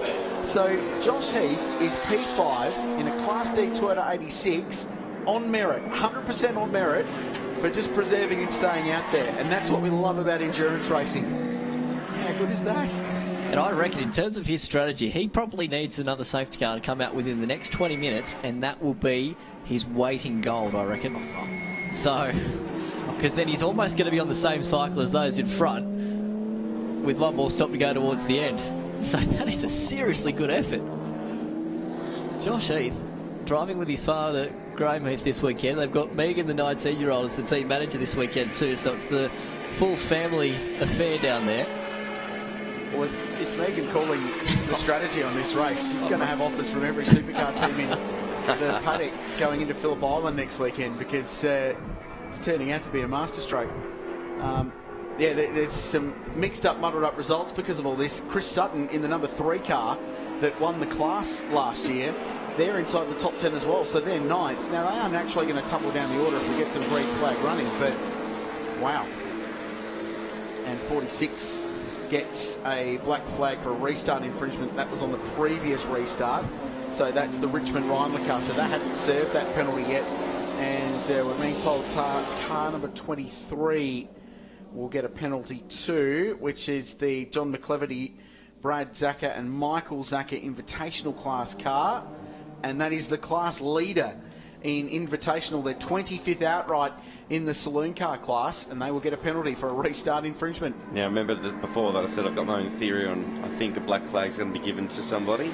It was car 46. Yep. I just didn't want to say anything at the time. And here it comes in. And here it comes in right now. Yeah, okay. So all that hard work to get back on the lead lap, well, they're only going to lose 32 seconds. They won't lose a lap through this, but they'll go right to the very tail end of that queue. But, I mean, that's the way this race is playing out. If you're on the lead lap after the final pit stop, it's anybody's game today. And all these safety cars early on have helped that. They've just kept cars that perhaps shouldn't be in contention. It's kept them in the race. And ordinarily, stuff like drive-through penalties would kill your day, but not today. It's not so much of a drama. As Ryan Simpson works his way past the Kyle Orford BMW 1M. 5.7 seconds behind the race leader, Paul Morris. Just going back to that battle for Class D again, so you've got Josh Heath 33 seconds off the race leader. The next person in Class D is Chris Sutton in the number 3 Toyota 86. They're only really 7 seconds away. Yeah, it's a good battle. And even Jimmy Vernon is 3rd in Class D and still on the lead lap of the race in 18th place outright. So those Toyota 86s, they're remarkable things, and they just pound around, and by virtue of not having to stop particularly often in the motor race, they continue to go on. So they've done one pit stop in the first 3 hours and 23 minutes of the race. They've got to do 2 in the last 2 hours and 36, so they'll get punished a little bit in the second half of the race. And speaking of that outstanding performance, Rolsey's found them in pit lane. Graham Heath, the Toyota 86 Class D car, burning up the track. Yeah, it's going really well at the moment. Josh is out there just circulating around. We've told him not to kill it off, but yeah, he's going really, really well, quicker than he's been around here before. So this is his first trip to the mountain, so yeah, really good. And how was your stint? Obviously, you've set him up in a fantastic position. Yeah, look, I actually came in 3rd position, so he's put us up to the front. So yeah, superb. Look, we were just shadowing the other guys. It's a quick race out there, a lot of safety cars, so we'll just have to see what happens in the next couple of hours. Yeah. How's your strategy going with the safety car? Number of pit stops, and what have you still got to tick off to get through this race? We've got 2 more pit stops to go, but we're on our strategy at the moment. So safety cars, we'll keep our fingers crossed, but yeah, all will be good, I'm sure. Class D car, overall podium finish. Is it a chance? No hoping. No. Look, I'll just be happy to finish. Absolutely happy. So, you know, to do this with Josh, good stuff. And what words of advice did you give him when you did your changeover? None. and I'm not talking to him. I'm just letting him go. Absolutely, let him do his thing. He might give me some when he gets out. Well, he's looking great. The team's looking great. Good luck. Thank you. Cheers. What a great story. Pretty nervous dad, though, I reckon. Josh was meant to race here last year, in fact, but unfortunately just about a month prior towards the event, he had a huge accident at Sydney Motorsport Park in a Nissan Pulsar, and in fact cracked and broke a couple of ribs. So he was a bit upset this time last year because he couldn't take part in the event, but 12 months later, I tell you what, complete change of fortune. There's some interesting emails going back and forth with race control as well. There's actually teams querying race control about the running order, because they're going, how come our class rival is so far up the leaderboard and we're not? We're in identical cars. But that's just the way the race is played out. It's a funny old day. But what's happened in the first 3 hours and 26 minutes and 20 seconds of this race, and there's still 2:33 and 38 to go. So I wonder what's more to come. But at the moment, there's going to be at least a dozen cars in the lead lap going into the final order if it runs the way it is. So, and they've all got plenty of firepower. And just to show, though, that point, how quickly those Class D cars. So Josh Heath was 5th 2 laps ago. He's now 12th. And that's not a black mark against his name. That's just the performance differential between the Class A cars and those further down the field in the classes. But it is great to see those class battles so strong throughout this race. And Chris Sutton closing in actually a little bit, it looks like, on Josh Heath, and Jimmy Vernon still well within contention. So here we go. Where's the Sherrans? So they made the stop. They're scored in 30th place now, so they're only 1 lap behind the leader. So they made that stop under safety car. So under the next safety car, which sort of feels inevitable, but I wonder if they stay out, get that lap back, and then worry about strategy after that. Surely you just get yourself in the lead lap. I mean, Lazarus-like comeback from them so far. They were 3 laps down. They spent 8 minutes in pit lane, Brian. It's just stupendous, isn't it? How they could be back in the fight just about with, well, the second half of the race to go. I mean, that would have to be the biggest mountain story or mountain win, I think, in the history of this place. Speaking of the Sharon entry, we're following it now under the Hitachi Bridge. Coming down, looking left, looking right on the number 11. Probably just opt to falling behind. Probably will get in on the straight here. Based on the straight line speed of that thing, yes, it'll get everything on the straight. So that's another one down. So it's now 10 cars away from being on the lead lap, basically. Just an update from our friends at Car 77. That's the BMW 1M. Anthony Saul, Adam Burgess and Craig Burgess. They've had a pretty shocking day. They had quite a lot of damage on that car, but they've spent some time in pit lane repairing the damage, and they sent us a photo actually of the steering arm in that car, which was bent at, what is that, better than 90 degrees, isn't it? It's not a very handy looking part. We'll put that on Twitter for you very soon, hashtag B6HR. Adam Burgess now behind the wheel of Car 77 and back out, and just got on the radio and said to his team, thanks guys, nice Guess job. what's coming back out? It's the Nissan Pulsar. Oh, brilliant. Number 33 is just traversing the lane now. That's an amazing performance. That car blew an engine earlier in the motor race. It's 19 laps down. There is some seriously impressive, great stories up and down this pit lane at the moment, which is great to follow, and nice to have that car back out there. Look at this though, it's all on at the front of the race, because down the inside now, and a change for position. Ryan Simpson goes to the race lead, getting underneath Paul Morris there at the chase. So another lead change at the moment as they come down towards the Hankook Tyres Murray's Corner, and looking all over the racetrack. You can see at the moment that the Searle Morris entry is trying to find a way back past, but Ryan Simpson will now take the lead of the Hi-Tec Oils Bathurst 6 Hour after 62 laps. And considerably as well, meaning that he's just going through the chase there now. There's about 2 or 3 car lengths in between them, so he's really giving it the boot. Well, I mean, this team has just sort of played themselves into the race, because their team car's in third with John O'Dowd behind the wheel. Here's a look. Good run through the kink. So he got in the toe of the BMW, and much like the Focus RS, the short wheelbase hatchback style cars, a little bit less stable under brakes. And that's just a textbook Mount Panorama overtaking manoeuvre from a guy that's done a few of those in his life, Ryan Simpson, who's got records in both the GT3 Cup Challenge and the V8 Touring Car Series for most race wins in a row. So when he goes on a winning streak, Ryan Simpson, he does it in style. Terrific driver, graduate from Formula Ford. He's part of the Sonic Motor Racing stable of young guns. And the seemingly hundreds of drivers that Mick and Maria Ritter from Melbourne have churned out over the years. That amazing program down there. Stepped back from racing anything at the start of last season and hasn't driven too much in the last 18 months, but certainly hasn't got rusty, has he? Leads the race. A nice pass on Paul Morris, and the Evo gets itself back in front. There's so many different strategies in this race at the moment. Tell you what, my brain's going into overdrive, because when you look at the leaders, I mean, they haven't pitted for quite a while. So in terms of Paul Morris, he's been in the car now since hour and 12 minutes in this race. So he's in a stint now of 2 hours and 13 minutes, and they last actually pitted at 2 hours 17. So very shortly, they'll sort of be coming up towards the window of pitting. Yeah, you're right. Sorry to talk over you there. Even Garth Walden is 11th in car 45, but remember they stopped at the end of that last safety car. So they're out of sync with those around them, but they're only 57 seconds off the lead of the motor race. So, and they're on the lead lap. And it's different again when you go to the Ryan Simpson, Jim Policina car, because they last pitted for their second stop at 2 hours and 46 minutes. So, again, two different variations of strategies for our race leaders, about half an hour difference. But they've still got time to burn out in front of the race, don't they? They've probably got another 15 minutes at least at this pace to build a bit of a margin towards that next pit stop.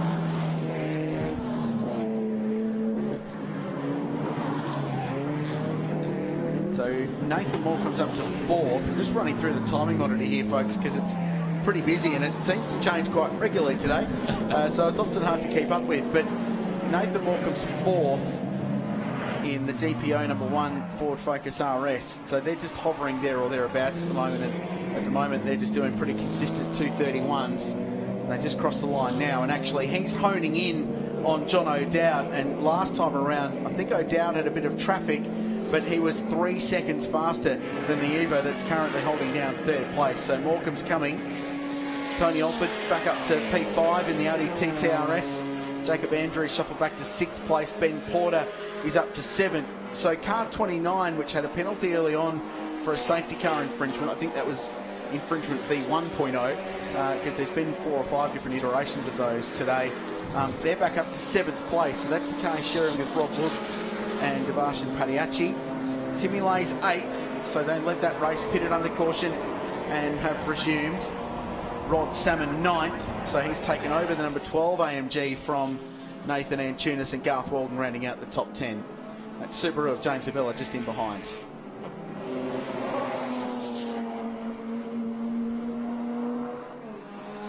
What's going to be a big point at this part of the race now is going to be driver time, because I'm looking now at the number 12 machine. Let's use this one for a bit of I correct myself, the number 45 Mercedes AMG A45. Let's use this one as an example. So Garth Walden is currently in the car right now. They last pitted at 3 hours and 15.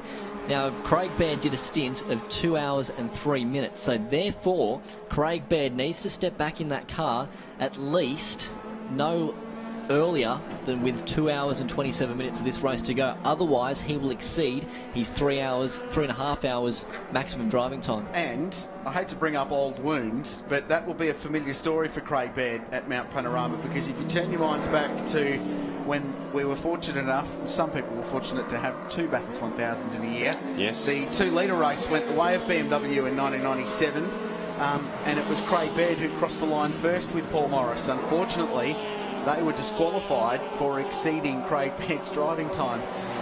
So I don't want to bring that up. I have. So it's too late now, obviously. Hashtag blame Crowley. But do you know what, though, Crowley? In that era, it was actually quite confusing. Oh, yeah, it was. The Sonic car's just having a fairly perilous moment. That's the 23 car that was actually leading its class. Just check and see if they are still. Ash Jarvis back in front in Invitational now. So they had a penalty, didn't they, a couple of laps ago, that they had to serve for that restart infringement. And, of course, it fractured motorsport in Australia, whether it was going to be the Super Tours. Off at the chase. Car 65. Proof that you give a guy a rap and it ends up parked off the side of the road, because CXC Global's day just gets worse with Jacob Andrews and Mark Griffith looking like their day's done. Can he get that fired, or it doesn't look like it's buried? In fact, it looks like it's still sitting on grass. The problem with that part of the world is too that it's the fastest corner in Australian motorsport, leading into a very heavy braking zone. And Berwick, Lytton and Lay have just come into... Oh, wow, have a look at this. So, I wonder if he's had a tyre go down or cut a tyre, because he had a huge lose through the kink. And I think the reason he stopped is because he's just gathering himself, because he almost ended up in the wall. And one of our leading contenders, Tim Lay, had to take massive evasive action to get out of the way as his teammate Berwick Linton gets himself ready to jump back in that car. So I think they've seen that car parked, and actually Tim Lay showing as being in pit lane. So he was on an in-lap. Well, I reckon they might have called it and said, hey, look, we're towards the end of our fuel window. Let's just roll the dice. If the safety car comes out on this, we've played it beautifully. I'm not sure it's going to, though. Black flag's now been issued for car 8. Bradley Carr in the invitational class in the Ford Falcon AU. So here's car 80, Tim Lay pit. So green flag pit stop, which has been a rarity today, and they'll almost certainly lose a lap through this, which they're not going to get back until all of their nearest rivals stop. Or will they? So in the space of a heartbeat, that's just been one of the best calls of the race. Just about like that call for wall racing a little bit early on when they jagged the safety car. So here's Paul Morris on screen through the chase.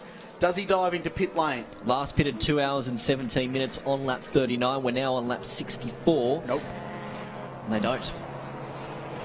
Though we have seen them catch the safety car and then pit at the end of a safety car interruption, or towards what they think will be the end of a safety car interruption. So it wouldn't surprise me if they still peel off. But why wouldn't you when you've got track position? They're a Class A car. They've only done, 2 stops in this race. Yeah, I don't know.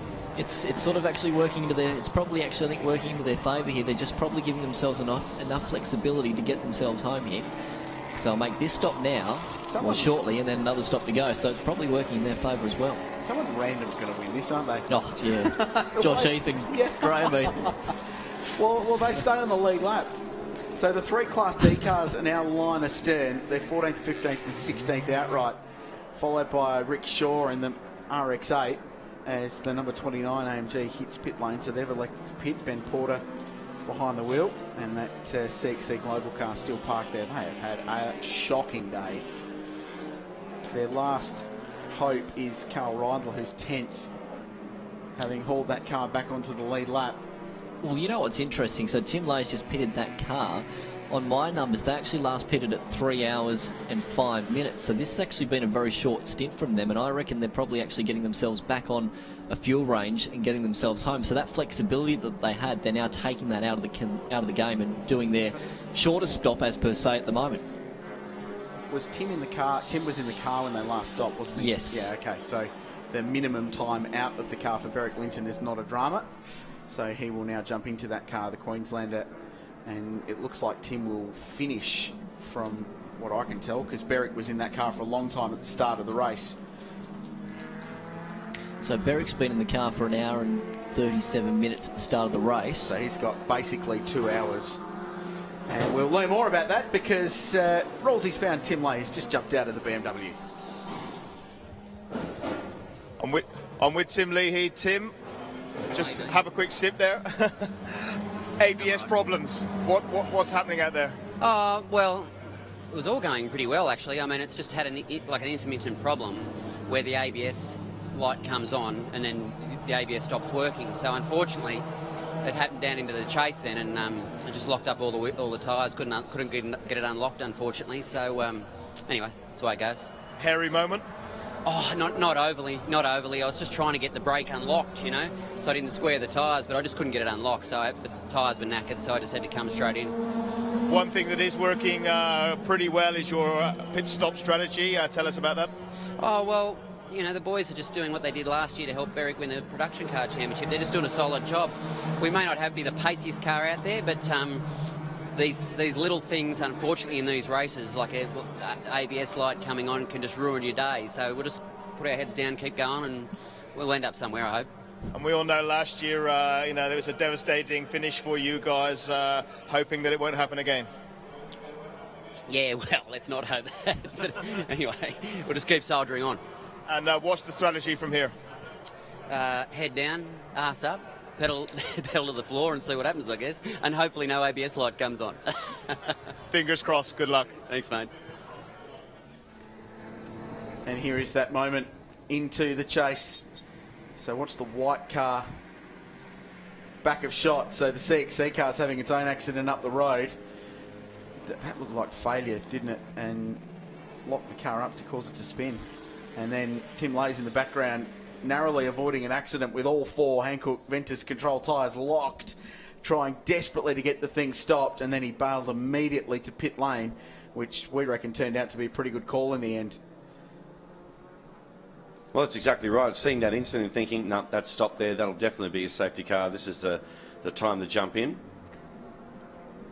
I think the Sherrans would have hoped that more people had pitted then, because I think they were pretty keen to get their lap back. They're not that far away from it, to be honest. And yeah, it's not quite playing out for that BMW M4. They needed more people to pit that time to get themselves back out if they could stay out and then circulate around and hope for another safety car. But they might find themselves a lap short at the end of this one. So Tim Lay, Berwick Linton, Tim Lay will have to jump in the car then at the end of the race and finish that car, because he's only done an hour 59 so far in terms of driving time. Yeah, so Berwick will drive now until their final pit stop. Yep. Which will be, from now, it will be within that final hour. So it will be before the last half an hour of the motor race, but you would expect it to be, where are we, 2:17 to go, so that car can run an hour and 15 on fuel. Yep. You'd think it will be with about an hour to go, they'll make their last stop. That's actually worked quite well for them, really. Yeah, I think it has. So it means they can stop, their final stop. It means they're not going to have any fuel concerns whatsoever. They'll have a fresh driver in the car, and they'll be able to blaze away to the end of the motor race. So assuming the car's still there, they're going to look all right. I don't know, I like your theory that someone random's going to win this race, Richard. Oh, it feels like it, doesn't it? Yes. And you don't worry, because it makes for a great show, but with so many cars still on the lead lap, it really is a case of anything can happen in that final hour of the race. When you've only got 3 or 4 cars on the lead lap, 12 hour back in February this year, there were 4 or 5 cars on the lead lap towards the end, but you really had a pretty good clue of one of the 2 that was going to win it. But this is just throw all the balls in the air and see where they land at the end of the day, and that's where it is. The number 3 Toyota comes into pit lane, Chris Reeves and Sutton. So they've been running pretty well. They've been one of the contenders in Class D all day long. Jimmy Vernon, by the way, has moved to the top of Class D and is inside the top 10 in his Toyota 86, up against these fire-breathing Evos and BMWs and all sorts of things with a lot more horsepower and forced induction that he's got. And Rick Shaw in the Class C leading cars just behind him in 11th place. They're still on the lead lap, still in contention. They've got a fair old margin too, haven't they, in Class C right now? Because their nearest competitor, so Rick Shaw, Class C, leading, position 11, and then you've got to go all the way down to 26th overall. And lap back. Yeah, so they're actually looking quite good there in class. So that's the Rob Rubis car with Todd Hazelwood. So they were a long way up early. They must have had a drama unseen by us at some point. There's more action down in pit lane. Drivers clambering out of race cars. I'm seriously looking forward to the end of this race. Oh, well, wow. I'm looking forward to seeing that for the final hour, to see who we've got. Yeah. Who's got the strongest mousetrap in that last hour to fight for victory. So a flat toe for Mitsubishi. There's the Sewell and Burgess BMW that's just had a pretty rotten day. But part of endurance racing, especially this style of endurance racing, is just get to the finish. And you can celebrate with a beverage at the end, knowing that you've at least got there. And finishing this race is becoming something of an accomplishment. So the Keynes Mini is still on the road, which is good. One of the Class C contenders, team from Orange. That car celebrating its 10th anniversary on the mountain as well. And they are currently scored in 36th position. I think the Mini Cooper can't build for the 12 hour.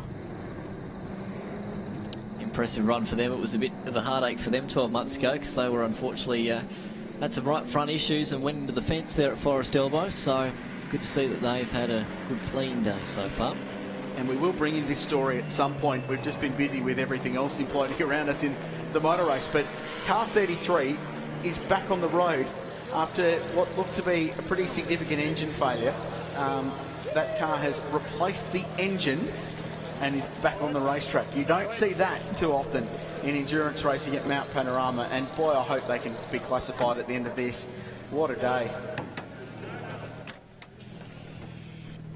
So there's 2 hours and 14 minutes to go in the Hi-Tec Oils Bathurst 6 hour of 2017. What a day at the office it's been so far. Ryan Simpson currently leads. They've still got compulsory pit stops to make within the next hour and 40 odd minutes of the motor race. And into pit lane, and how many times have we seen this today? They stay out there, they wait for the field to bunch up, and into pit lane comes Paul Morris. That's a big move. That is a smart move. These boys are playing it very well. They last pitted at 2 hours and 17 minutes on lap 39. They're now pitting again at 3 hours and 47 minutes on lap 67 of this race. And from here on in, they've just got to do one more stop, and that's it. So that's a nice strategy call. So much like the Berwick Linton Tim Lay car, they can basically just map out their race. So one more stop to go. They ran an hour and a half on that stint, so they can go pretty much, what, 45 minutes before the end of the motor race, you'd think, and pop their drive. The only problem is going to be is that 1 hour break for driver. Yeah, it will be, won't it? So they might have to time around that. So I reckon they'd probably stick. How long's the dude done in that car today? The dude's just hopped in at 1 hour 12 and he's just come out at 3:40. So if my math serves me correctly, that's, what is it, 2 hours 32 minutes. So they're going to have to stick him in at roughly, what, an hour and 20 to go. Does that sound right? No, they'd have to put him in. No, so Luke will now go to the final stop. Yes. And if that final stop's within 50 minutes at the end of the motor race, they'll put Morris in for the finish. Yes, correct. Yeah, so that will work. So Morris will do almost his full 3.5 hour maximum driver time in the race. But they can plan their race around that now. So they can go, right, we need to put Paul Morris in the car at 50 minutes to go, pit then. Yep. And they should be right for fuel based on the economy they've been getting, and that will be their final stop. So the way, that's interesting, isn't it, the way it's playing out. We talked at the start about the fact that Paul has called some pretty epic strategies over the years and pulled the old ace out of the sleeve. Well, they might have just done another one. They've got time to clean the window down there on that BMW. These guys are looking good. And backs up what they said at the start, that Barry Graham won't be driving that car today. Just be Luke Searle and Paul Morris. But I guarantee you that if they end up on the podium, Barry will be recognised. That's a good point. So who else is good at the moment? Nathan Morecambe's going to be elevated to second out of that. Tony Alford's pitted under this safety car as well in the Audi TTRS. So they're taking the opportunity. Is it just me, or are they looking like they're in a similar sort of strategic position as the BMWs, that Audi? In fact, they just follow the Searle entry out of pit lane. But there'll be Mark Eddy behind the wheel of that car, but they're looking in pretty good shape. The one for me that's going to be interesting at the moment is the number 1 car of Chaz Mostert and Nathan Morecambe. So they last pitted at 2 hours and 50 minutes with Nathan Morecambe still behind the wheel. So I reckon they're going to try and, well, they're going to have to really try and extend this window at the moment to put Chaz back in the car and maybe take him towards the end. So if they can really extend this stint and hope for maybe a few more safety cars, they may get into a window where they'll do one more stop and get towards the end, but it's going to be a seriously long stretch with 2 hours and 10 minutes to go. Keeping in mind that Chaz has actually done an hour 12 in the car as well, so he can't do any more than, what does that make it, 2 hours and 2 hours and 48. Yes, 2 hours and 48 minutes, thank you, mate. My maths is letting me down tonight. How were your timeouts when you were on radio? They were actually pretty good, believe it or not. They were good.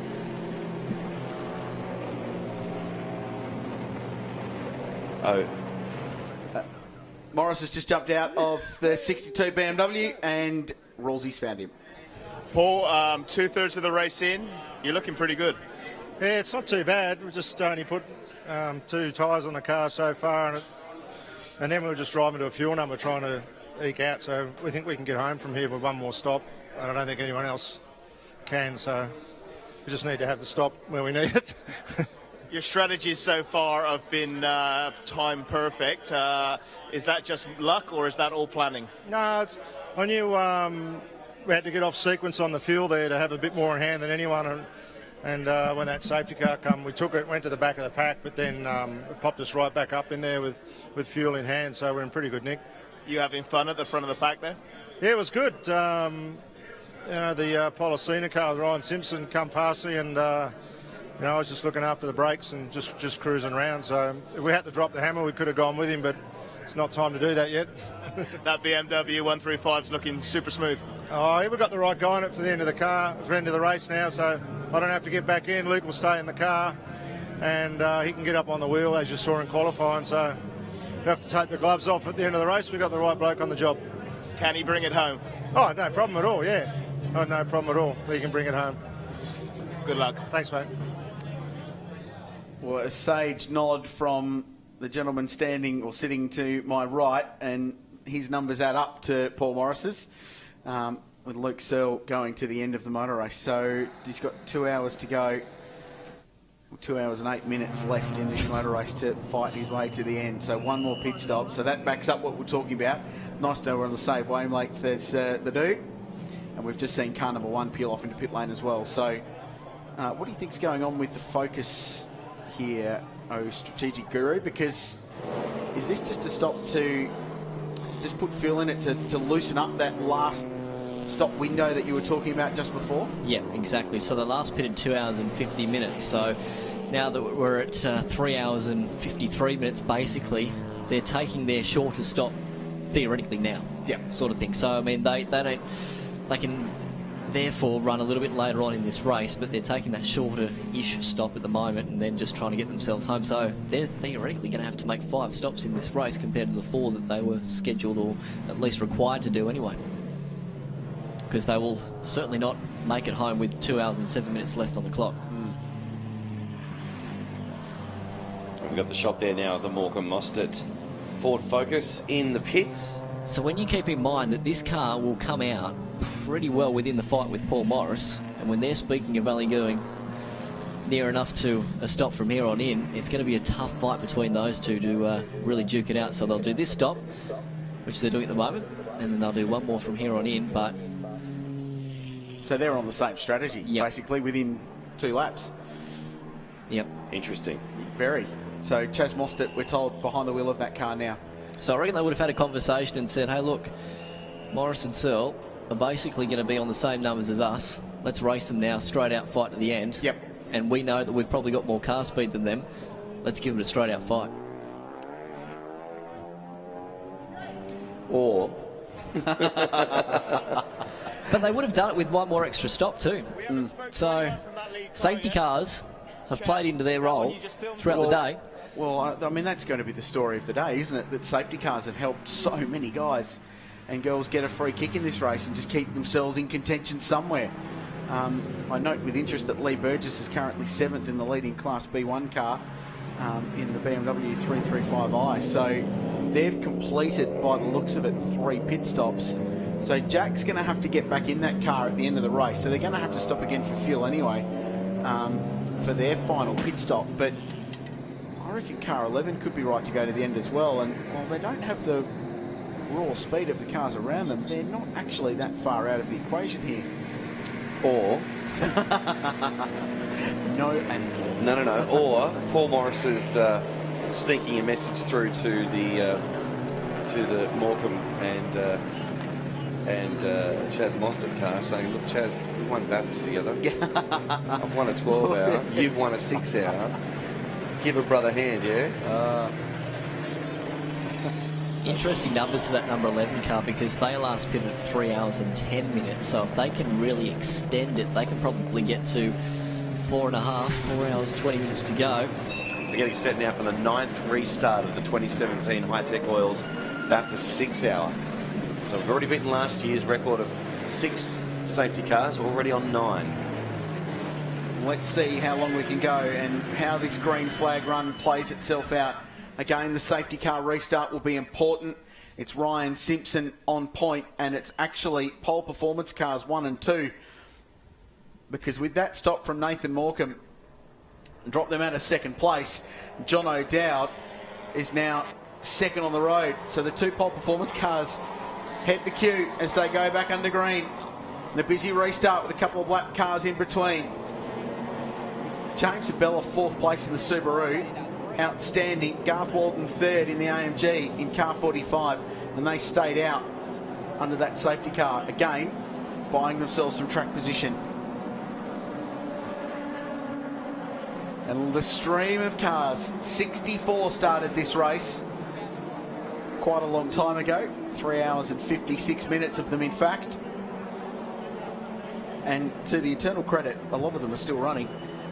There's been some war wounds and some pretty hectic times in pit lane beneath us, but so many people continue to circulate and try and get themselves to the finish. We're into almost the final 2 hours of this race. There was the Sharon BMW go through.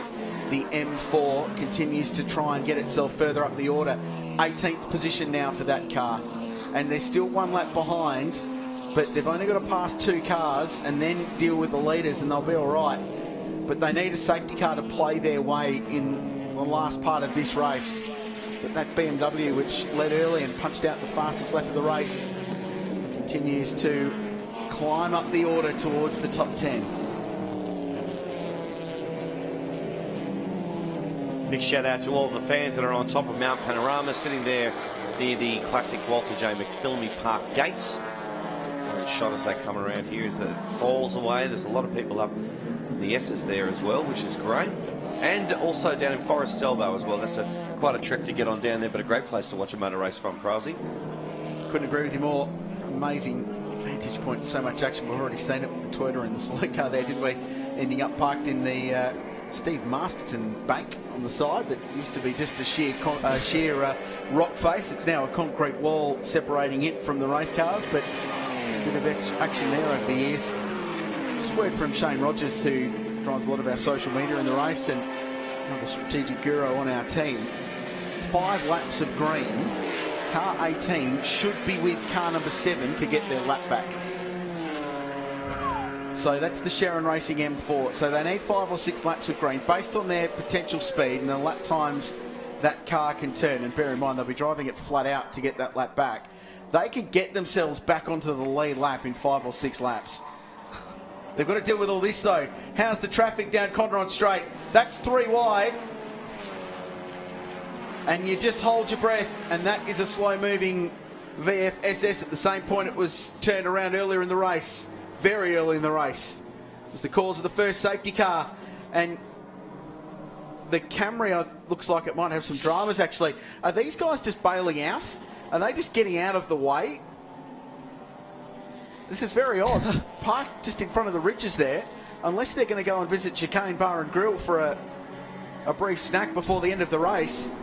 I think they're just getting out of the way. I think they're just letting the queue go by. Yep. How bizarre.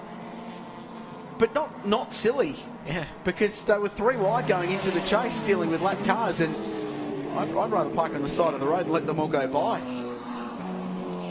If the Virag Los Galpo car does have dramas though, and they've only managed to get there and not into pit lane, you'd be a little bit frustrated, but we'll follow that up for you.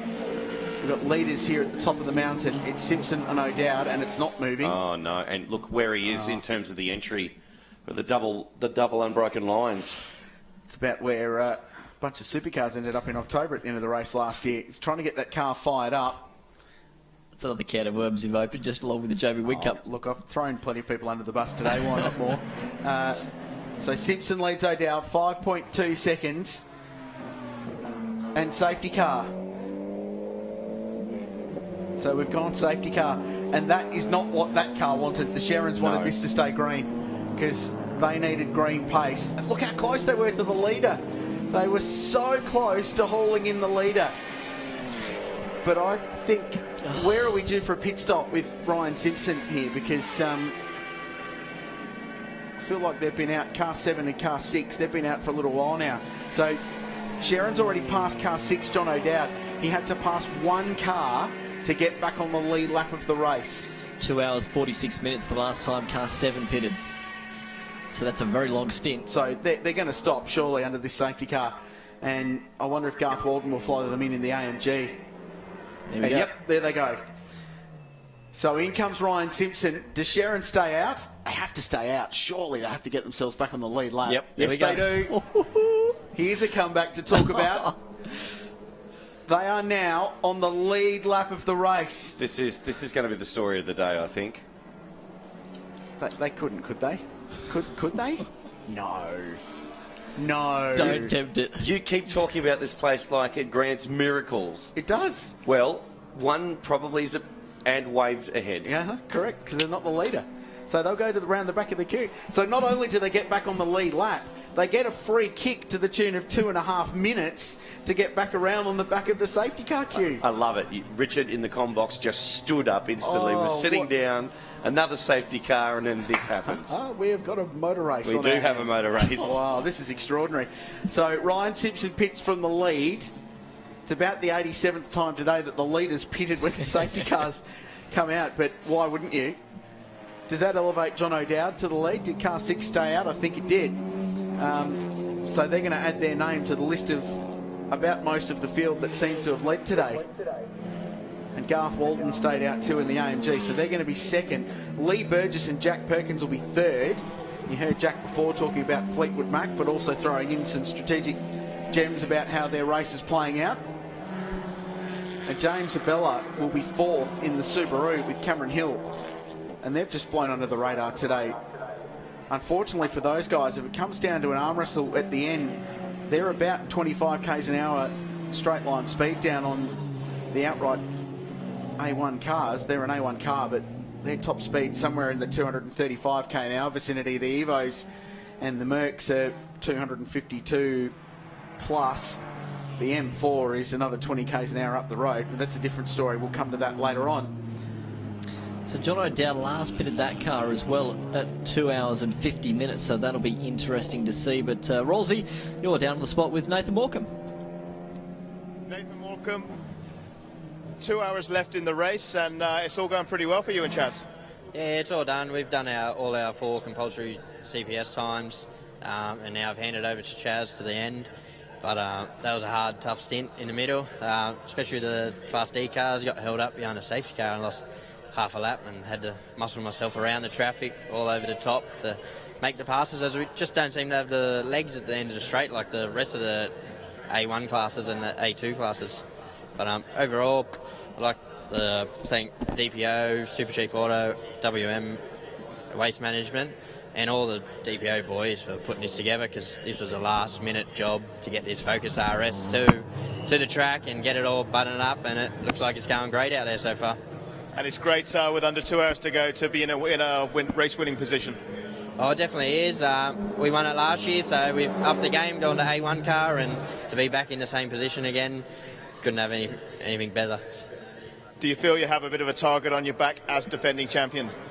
Oh, we definitely do have a target on our back, and even more so that we don't have the legs like our BMW at the end of the straight, so it's definitely making me and Chaz hustle a bit more over the top, but this Focus RS is definitely on rails over the top, and we're loving every moment of it, getting behind the wheel.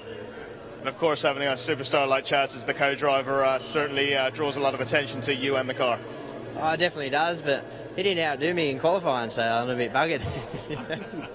A win's a win, mate, and I hope you get one here. Good luck. Yep, thank you.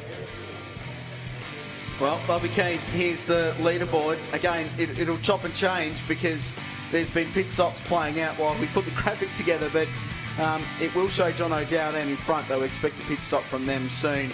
Garth Walden in the order, Lee Burgess, James Abella, Rob Woods in the AMG's gone really well all day. Then Rod Salmon in their Merc looking good. Ben Cavich, Jimmy Vernon still leading Class D, and Richard Shaw now in, or Rick Shaw I should say, behind the wheel of car 35.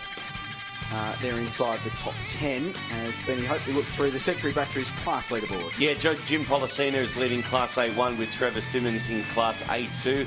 Lee Burgess in the car that won the race last year in leading Class B1.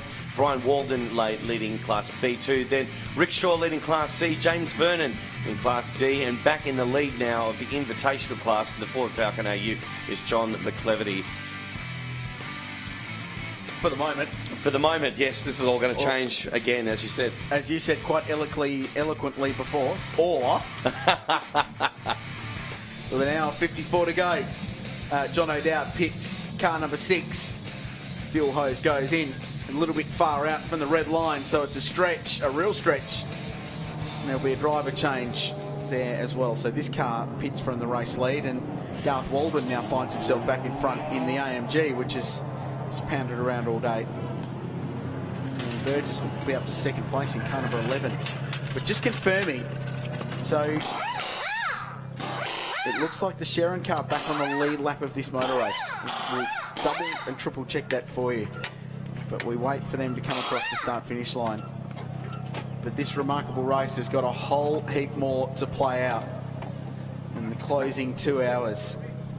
Did you get the impression that when Rolsey was having a chat to Nathan Morecambe there, and he said it must be great having the superstar Chaz Mostert with him, in the back of his head, because they did karting and grew up together, he would have said superstar. He's my daggy best mate. He won the race with last year. And across the line goes the Sharon car. So at the moment they're a minute 17 behind. They'll cruise round. They will pick up the back of the safety car queue, and they will be on the lead lap. They were 8 minutes in the pits before? Over 8 minutes? 8 minutes in the pits. Wow. Did they go a full 3 laps down, or was it 2 and a lot? I think it was 3, wasn't it? Yeah. Yeah, from what the memory served at the time. It was near enough to being 3 anyway if it wasn't 3. They've still got work to do. We know the pace of that car, but I mean, if they can come back from this, be a mega effort. Hashtag wow. Yes. Hashtag nuts. Yes. So it's Mercedes-Benz, Mitsubishi Lancer, BMW, Subaru, the top 4. Again, 4 different brands in the top 4 positions. And then the 2 GWR, or I should say one of the GWR cars with Ben Porter behind the wheel leading Rod Salmon's Power On Racing number 12 car, another car that's flirted with the top 5 or 6 most of the race. Kieran Pilkington behind the wheel of the Cavitch's race for Acura Subaru, still inside the top 10, currently running in 7th place. So just look at this figure here. We're currently sitting on lap 72. Yep. We've done 28 laps of this race under yellow. Sure is a lot. Look at the total time under yellow. That's a lot too. 2 hours and 19 minutes. Yep. Wow. A lot of safety car. But that's the race. And there are some comments on social media I've noticed about safety cars and pros and cons towards them, and the relative merits of systems they use overseas, code 60, where the whole field slowed to 60 k's an hour. Yep. The bottom line is that at a place like this, and if you haven't seen Mount Panorama before, you really can't comment until you've driven it, and you can understand how tight, how undulating, and most importantly, how blind the top of the mountain is. These shots don't do it justice. No, especially across the top. Down Conrod Straight, it's fine, and the lights are off, by the way, on the Hi-Tec oil safety car. But you need to control the field away from an incident, especially somewhere like the Dipper, and even a code 60, for all its benefits, just doesn't work. The unique nature of this place means you need the safety car to deal with stuff like that. It's not as simple nor safe to deal with it under a code 60 or a local yellow. Especially in the wet. Oh, it's perilous, and it's a scary bit of road. And if you go in up there, it's generally a big one too. So away we go once again. This time Garth Walden finds himself leading the pack, and right behind him is Beric Linton. Now I think that car is the first car off the lead lap. So remember, they stopped early and they dropped off the lead lap. So Beric's got to get himself past Garth here. He needs to get himself back on the lead lap for whenever the next safety car occurs. And look at this. Down the inside, 3 wide, Chaz Mostert trying to get past these lap cars. as they sort themselves out through turn 1. And gee, that looked hairy. Jim Policina, former leader, pitted, now 12th. Sharon on the charge now. 15th. Watch them march up the order. Watch them fly up the order. Andrew Richmond is next target, up the inside of the Camry. Bunch of cars pitting beneath us. So Berwick Linton needs to pass Garth Walden here because he needs to clear. Wow. Oh, hold your breath. 2 and 3 wide through the kink at turn 3. The run up into the cutting. Marcus Ambrose and Greg Murphy know that bit of road well. Just to add to the list of memories. So for this race to work for Berwick Linton, he's got to pass Garth. He's got to get by the AMG. And yes, they've got a pit stop up their sleeve. And as we explained before, their race will come to them in the final hour because they've got that one stop to make and they can dictate when they put the co-driver in for the run to the flag. But if you're not on the lead lap, you're not going to win this motor race because there's so many cars on the lead lap. It's so difficult to get back on it. At the moment, there is 16 cars currently on the lead lap, but that will change once they all cross the control line there, so it all cleanses itself. So Walden by 1.9 seconds. That white bonnet going through your shot now is the BMW that's second with Lee Burgess. Then it's James Abella in the Subaru. Carrera Cup gun. Races for McElroy Racing. Won the Jim Richards Endurance Trophy in GT3 Cup Challenge a couple of years ago. Handy little talent from the west of Sydney. He and Cameron Hill have flown very much under the radar today. Haven't seen much of them, but they've continued to battle on. Betty Porter is 4th in the number 29 GWR car. Rod Salmon 5th. Kieran Pilkington 6th. Then Vernon, Rick Shaw, Luke Searles back up to 9th place. We're watching him carve his way through the field. And then back to Chaz Mostert and Mark Eddy in the TTRS. In fact, Mostert has passed Luke Searle that time by. So Chaz will be up to 7th, you'd think, as they cross the line. Oh, man, 3 wide. Wow. I say 3 wide like I'm surprised. Yeah. How many times have we seen that today? Luke Searle had that thing dead set sideways off that ripple strip just then in Hancock Murray's corner.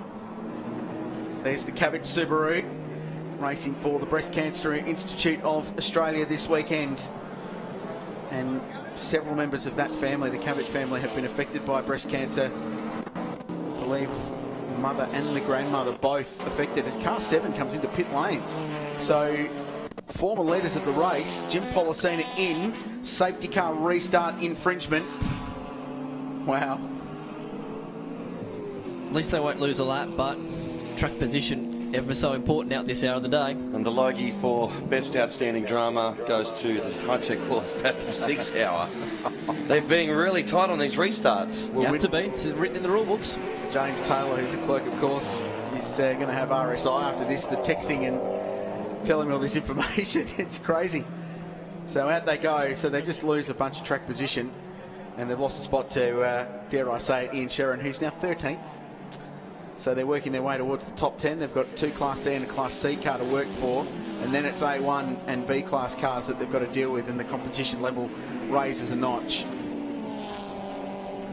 This next 46 minutes leading into the final hour is going to be fascinating. Well, I think it's going to be hugely important. But if Ian Sherrin's within 60 seconds of the lead going into the final hour, they are just as good a shot at anybody of winning this race. Mainly because they've got straight line speed to burn, so they can overtake with impunity, it seems, down Conrod Straight and going up the hill as well. And a straight line speed advantage will never be so advantageous as it is today when you're trying to pass all these cars, especially cars that are amazing across the top of the hill. That's the field. And the shot top of Conrod Straight, quite spread out at the moment, which is probably a good thing. Get some rhythm into the race. Berwick Linton has passed Garth Walden 2. So Berwick is back on the lead lap now. He's 2 minutes and 25 seconds behind, but he's on the lead lap. That's all that matters. So we've now got 17 cars on the lead lap of this race. Just the 17. Here's Mostert closing in on Abella. So the DPO focus has done this a couple of times. It's had to race its way through the field to get the track position that it needs at the pointy end. But this will be a change of position. I mean, the Subaru straight line speed hills, it should breeze past up Mountain Straight. In fact, he's clear before they get to the Hump Winery on driver's left. Nice place to visit when the racetrack isn't closed for motor racing. And then up to Griffin's Bend.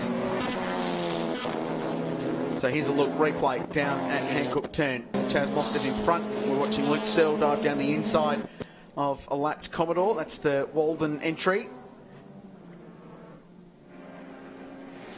Yeah, just up on the exit curb there.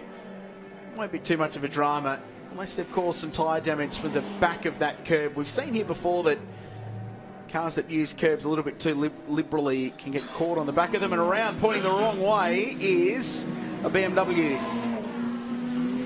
at the exit of turn 2, and after the dipper and probably Forest Elbow and possibly McPhillamy Park, that's not a great place to spin. And Grant Sherrin, you know it's Grant because Grant wears glasses, so G for Grant. He is watching on in pit lane, and they might get another safety car that will help their cause here. I wonder if that BMW can get itself turned around. So that teed off earlier. So there was contact there. BMW on BMW. That's the Stefan-mobile that got into the back of the 1M and caused it to be pointing in the opposite direction of travel. Do you know, when you're travelling up there at speed, he's very lucky not to have taken the wall, or it looks like he may have just. Keith Bensley was behind the wheel of that car, in fact, at the time. The 48 BMW. So, tell you what, isn't it interesting if there is going to be a safety car called shortly? No, I think we're good. Thankfully. I think we're all right. Ian Sherrin, 11th place. It's insane, isn't it? Here goes Mostert on his rampage. So this lap, he's passed James Abella. He's passed Lee Burgess. He's about to pass Ben Porter, who's also passed Lee Burgess. And he'll do it at turn 1 by the looks of it. So Mostert storming his way through the field. He's third. You get the feeling second is only a matter of time. And once again, the RS Focus races its way to the front of the field. Looking to the back of car number 29. Headed up by Rob Woods, who made his debut in the Porsche GT3 Cup last weekend in a very soggy Sandown. This is his first visit to Mount Panorama as well, racing with Devarshan Padiachi and also Ben Porter, who's behind the wheel at the moment. Just showing at the moment that Ian Sherrin is in fact, he's just gained the lap back. He's 10th. They're in the top 10. My goodness me. They're in the top 10. They're 50 seconds from the leader. And you know they've got the speed. Extraordinary. Especially when it's quick going up and down the mountain. So it should theoretically be somewhat easy to pass these cars. And a whole bunch of cars actually have just punched out their fastest lap of the race. Garth Walden last time round did a 28.27 on lap 75. Chaz Mostert did a 27.2 on lap 75. So he's flying. And Kieran Pilkington actually did their car's best lap last time round. It was a 34.9. So they don't have the outright pace. This is hairy. What's Mostert going to do? He just sits in behind the AMG at the moment in the battle for second place. So the pace is now hot. Now they've got some green flag running. And quick lap time. So Garth Walden just trying to build this margin. And 14.7 seconds, tell you what, probably the biggest leading margin of the race so far. There goes Mostert through. He'll grab second place. Hot hatch from Ford v hot hatch from Mercedes AMG. Let's see who's quickest in a straight line. Ben Porter won't give this up too easy, and that AMG has got some grunt. We heard Nathan Morgan talking before that they just don't have the top end they'd like. And there's a definitive example. So if that's the final lap of the motor race, if that's the fight for the victory, you'd probably give it to AMG.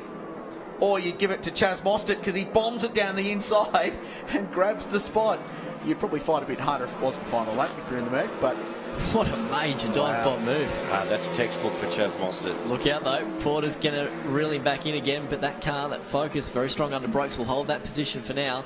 Will slot himself into second. I tell you what, he might even have to play the defensive card here in just a moment by the time they get back up to Griffin's Bend, because again, that Mercedes is probably going to have the legs. In fact, you might even get the job done a little sooner, but the Focus good under brakes. But now the challenge is going to be as to whether or not Mostert will drive this car and make this Focus as wide as it can possibly be as they head up Mountain Straight. How good is this stuff? If you're Ford, you're mad not to be involved in this, because how good is this an ad for the Ford Focus RS? Because it's knocking off a Mercedes AMG that's a little bit more expensive than it, and it's way up the order from a BMW M4 that's a lot more expensive than it, and it's not far off the lead of the motor race. The car companies will come to this style of racing, I'm sure of it, with this race as the centrepiece for the revamped Australian Production Car Series. You'd have to get involved. I mean, what a good ad for the Ford Focus RS. How good's this thing? Helps with the drivers, but what a job. Chaz is now just pulling away. Yeah. As you'd expect. Look at him push though as he comes through the top of Mount Panorama. He knows this is a crucial part of the race right now with Wallen in front of him. Margin from first back to second, 16.8 seconds.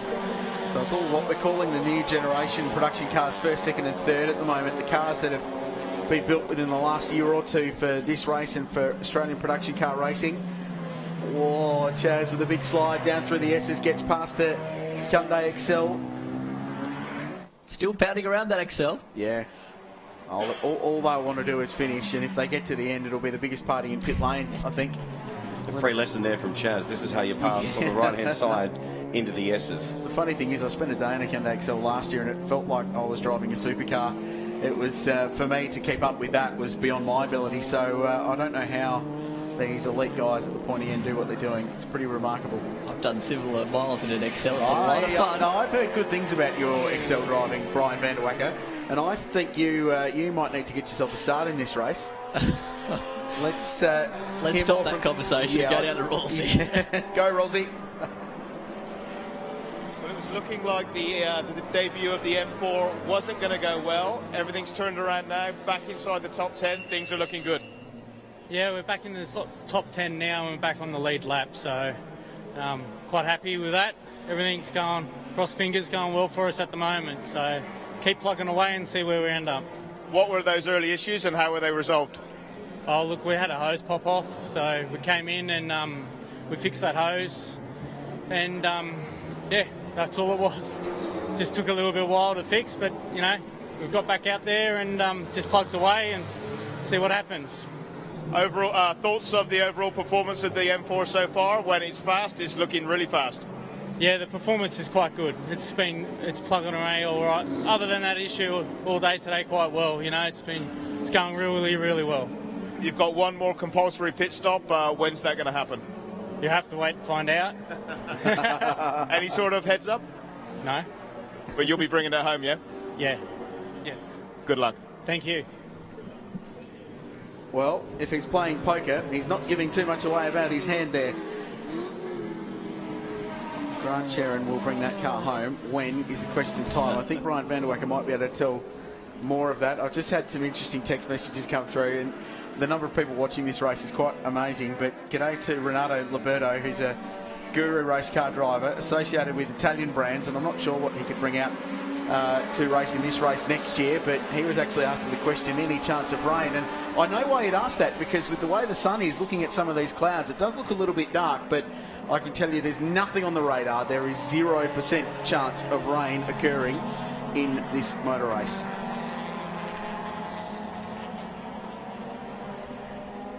Just need someone to go out there and put the hose out. That'd change things up.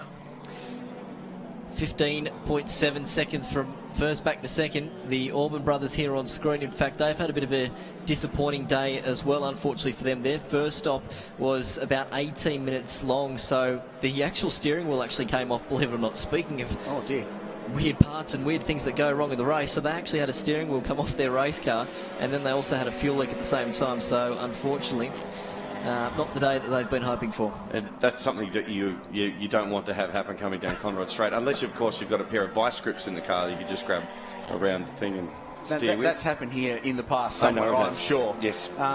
What we're watching at the moment is a very interesting battle between AMG Mercedes and BMW, who Luke Searle dives to the inside of Ben Porter. Now, Ben's due a stop because their stint length is agonisingly close to 3 hours, we're being told. So They might need to get themselves in the lane fairly soon. We'll get Brian to crunch the numbers on that one. I've thrown my stats away. It's just impossible to keep up. Brian's got it covered. So Luke Searle, this is for track position. It's for 3rd and 4th place. Mostert up the road. He's got the gap to the leader down to 13.1 seconds. But Garth Walden's got busy and he's caught Berwick Linton and trying to put that BMW down a lap. And you might think, why is he trying to do that? Well, if I was leading this race, the less cars on the lead lap, the better for me, because there's still so many of them in contention for this motor race. The more that aren't, the better for your hopes towards the end of the motor race. And look at this fight. This is amazing stuff. So the over-under, side-by-side up to the king. Searle going around the outside. You generally don't do that as a tip. Now he goes to the inside of Porter, who, to his eternal credit, gives him racing room. And they'll be side-by-side on the run-up to Reed Park. He's got enough room to swing in behind here, so probably will have a dive for him when he goes into Skyline. He was getting very close there. Oh, look at this. This is cracking stuff. This is cracking stuff. Just on the Italian brands, I reckon a brand new Alfa Romeo Giulia Quadrifiglio would be a nice thing. So Renato, get on that, would you please, for next year. And, oh man, this is crazy stuff. Trying to pass in places where you generally don't try and pass at this place.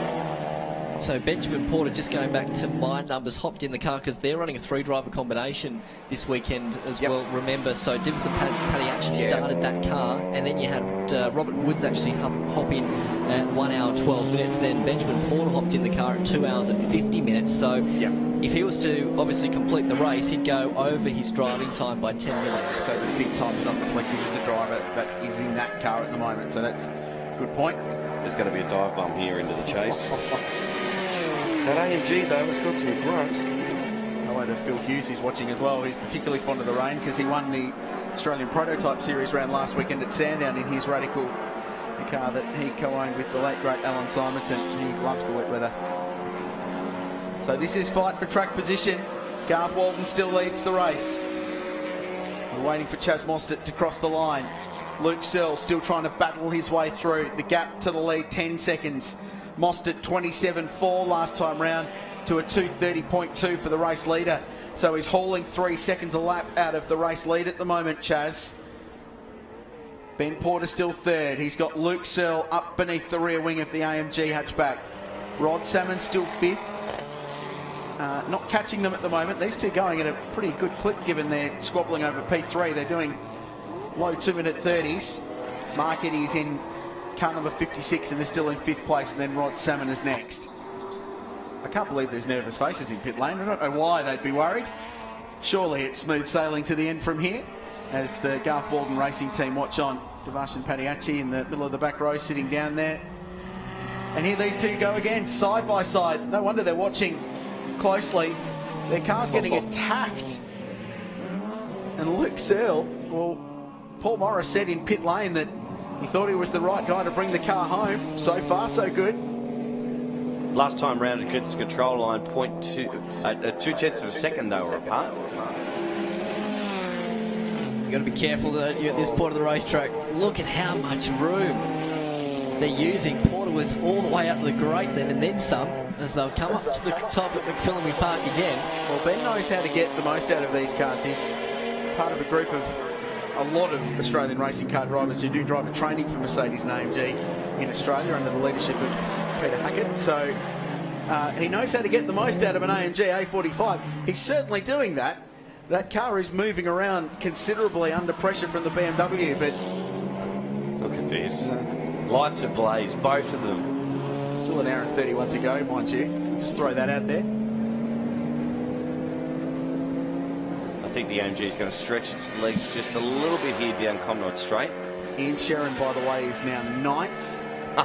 And last time round was the second fastest car on the... No, yes, second fastest car on the racetrack behind Chaz Mostert. So he's 41 seconds from the lead. So 5 laps ago, he was 50 seconds from the lead. He can do it. He's still an hour and a half to go.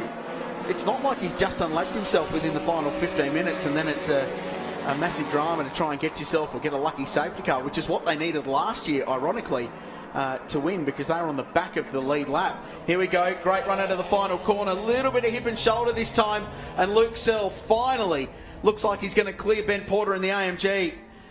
The Merc's got better top end, but Searle's got the right driving line into Hell Corner and finally wrestles P3 away after a war that's lasted 3 laps. That's been going on for a long, long time, this one, as we got a shot of the Brian Walden machine.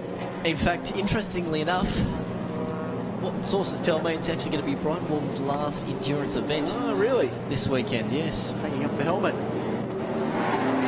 This is still going on. Going for the rest of the race, I reckon, with an hour and a half to go.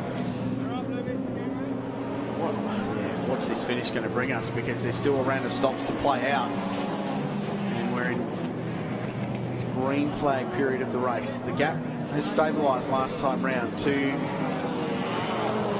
seconds. No, smoke from the BMW. Let's just hope that's a tyre. All that hard work, and it is. It's a right front. You can see it off the rim. The problem is, it's happened at the start of the lap. They've got to limp their way back around for, well, 5.5 Ks now. So they've got a bit of time to spare, but it's going to cost them a lap. It'll drop them back off the lead lap of the race. But as we said, they've still got an hour and 28, so I blankly refuse to rule them out. Because, no. Just because no. No. It's un-Australian, Richard Grant. No, you cannot do it on a race like this, the way this race has played out so far. But, well, the up and down stories of this race continue, and the Sherrans have got dramas. Hauled themselves back on the lead lap. It took most of the race to do that as well, so he'll nurse that tyre home. They'll be getting ready in the pits for car number 18 to change that one tyre. However, though, has to sit there for the allotted time. Should be the fastest in-lap on 3 tyres that anyone's ever done, I can tell you that. Now, where does this work with their strategy? We've got another car that's also smoking as well as it's making its way down the entrance to... Is this the Heath car? Yes, it is. Yeah. Lane. So they weren't leading their class. They're a little bit further down, actually. Mark Kane leading the way in the Jimmy Vernon car in Class D, though they have just completed a pit stop. You can see on screen here, car 17. 17C, that's the local entry of the Auburn brothers, Blake and Kyle. They've had a terrible day today. Well, when your steering wheel falls off, Benny, it's generally not great. The fact they could keep it out of the fence without occurring is I'd mark that down as a win. You know, I reckon you'd go home from a day at Mount Panorama and go, well, my steering wheel fell off and it kept it out of the wall and finished. Yeah, okay. Solid. If the Sharon Rentals BMW, well, I mean, they're obviously going to have to pit right now. It's going to be literally right on the bubble, I reckon, to get them home. It's going to be right on the cusp. Well, they'll need caution. Yep. Crew were down here pushing car 52, so that's Class D up the pit lane. So we didn't see, they dropped down the order quite significantly, didn't they? Because they made that second pit stop. Correct, yep. So by my maths, Chris Reeves, who currently leads Class D, so they've got 2 stops completed, so 1 more compulsory stop to go. That's exactly what he told me at the start of the day. We're not going to buy the safety cars. So they're going to do it on 3 stops. Again, that's how they won it last year. They did it on 3. Their rivals did it on 4. He's a smart man, Chris. He had a coffee in hand when he was talking to me this morning, and he said, no, all these people just keep pitting under safety car, and I keep telling my boys, he says, we'll just be there at the end of the day, and that's exactly what's happened. Sharon car in pit lane, so they're going to be there for a while. Actually, now let's dive into the rule book, because there is a rule once you've completed your compulsory pit stops about coming in for sort of force majeure stops for instance, 1 tyre. So I reckon it might be 311.7 discretionary pit stops. So 311.7, if a DPS is required, for example, 1 flat tyre, mechanical issue and or loose bodywork, then the CPS rule and or penalty do not apply. No refuelling, driver change or servicing of the car can be undertaken. So if they just change that tyre, they can throw the tyre on and send it without losing 2 minutes and 30 seconds.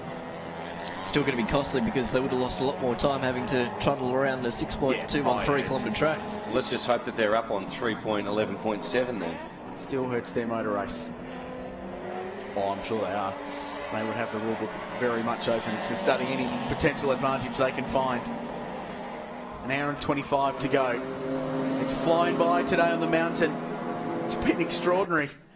So many stories to debrief after this one. And that car currently leads the way. Garth Walden, former World Time Attack champion, raced Porsche Carrera Cup last year.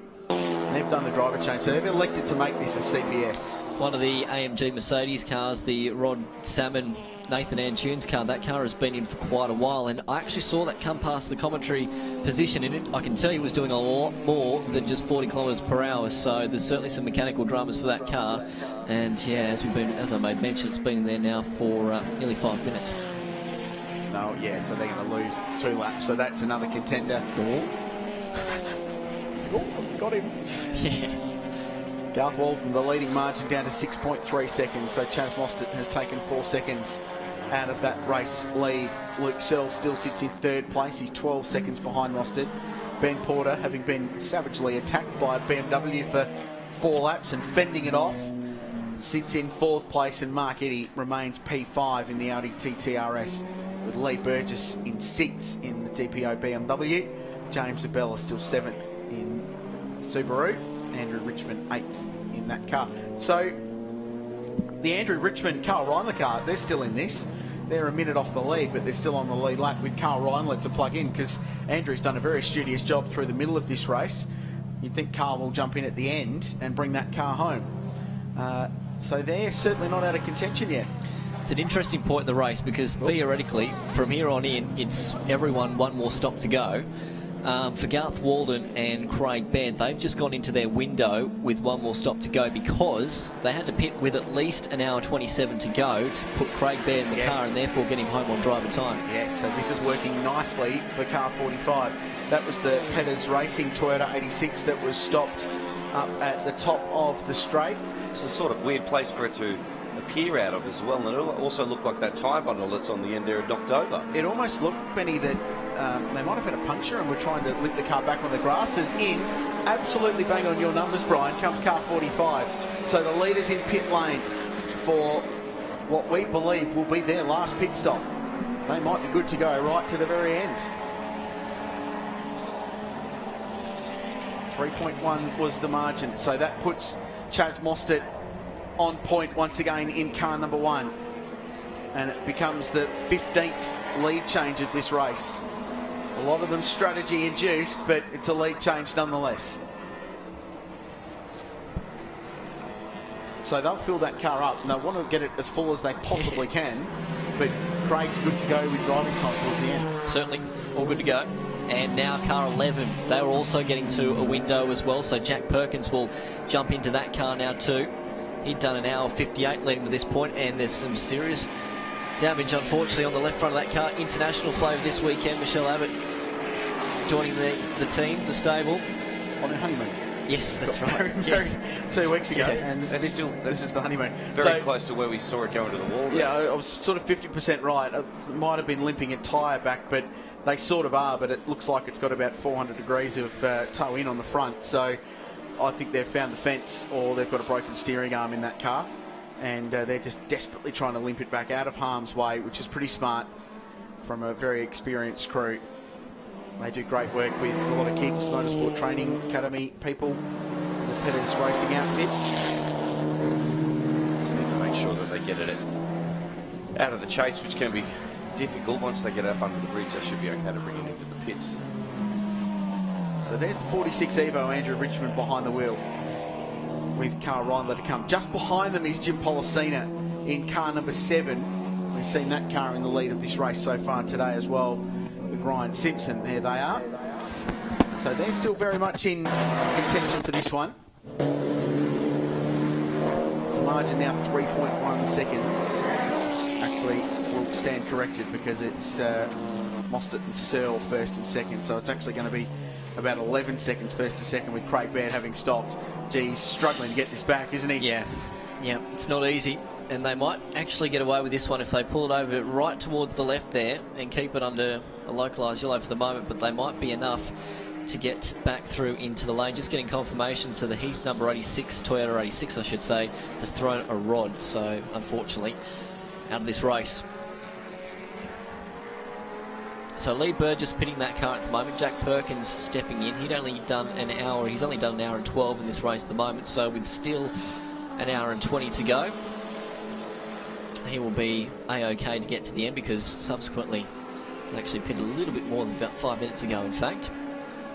Let's just bring you up to date with where the classes stand in this race. We know A1, we know A2. Invitational class is Bradley Zaka continues to lead the way. They're 22nd outright in their AU Falcon saloon car. Rick Shaw still on point in Class C in the Mazda RX-8, and they're 12th outright. And Class D, Chris Reeves in car 3, as we mentioned, still with one stop to go, which they can take their own time for. Will be leading Class D. So I just got distracted because there was a Sharon BMW coming into pit lane again. So there was. Whether or not that was a scheduled pit stop or an unscheduled pit stop, we'll be finding out very shortly, no doubt. Well, I don't know if that makes it more or less interesting if they're going to be in the mix to win it or not, because it was certainly going to be interesting, but with the raw speed of that car, it was almost a case of how quickly would they get to the front. But certainly, clearly there's more dramas, and this is not a hurried what's going on kind of pit stop. Diving inside, so maybe electronics, looking at ECU units. The Hollywood story we were hoping for is no longer, and it's not going to be for the 51 Daniel Flanagan Trevor Maloof car either. That car coming to a slow halt and might have possibly found the tyre barrier somewhere around the track. It's Merrick Maloof behind the wheel. They're 39th. Not true. Third in A2. So at least they'll get to pit lane. Last year in the race, everyone had dramas and got it back to the pits. This year, everyone's had dramas after the pits and ended up parked halfway up the hill, which is why we've had so many safety cars. This is a nice respite from that, and this might tell us as to why. So they're another victim of the elbow at the top of Mount Panorama. Much better now to have the tyres than just the concrete wall, which they used to have. Got damage just for a brief kiss with the wall. I wonder if there was more earlier than that, as the Sharons go into the garage. So after a brave fight back, it looks like the day might be over for the Sharon Rentals BMW, at least from any shot at contending for a victory. Because as the clock winds down, their shot of getting back towards the lead of this race continues to run out. Meanwhile, the battle for the lead. So this is a role reversal. So Craig Baird now needs to stay on the lead lap because he's good to go to the end. The Ford Focus has got a stop to come, a stop of their own timing to get to the end of the motor race. And just in front of them was Beric Linton, who's in exactly the same position. But Baird would very much like to stay in front of Morecambe here because it'll just make their race a little bit easier towards the end to give them that track position they need and hold the charge of car number 1, who to me is increasingly looking like the favourites for this race. I don't know if you agree with me, Brian, but the way this race has come to those guys, especially in the second half, and the pace that that car's got with Chaz behind the wheel and trying to pass in ridiculous places that normally only Shane Van Gisbergen in a McLaren tries to go by. It's got speed to burn. They're looking good, aren't they? I mean, what's it going to be, though, is that it's going to be the transit time of 2 minutes and 30 seconds, basically. So that's going to be the margin that we'll have to look for once Chaz Mostert ultimately makes his final pit stop. He's good to go to the end, but it's going to be a matter of just how far. Be careful. Grant Sharon is displeased. And that was a driver that looked like that it might have been induced by another car rather than his own volition. We'll find out what happened to the Petters Racing entry. This is crucial, isn't it? Because when you keep in mind that there's a 2.5 minute pit stop for Chaz Mostert to make, I'll tell you what, really it takes a lap to do, which is about 2.5 minutes. I'll tell you what, reports that it was car 1 made contact with car 86 and 86 ended in the fence. 86 being Grant Phillips' Toyota 86. So I wonder if Chaz putting a lap down, there might have been a hip and shoulder. Playing devil's advocate, eh, Richard? Well, no, this is what we're hearing from race control. So, I wonder if they'll be looking at it. So, interesting portion of the race. Chaz Mostert, they last pitted that car 3 hours and 51. We're now at 4 hours and 44. Chaz will be in that car. So they're going to run into the last hour of the race, aren't they? Yep. They can. They've got that flexibility, which means, I mean, if they didn't have to do a compulsory... Yeah, I mean, if it wasn't the compulsory pit stop, they'd be absolute favourites because it'd be a short stop, throw the driver in. Or is Chaz going to go to the end? Or is, Chaz should be able to go to the end. But it'll be 2 minutes 30. Look at him trying to find a way past that AMG. And that Focus has got grunt low down. We've talked about that all day. Struggling in the top end. Heard Nathan Walkham talking about that earlier in the race. Let me work on numbers for a moment. Do that. Walkham and Boston, I'll get back to you. Or looking up the inside of Craig Baird at Reed Park. You rarely get through there side by side. And these two, with a lot of respect, Craig Baird's been around once or twice. He knows how these races play out. They work their way past the Commodore at McPhillamy. And that might give Craig a little bit of breathing room. No hope, because Morecambe follows him through straight away. Now, Mostert, I should say, in the number 1 car. The attitude of that Focus, it moves around a lot, especially under brakes. Seems like it's on the ragged edge a lot of the time. Baird just control, picking his way through the lap runners. So Baird is 9th on the road, and the race leader is right behind him. So it's a battle to stay in the lead lap. The difference is Craig Baird can go to the end of the motor race, we believe. We think they've got enough fuel. Chaz Mostert has to pit again. So if they stay the way they are, it'll almost work out that Mostert will pit and then come out within the vicinity of the 45 car, except that it will be for track position rather than for being a lap down. But that is as they run. There's still a lot of racing to go in this. So Nathan Morecambe has done driving time total at the moment of 2 hours and 39 minutes. So they're within the minimum driver window anyway for Nathan Morecambe.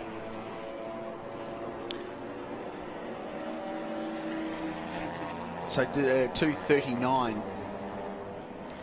So that means they've got enough to get Chaz home? Yep. Yes.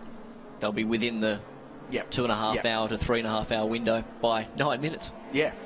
So a good exercise in planning for that team. They've got some really smart people down there. Barry Morecambe has raced in and competed in plenty of endurance races.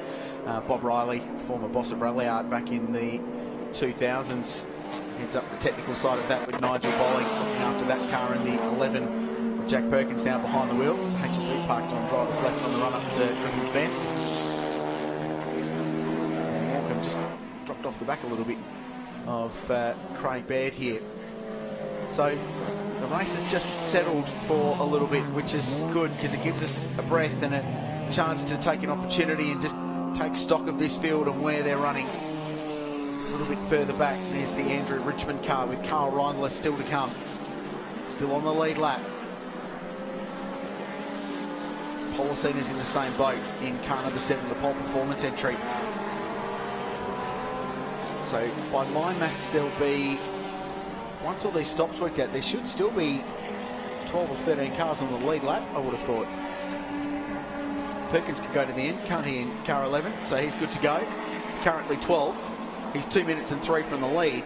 So when Mostert pits, he's going to end up in front, assuming they stay the way they are relative to each other, because it's 2 minutes and 30 in pit lane. Mostert will be faster in terms of raw speed, but the way the race is playing out, it's still anybody's. I mean, it's going to be the question as to whether or not Mostert will come out in front of Craig Baird. That's going to be the fight. You would suspect that really the way that it stays is when you do a two. So let's look at it this way. So to do a lap at the moment on that previous lap for Chaz Mostert was a 2 minute 30.8. Considering that you've got to do a 2 minute 30 pit stop, it's going to be right on the ballpark between these two.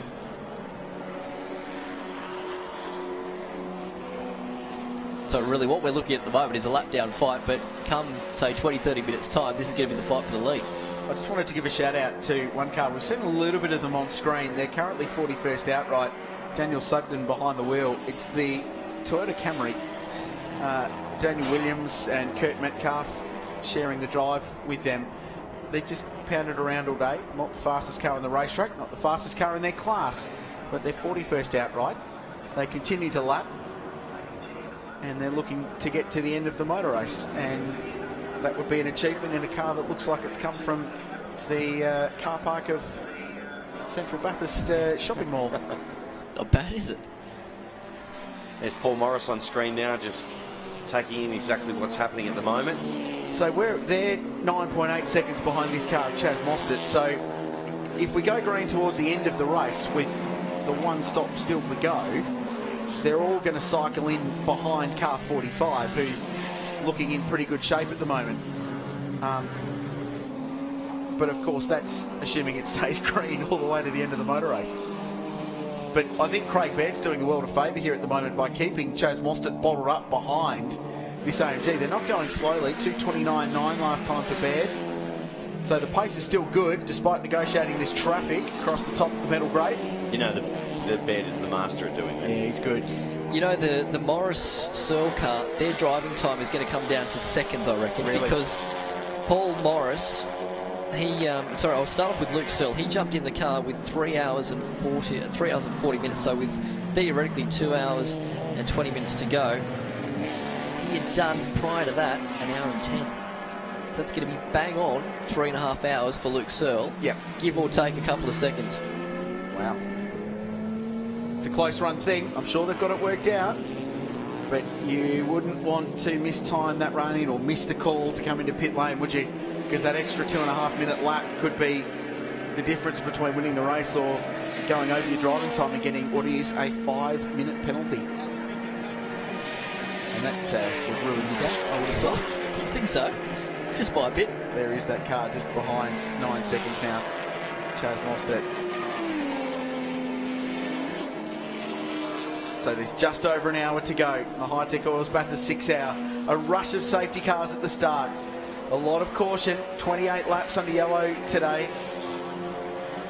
And 10 safety car periods. But we've had a good green flag run, and in comes car number 1.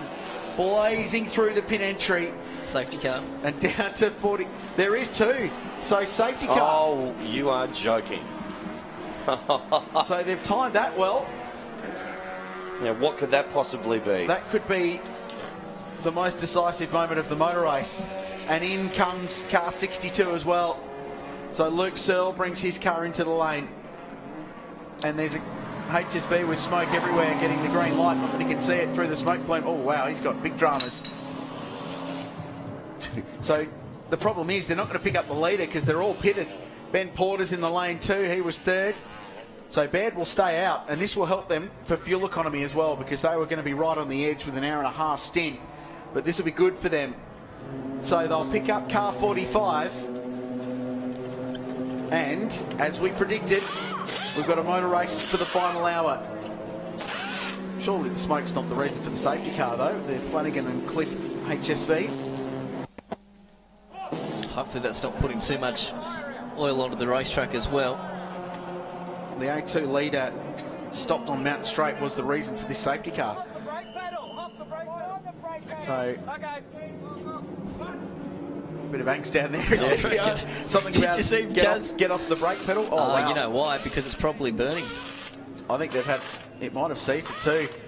When you get that heat soak through and the expansion of the brake rotors, they run so hot. There's a lot of comments on social media about how they were seeing glowing brake discs even though it's the middle of the day. And all the while this is happening, what's happening with the BMW M135i of Paul Morris? Yep, that's a brilliant question. What's happening with everybody? I don't know, but it'll still be a reasonably close run thing for this car getting out in front of Craig Baird when they come out. Assuming they do this stop to their 2-minute 30 minimum. So Mark Eddy stayed out, and there is the Searle car. They look a little bit more relaxed than what's happening back down the lane. So it was car 4 that stopped. Jamie Hodgson has stopped on Mountain Straight. And they were leading A2. Actually, they were in contention in A2. They weren't leading. Trevor Simons was leading that. But we understand that's the reason for the safety car. With almost exactly an hour to go. This is going to be good. Oh, isn't it? Oof. I mean, but what it does is it takes all the strategy calculations out at the end. And Mostert out of pit lane now. And 2 minutes 36 in the lane. Where do they pull out in relation to Craig Baird? This is also on top of the circuit too. So Baird's yet to cross the control line and pick up the safety car. So Mostert, I think, got out in front. I think they have. I think they could find themselves in the lead of this race. The defending champions. We're still waiting for them to cross the control line here at the commentary position on main straight. Yet again, it's the world's most perfectly timed safety car. For car number one, it's worked for them. Because under safety car, of course, everyone would have to slow down. Berwick Linton comes through, and there goes car 45 across the line now. So...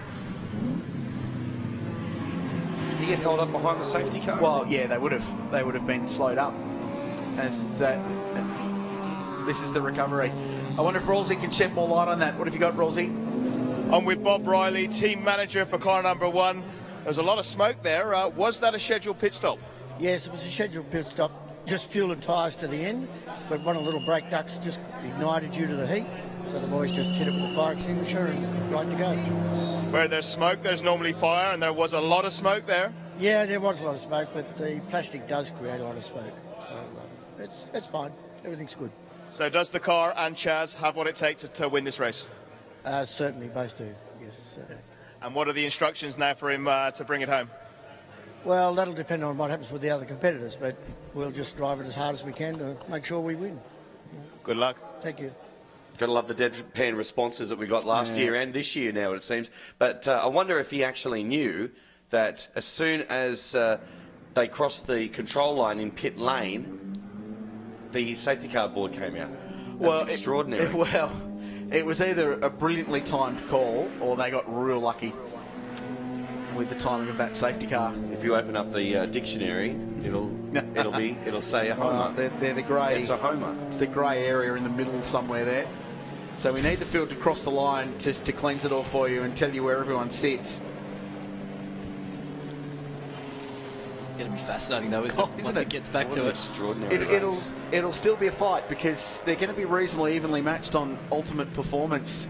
The RS Focus and the BMW with Luke Searle behind the wheel. And remember, the dude said before that they have absolute confidence that Luke is the right man for the job. And hey, he did a 25.9 yesterday, which is the second fastest lap ever for a production car around this place, behind only that BMW M4 that qualified on pole. So who knows?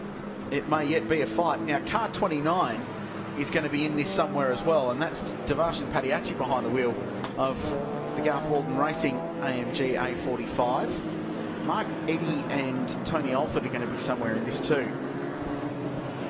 As more cars peel off into pit lane. Excel's been at the front of the field a lot today, obviously, with the safety cars. And don't forget, later on this year, Challenge Bathurst. Head back to the mountain in November. Check out challengebathurst.com. 2 days of sprints, 2 days of regularities. It's an amazing event, and it's quite literally your opportunity to come and challenge the mountain at Mount Panorama. And if you've got a racing licence, you can come and tackle that in regularity, non-speed style events, or the lightning sprint, where you get some of the Bathurst 12-hour teams coming and cutting laps. It was a really interesting event last year, and it's back in November this year. challengebathurst.com.au is the address. Let's have a look at the Ridges Mount Panorama top 10 leaderboard right now. It's, well, all over the place here. Anthony Alford looking like it's leading at the moment with Andrew Richmond, Jim Policina, Nathan Morecambe, Luke Saul, Robert Woods, Garth Walden, Berwick Linton, Kyle Alford, Lee Burgess, but of course, under a safety car, Richard, and everyone else swapping and changing. It's all good. So that'll probably change when we go back green racing very soon here. But look at the class leaderboards. Anthony Alford, A1.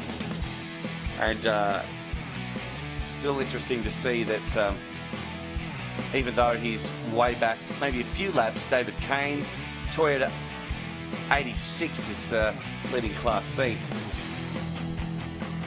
Well, here's some highlights in the first hour of the race this morning. We had this turnaround there with the Commodore of Tony V-Rag there backing it in. Chaz Mostert was on the pedal early. Dylan Thomas, a little bit of contact there moving into... this was a big cloud as well. If you can see through that dust cloud there, his head moving quite a bit. Car 88 into the wall at the top of the screen there, just the East Holidays car going a little bit wide. The 86ers had a bit of a battle into the chase, and Jim Policina was actually the one to benefit from that. As you can see, they're overtaking the top of the screen there. We've had some great battles, of course. This was Carl Reindler really on the move after quite a long safety car period at the top of the mountain. And then this is where the Nissan Pulsar let go. And that car is actually back out on the circuit now, Brian van der Wacker. This was also a mystery to all of us, not anything being given away by John Bowe. And that Lancer just stopping in the cutting. They were running well inside the top 10 at that point of the race. And then obviously we got back underway, and it was almost a point in the race where strategy then started to play a major factor. And with traffic in this race, it's always a tough ask once you head up to the top of Mount Panorama. One of the Ford AUs went for a different way around Mount Panorama, actually reversing down Conrod Straight, and then the Little Mini, the keen entry for this weekend, making up some spots as well. They're continuing to pound around, and again, unfortunately for a lot of the saloon cars, not getting through Forest Elbow particularly how they wanted. The Heath entry there, giving that car a little bit of a helping hand, and this was quite a big moment as well, going down into Forest Elbow. It subsequently then brought out yet another safety car, and probably one of the biggest incidents, in fact, we've seen in the race so far. The number 12 Mercedes-AMG was seriously consistent and looking good, but then unfortunately for this number 31 car, Tyler Everingham with driving this weekend with a number of other different races, and that was the second time. Didn't quite go how they wanted. 3 wide action though, going down Conrod Straight. You've got to put on daring moves to make up the spots. Speaking of making up the spots, the 62 of Paul Morris just stepping aside from Jim Policina entry to just squeak on through down the inside and make up a spot heading towards the back half of this race.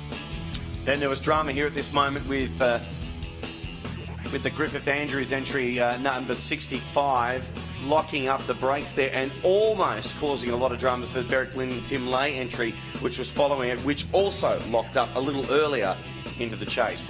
3 wide action again here into the chase. Then there was this recently, BMW being turned around at Griffin's Bend, not very lucky.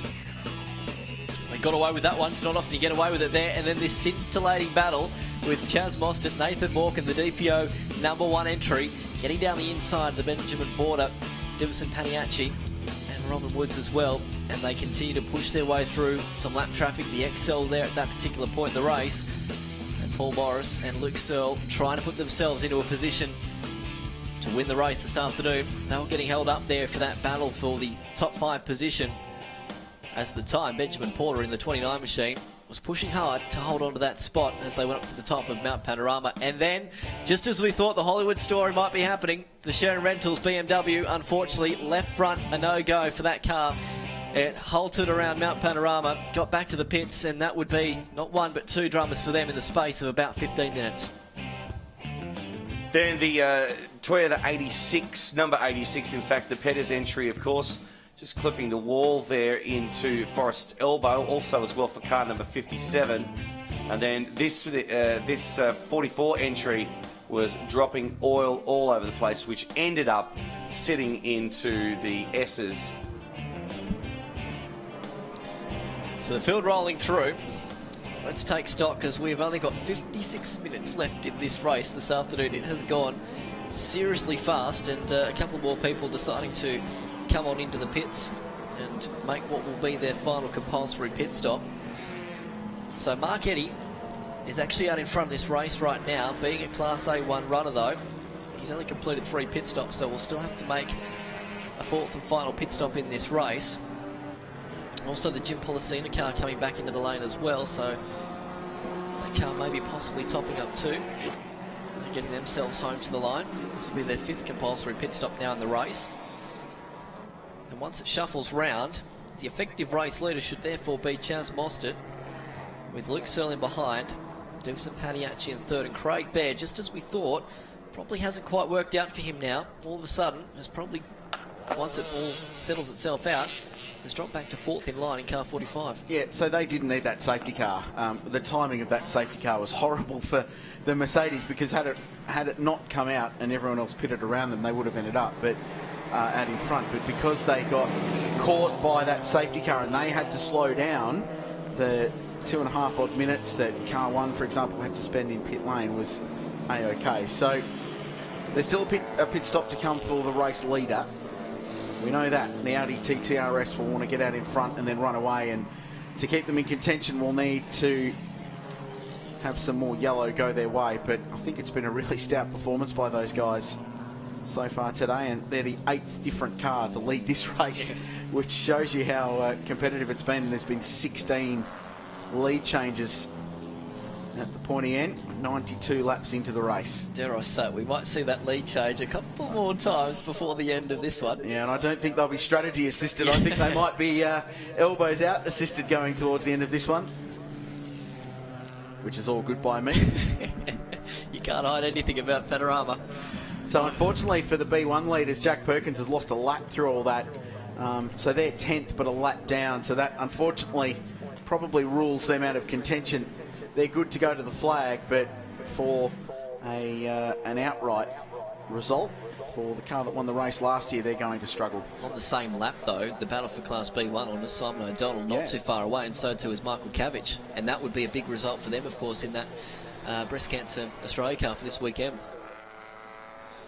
Simon O'Donnell hit one of the biggest ever sixes at the MCG. They've a white seat they've picked out there. Actually, it's not the same Simon O'Donnell. The seat's yellow. It is, yes. It's yellow. It's not the same Simon O'Donnell, cricket fans. No. But, probably more interested in a different kind of horsepower. He's Mr. O'Donnell. So, also as well on the same lap for Class C honours is David Cox and Todd Hazelwood as well. So that's going to be an interesting fight towards the back end of the race. So we're waiting to see once this safety car comes back into the lane, just to see and how much further Mark Eddy then can go towards the end.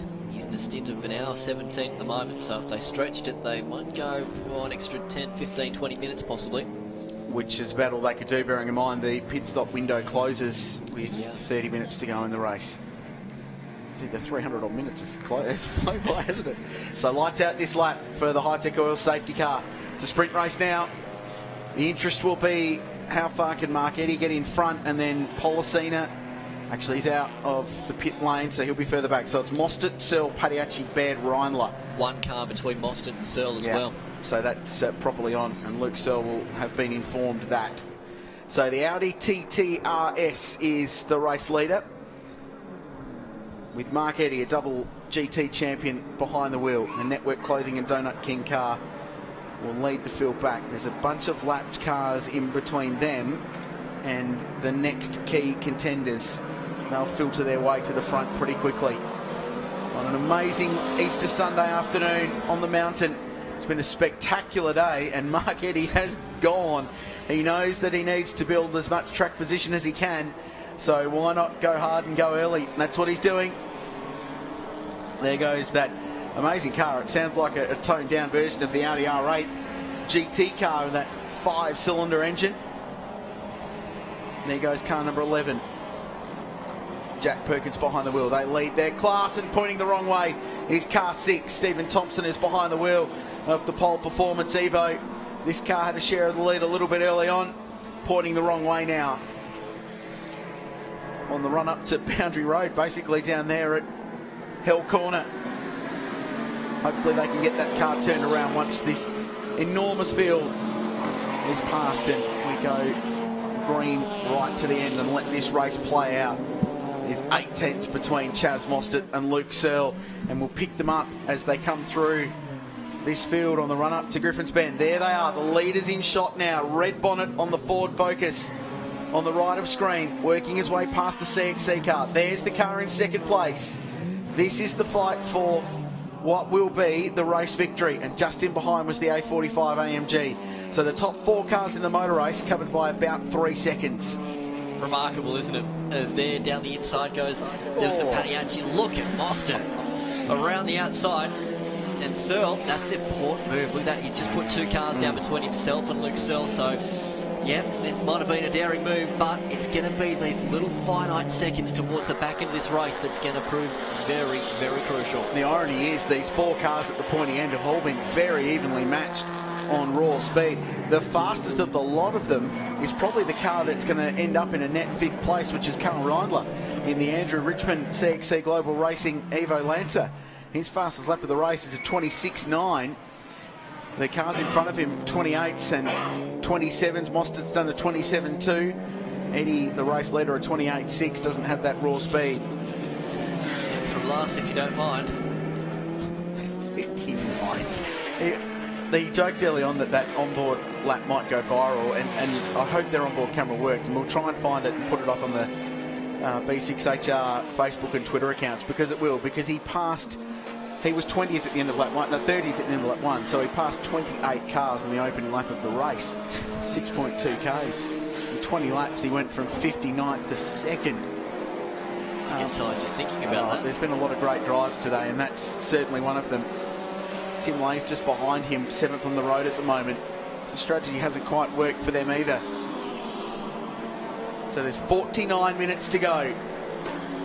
Chaz Mostert will end up being the race leader in this race, because Mark Eddy has one pit stop to make, and it will be in the next 18 minutes and 55 seconds. You must complete your 4 compulsory pit stops before the 30-minute to go mark in this race. And then it will be an all-out fight to the end. I think it's already an all-out fight to the end, if you ask me. More of an all-out fight to the end. It's Cameron Hill in the Subaru, 2nd car in shot. There's the car 2nd in the race. All of a sudden that gap 2.6 now, Mostert to Searle. It's funny how that traffic, it's going to ebb and flow over the course of the next 49 minutes, because wherever you catch traffic, certainly not at this point anyway, is where you want it to happen. You can see Tony Alford still off strategy, off kilter at the moment out in front. Nathan Morecambe, Chaz Mostert behind the wheel. He's going to be pushing hard as Luke Searle goes back up towards the top of Mount Panorama. And if anything, that margin is probably actually extending at the moment. Yeah, I agree with that. Let's see what Reindler's got up his sleeve.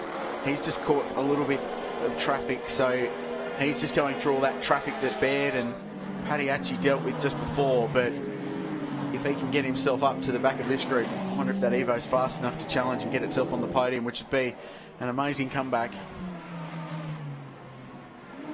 Plenty to go.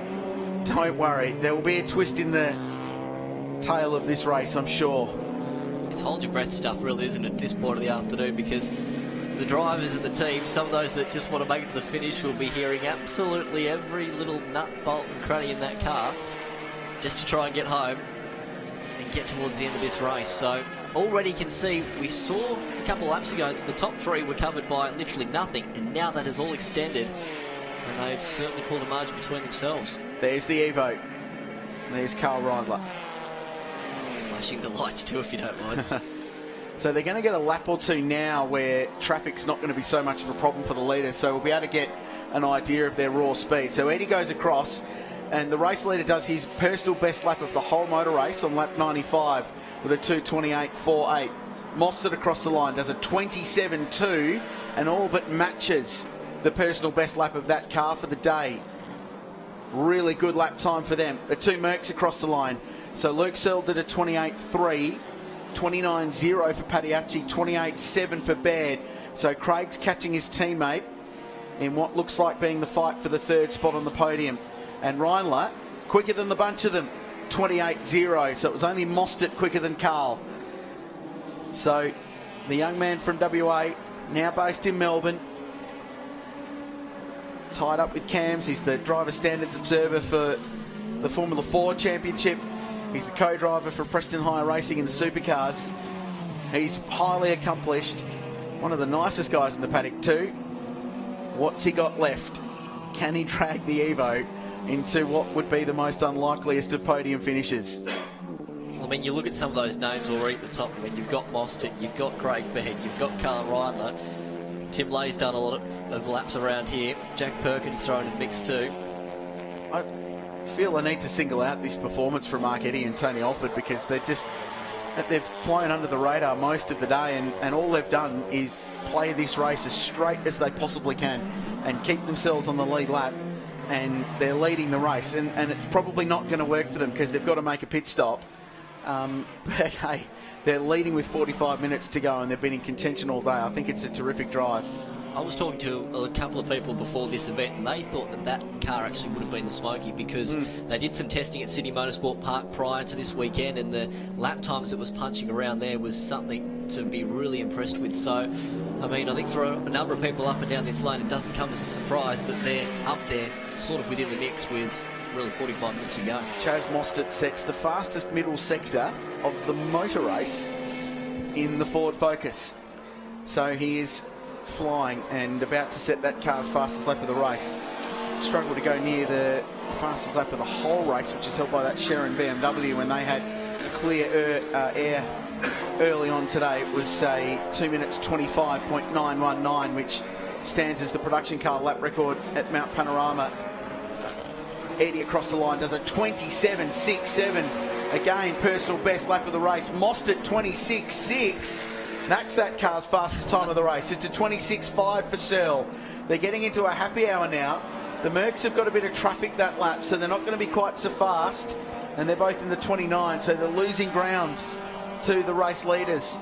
And I feel Craig Baird needs to work his way past Devarshan Padiachi, because he's a little bit quicker, but he's just got the wrong end of the stick with the traffic here. But the pace at the pointy end is rapid, and the three cars, first, second and third, have each set their fastest lap of the motor race on lap 96. It always boggles my mind that we are 5 hours, 16 minutes into a 6-hour race. It gets to this point of the day when the cars are tired, the drives are tired, yet they still manage to punch out these fastest laps of the race towards the back end. It's seriously impressive. And what do you do if you're Craig Baird? Where do you try and make the move? Because he's a little way back at the moment, but it's going to have to be a daring move. And what's going to be crucial is that both being Mercedes cars, they're going to be very similar in terms of pace around the track. And also add to that as well that the sun is dropping here on pit straight and going up through turn 2 to turn 3. It's flickering all through those trees there. It's one of the worst spots to get sun in your eyes as you head up to Mount Panorama. So that will also be another factor in the dying minutes of this race. There was some chatter before that car 29 early in the race had a pit stop infringement for being under that magic 2 minute 30 window that they're required to complete the pit stop in, but I've not heard anything else about it since, and I don't know if I saw a black flag for that car or not. Remember, we saw Dylan Thomas penalised and he served the drive-through penalty for that. So we don't feel like there's any dramas hanging over car 29 for what will be a net third place at the moment. Not if their teammates got anything to do with it. Mark Eddy's pushing on this lap at the moment. Personal best of the first sector and the second sector as well. So look for that 227.6 to be lowered this time by, as he'll be pounding down Conrod straight at the moment and not too far away from coming down to Hendrick Tyres Murray's corner. I'm sure Mark Eddy's teammate from last year, Francois Joy, will be watching on. They won their class in a Renault. They've raced a lot together, those two, in the production car ranks over the years, and that's another PB for Mark. I do feel like Mark's relishing being in an outright car again, though. 27.4. Luke Searle does a 26.8. He was quicker than Mostert that time by. And here's Carl Reindler, 27.1 last time by. What's the Evo Lancer got? It's a 28.0. Not so fast, but he's catching the Mercedes. He's hauling in Craig Baird and Devarshan Padiachi. So it looks like the spot, the final step on the podium, is going to be well and truly alive, and that is the battle on track going up Mountain Straight. Battle for third is rife as they head up once again. Eddie's going to leave this right to the very latest they can possibly stop and cross their fingers and toes and anything else they can that some luck goes their way. They'll still be on the lead lap. If he gets a safety car, that's not going to benefit him at all. No. Well, 2 minute 30 minimum pit stop time, so let's assume they do it in 2 minute 31 seconds. Their margin's 7.9 seconds, and Mostert's doing a 2:27.3, so they'll be at the tail end of the lead lap, but they should be on the lead lap. And as we've said all day, if you're on the lead lap, you're as good a shot as anybody at having a crack at the podium at this one. Yep. Going to be towards the back end of the top 10 as well, if not just outside of it. Oh, you can feel the tension from pit lane, the end of an endurance race at Mount Panorama. Yeah, it's incredible at this point how you've got some that are really fighting for the race lead to get the car home. Then there's others like the Excel here that just want to make it home and get towards the finish line. They've done a terrific job. A lot of question marks over that car and its suitability to race in the Hi-Tec Oils Bathurst 6 Hour, but it's a production car. It fits a class, and they're just people who want to have a go and compete in an endurance race at Mount Panorama. Reindler dives down the inside of Baird. It's for position, locked to brake in the Evo. Baird opened the steering, gave him racing room, and now it'll be a drag race between the two down Conrod. So on track position, it's 5th and 6th, but I think it might mean a little bit more than that in the results at the end of the race. If Baird goes through, retakes the spot. Down to the chase. Evo's been really good into brakes so far this weekend. AMG sliding round. Under pressure is bad. And all the while they scrap, Devarshan Padiachi, who's running P4, just pulls away from them a little bit. There's still time for Karl Reindler. He can still get this car on the podium. But he's got to get past the Kiwi champion. One of the most decorated one-make Porsche races in the world. And now the Supercars Championship Driver Standards Observer up there in race control. Mostert to Searle is 2.6 seconds. Eddie yet to stop. He did another, well, he did a 28.6 last time round, so not quite so fast. But of interest is, in the last couple of laps, Searle's thing's been quicker down Conrod than Chaz Mostert's. So if he can get within half a second, you'd think Luke's going to be a shot somewhere at getting past Chaz, or at least getting to the bumper bar of the Ford Focus RS. Speaking of getting to the bumper bar, it's on right now because Reindler is pushing Baird like you could not believe as they come up through the cutting section once again. It surprised me when Carl said he'd never done a race like this before. He just wasn't really sure about it. And he said yesterday after qualifying, you know, you cannot drive these cars at Walk 9 like you can a supercar all day of a Bathurst 1000. But you've got to nurse it. You need to be a bit more careful. Heel towing's still a thing. You know, H-pattern gearbox. You need to nurse the car. But, geez, adapted well, as all these professional race car drivers tend to do. The experience between these two, when you look at it, I mean, you know, you've got Craig Baird, Karl Reindler. I mean, they seriously know what they're doing. This is great to watch, isn't it? Because they're both giving each other absolutely everything possible in a production car that could probably go anywhere you want around Mount Panorama. I mean, really, they'd be grinning from ear to ear right now. Yeah, surely. Andrew Richmond might not be a bit stressed watching on in pit lane. He said that earlier on today, didn't he? So this is for a net 4th place when Eddie pits. See, this is the thing. Look how fast in a straight line that Mercedes is. They're quick, which is why Carl had the big dive at the elbow last time round. Because he knows if he's going to make a move, it's going to have to be something daring somewhere across the top. Still personal best laps being set. Cameron Hill and the Subaru, they're 10th. Just did a 32.6, that's their PB. And in pit lane comes the race leader, so Mark Eddy, after one of his better drives that I've witnessed in his career. He's succeeded in motor racing, has Mark. He pulls the Network Clothing Audi into the lane from the lead, which is now inherited by Chaz Mostert. The fight continues for what will now be 4th place.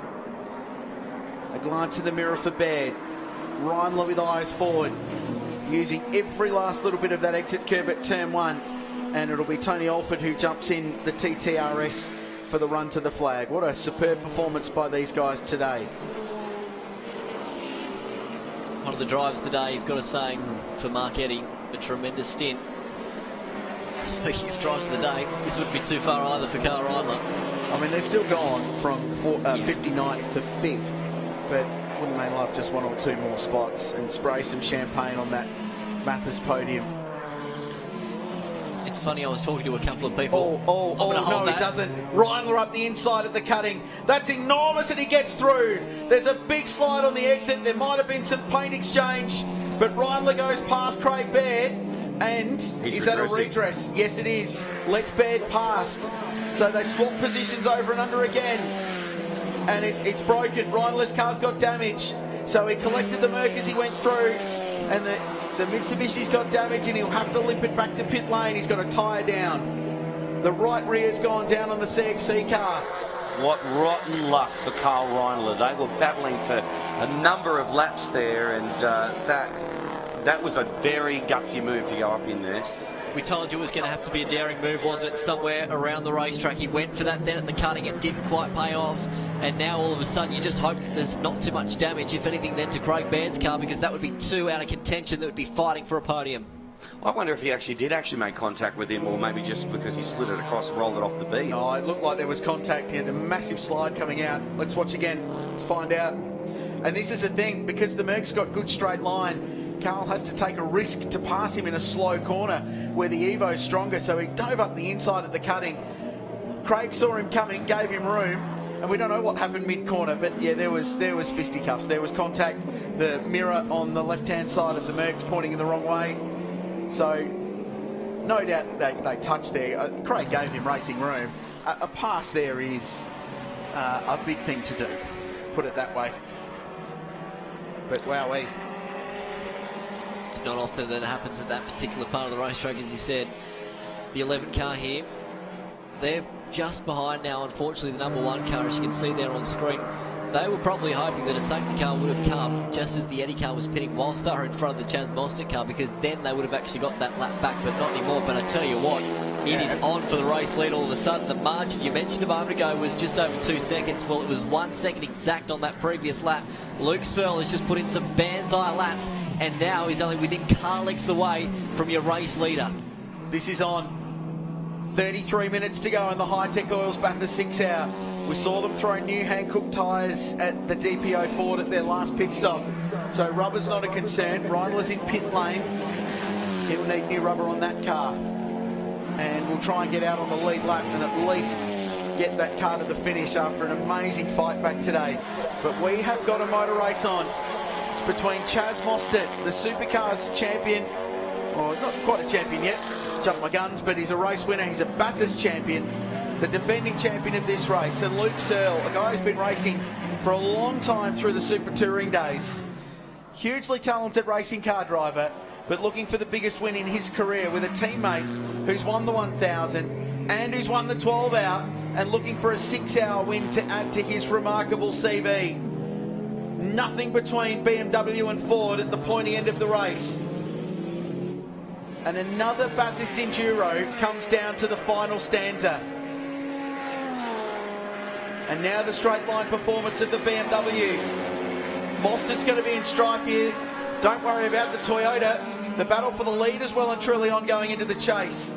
What's Mostert doing? We need to see where the leaders are. Well, they're side by side, that's what. Mostert defended. Searle couldn't find his way through. Now Chaz defends on the run down into Hankook turn. This is for the lead of the race. Couldn't stop that car any harder. Chaz Mostert is driving the wheels off this Ford, but at the moment it looks like the BMW's faster. 31 to go. Just using that back marker car to his advantage there. He was waving them through, but that's given just a little bit more of a gap to Chaz Mostert as they go back up the mountain again for the 101st time. I had a stroke of deja vu from 12 months ago when O'Dowd and obviously, unfortunately, David Wall came to blows there at the final turn. Thankfully, that wasn't the case this time by, but look at them both on driver's right, heading up the hill, making sure they get through the lap traffic as they come up through the right-hand and out Griffin's Bend. Keeping in mind, Chaz Mostert won the Bathurst 1000 in 2014 with Paul Morris. Right now, they're both enemies. Morris could beat him here. Wowee. Are they having dinner afterwards? Oh, I guarantee you they will, because they'll sit back and have a massive laugh about this. They'll have some war stories. What a fight. Phil for Nathan Morecambe watching this, on the verge of going back-to-back, the biggest production car race in the country. But he's under huge pressure, Chaz Mostert. This is where the focus is stronger. It's better across the top of Mount Panorama. And look at the gap it pulls, but down Conrod, it's all BMW. It's 5 or 6 k's an hour faster. You don't go any quicker in a Focus RS across the top than what Chaz just did then. The attitude on the car is amazing. The lap traffic doing the right thing and jumping out of the way. It's sideways wherever he puts it. It was sideways at the tip in at McPhillivy Park. It was sideways going down the S's. Mostert is wringing the neck right now of this car, and unfortunately, they're going to come up onto the back now of Carl Reindler, who's going to lose not 1 but 2 laps probably now, unfortunately, for that machine. Yeah, and he'll get the blue flags to move out of the way of these 2 leaders, and there is a bunch of traffic, and depending on how they deal with this, it could decide the race. It could be the little buffer that the Focus needs just to clear them, and Chaz has been ultra aggressive working his way through the slower cars today, and that might just be a little bit of an advantage. If Searle's close enough, he'll just follow him through, and he just has to follow Chaz. Cannot let the rear of that Focus go. Because he knows at any point traffic is going to play a part like it is down here at Hancock Tyres Murray's Corner, and he knows that if he's daring enough, he'll go for a move and try and take that race lead. See, that's the kind of hesitation Luke Searle cannot afford. The number 3 Toyota, the class leader, getting in the way, and it might have cost him a few tenths, but it's valuable tenths he can't afford to tear up into the setting sun Mostert. The official margin, 0.6 of a second. Look at the traffic ahead. This is going to be a sketchy lap. Pit stop windows officially closed, but all of our leaders have ticked that box. They're all done. Wow, almost on the grass as Chaz Mostert going up the hill. Katsumasa Cheeto spec there, passing the grass. Searle, that's better down the inside now of the Toyota 86 going up to Griffiths Bend. Oh, might have just overcooked it ever so slightly. Runs a little wide on the exit then. It might help them a bit following Reindler, because he'll get to them first, and though he's going to go a lap down, they can sort of use him as a pick and push the lap cars out of the way and follow the Evo through. So there's a BMW next. It's good stuff, this. It's good stuff, It's hold your breath, isn't it? What a motor race. What a day it's been. And the last half of the race has been quite good. Just a couple of safety cars. It was busy at the start. We had safety car after safety car. But the next bit's been really good. Searle, does he hesitate? No, he goes through. The margin just extends a little bit. You watch Chad's thread the needle down through here. Oh, he's got to be careful how he does it, though. He's seriously got to be careful. And look at this. Oh, this is going to hurt Searle. This is going to hurt him bad. And he'll be caught behind these cars all the way down to Forest Elbow. He's just lost a good 3 seconds out of all that. Yeah, then. that's really hurt him. But that's part of the motor race. And Chaz is just so committed, fiercely committed to dealing with the lap traffic, and Evo pointing the wrong way, exit of the chase, and looking for a spot to jag a sneaky U-bolt. Plenty of time left for Luke Searle to compose and get himself to the back of Chaz Mostert. The BMW is fast enough to do this. Problem is, though, has he got the aggression to do it? We know Chaz Mostert, we saw it in the opening stint earlier on this morning, how aggressive he was to get past the lap runners after starting 17th. There's a shot of Nathan Morecambe on screen. That's his dad Barry on the right of screen as well, so car owner, bit of stress down there, you'd reckon. And look at this, each time that Chaz comes up to lap traffic, he's managed to thread 1, 2 cars in between each time. It's sort of like leapfrog. Yeah, well, it's 1.3, and that's Searle needs to get right to the back of Chaz if he can, because then he can follow him through, and he's pushing hard and out and above the limits of grip. The exit of Hill Corner. So it was a 28.5 for the leader, 29.2 for Searle that time round. See, what he doesn't need now is to go over that limit and make a mistake, and it's so easy to do at this particular point of the race. Rolsey. Nathan, under half an hour to go, and you're not far off back-to-back Bathurst 6 hours titles. How are you feeling? Yeah, feeling pretty nervous, but I know Chaz is in there, he's doing what he does. This is his career, and I got all my trust and faith in him, and I reckon he'll bring it home, but it ain't going to be easy like last year. It's going to be a race down to the checkered flag, I reckon. What a battle there is developing, or it's begun for quite some time with that BMW. Oh, that BMW has definitely always been fast. I think in the couple of races we've raced, it never had its good luck, but it's definitely got the motor down the straight that we're just missing. That's the biggest problem we got at the moment, but we're ragging it over the top. That's about it. It's going to be a nervous finish to the race. Good luck. Thank you. That was extraordinary. What racetrack? Doesn't matter. Drive the thing on the grass to pass lap cars, Chaz. That was a full shortcut. It's like he hit the indestructible button and just drove the thing off the road, Mostert, to get past that lap car. That was incredible. That's certainly what you don't want to have happen when your co-driver's being interviewed saying that, oh no, it's safe as anything. I trusted Chaz, and he's going and doing things like that. He's driving this car sideways nearly through every turn at the moment. I mean, he is pushing this thing like you could not believe. He's going to come up onto a little bit of lap traffic again that's in the middle of the road, and he has to dart at the last moment to get by it. But more importantly, that margin is really starting to extend now between himself and Luke Searle. But again, he's going to come up onto the lap traffic right at the kink of the chase. He'll duck down the inside, though, here through to the left-hander. We'll try and get a replay, but if that wasn't all four wheels off the road at the top of the mountain, I don't know what it was. Here we go. Watch this. Watch the Ford. So he's trying to deal with Rick Shaw. So check this out. It almost four wheels off. Almost. It was 2/3 of a Ford Focus RS at the metal grade at probably way over 150 clicks.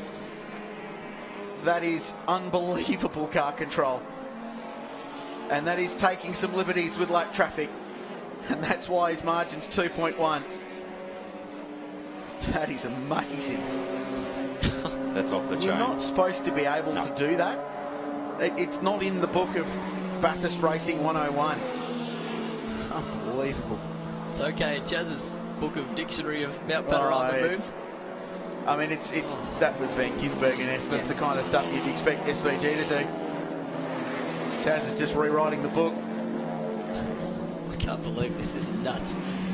I mean, what's it going to be now for Chaz Boston? Because what he doesn't want to do is come into contact, though, with a lap runner. It's all well and good doing that, but when you're racing people that you aren't often race from week in, week out, it can sometimes be a miscommunication with that and the lap runner, and that's all it takes. So they've got 6 cars to get through, 7 cars to get through ahead of them between where they are now at Reed Park and Forest Elbow.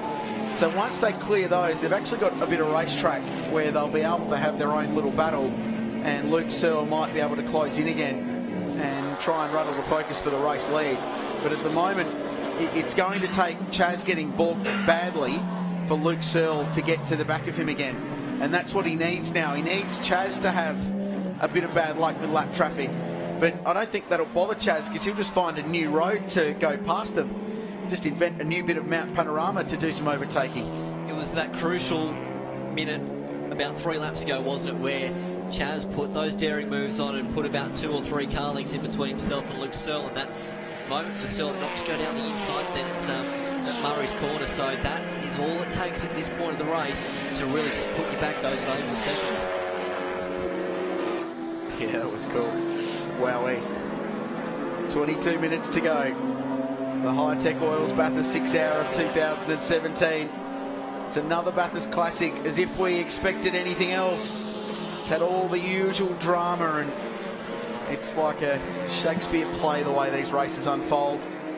John Bow watching on with his mate Paul Morris down there at the Roadchill Express camp. The gap's 2.1. Luke Searle driving his heart out to try and stay in touch with one of the bright young stars of Australian motor racing, and a guy that we expect to be at the pointy end of supercars for, if he stays there, I don't know, 20 years. He's hugely popular, he's fast, he's good with the media, and he's a ridiculously capable racing car driver. And Luke Searle's going with him punch for punch in the lead of this race. It's interesting, isn't it, how Carl Ryler is still creating that hole for Chaz in front of him. Yep. Oh, wow, huge explosion on pit straight under the Hi-Tec Oils bridge. It'll definitely be a safety car. It's Craig Baird. An enormous fire. The car's exploded. Baird's got to get out of there. That's a very, very big detonation. There's still flames licking at that car. Craig's out. He's okay. My goodness, that is huge. Massive detonation. I think he's been off the road. I think it had exploded running down into Hankook Tyres corner. And we'll have a safety car with 20 minutes to go. Yep, safety car. But that was an enormous fire. Craig's out, he's all right. The car just pulled off to the side of the road. But there was smoke down by the tyre bundles down at Hancock Turn at Murray's. And I think that car was off in the gravel trap before it ended up there. But it was an enormous plume of smoke out the back of the AMG. And we'll show you that now. So down into Hancock Turn. Watch the silver car under brakes. Following the bit. No, top of the screen. Now, huge detonation. So the car doesn't stop. So it's launched an engine. It gets the thing turned in. No, it didn't run off in the gravel trap. It was just the smoke plume managed to end up there. I mean, that's like a smoke screen from one of the old Batman movies, isn't it? That's extraordinary. And then watch the flame. When he gets the car stopped, and great presence of mind from Berto to get the car pulled driver's right out of harm's way, because if you're behind that, you have no idea what's in front of you. And then a huge plume of smoke, and they've got that car out. The fire stopped. It would have just been oil igniting on the rear brakes of that car. But that's a huge detonation. There's Craig right there. He's just picking up his helmet and stuff. He looks okay. A bit shaken though, but yeah, he would have copped a lungful of smoke in that. So they'll take him to the medical centre. But he's one of the fittest guys around, and he's walking under his own steam. He climbed out under his own steam. Here's another Hi-Tec Oils replay. Check out the fire. I mean, that's a couple of metres up the back of the car. There's a huge plume out behind it. We saw it happen at our commentary box window. Fireys did a great job to get on that as quickly as they possibly could as well, and it's probably a good spot to actually pull that car up because it's right underneath the flag marshal's point there on the main straight. But dear oh dear, that's probably up there with one of the biggest fires unfortunately we've seen up here at Mount Panorama. Certainly was. Where it happened too, with all the souls that are over there on Hancock Murray's corner, they all had to sort of scatter down the back of the hill to get away from it. The question is how much liquid's going to be on the road now down in Murray's corner? That's a good question. To be a visible oil slick down there, so they're just waiting to pick up the leader. They'll get the field under control. Fortunately, what they should be able to do is flat tow that car out of the way, and hopefully we can go back to green. There's 18.5 minutes to go, so there's plenty of time. The recovery crews here are unbelievable in the work they do to get the tracks cleared up. Trailer already on site. What it is going to do now, safety car will pick up the leader, no traffic, it's going to be all out, gloves off, boys go for it. My goodness. I mean, this is the gift for Luke Searle. This is Easter for him. He needed this. It's a holiday. There's Garth Walden, and I feel for Garth. He's put an enormous amount into this program. We'll hear from him in a minute. That was the universal sign for we want to have a chat. And that's just another look at the fire. I thought that was Naked Muppet. So, I mean, for all the places for it to happen, probably the best. Slowish corner. Medical team literally right nearby, the medical centre just across the road, back of shot there now. But look at the smoke in the cabin. So Craig's definitely copped the lungful, and they'll just check him over and make sure he's all right. 1 2 1 2 Wait to go down to Rawlsey, who I think's got Garth Walden. Rawlsey. Garth Walden, that was a horrible incident there. Is he okay? Yeah, mate. The main thing is Craig's out and he's okay. I saw him jump out of the car, so it's just disappointing, mate, for everyone involved, the whole team, and Craig was doing a great job. I feel sorry for Ron watching it back at home, but it is what it is. Do you know what happened? No, it looks like an engine failure by the look of it. There's a lot of smoke and a bit of fire at the end, so I'm not quite sure. The car has been running great all afternoon. We had a few little issues this morning, in the start of the race, and the car was quite good this afternoon. And we're just hoping to bring it home. The pair of you both had fantastic drives. Yeah, but the car, as I said, the team had worked really hard all week, and we didn't do the best to start when we got here with the turbo, and we've just been chipping away. We didn't get many laps in, and we're looking quite good just to bring it home in the end. And our sister cars sit in third spot, so I'm wishing them all the best for the rest of the race. And obviously with under 20 minutes to go, it's a devastating way to finish a 6-hour endurance race. Oh, it's heartbreaking, mate, heartbreaking. But that's motorsport. I'm sure he'll be back to fight another race, so let's hope he's okay when he comes in. Yeah, cheers, mate. Yeah, and an interesting point, Garth Walden. They're pretty devastated, as you would be. Mentioned Ron Searle watching on from home, and Ron's name is on the side window of that car. Ron has been battling some health concerns for the last, year and a half actually. Was due to race last year and wasn't well enough. He's gone through more treatments in the last 6 months, Garth tells me, and Ron was basically the one that came up with the idea to run the A45 and put it all together. TriStar is his company on the side. So to Ron watching on from home, mate, we hope you're well. Rest assured your drivers are okay. That's the main thing. You can build other race cars. You can't build other racing car drivers. So Craig is out of the car and all right. And we hope you're doing all right, mate, back at home watching on. So it's a sad end to that car that was on for P4 at the end of that motor race. On the upside, and Garth mentioned that too, they've got a car in contention to be on the podium. Devarshan Padiachi is third in this motor race and still very much in the game for a podium, with Ryan Simpson now fourth in that Policena Motorsport car. What a moment. And you never like to see any of those incidents happen here at the mountain. That's a shocker. But what an outstanding job by our volunteer officials who have got it cleaned up already. There's still 15 minutes of a motor race to go. So they'll have clear racetrack. Lap traffic's not going to be a problem for 3 or 4 laps. We're going to have a 10-minute shootout. Richard, take a deep breath right about now, because I tell you what, we're not going to be taking one. That's a big fire. That's a big fire. It's a lot of damage. It doesn't look brilliant on the outside. I hate to see what it's done underneath. All the wiring loom on these cars, they're hugely complicated, these modern production cars. They've got Hi-Tec centre differentials. They're all computer controlled, yaw control and torque split and all that technical stuff that makes these cars as fast as they are. Unfortunately, when you get a fire, the wiring's the first thing that goes. So they've got a big job to get that car back up. As we said, teammates currently running in third place. So we wait for the field to bunch up behind the Hi-Tec Oil safety car. There's the leader. There's second place. They're locked together. And Luke Searle can go again with no lap traffic to worry about, with nothing else but the back of a Ford Focus RS that he knows he is quicker down Conrod Straight than. So he can store that in the back of his mind. Don't risk it across the top. You've seen what Chaz can do across there. Wait till Conrod Straight where you know you're faster and see what you can do. The aim's going to be getting as close as you can by the time you get to Forest Elbow, so that way you can actually go and have a lunge going down into the chase. So that's what we'll be looking for. It looks like all the personnel are off on the main straight, so we shouldn't be too far away from our 10-minute shootout left. The 2017 Hi-Tec Oils Bathurst 6 Hour. This is going to be an absolutely scintillating finish. Into the setting sun on an amazing Easter Sunday at Mount Panorama.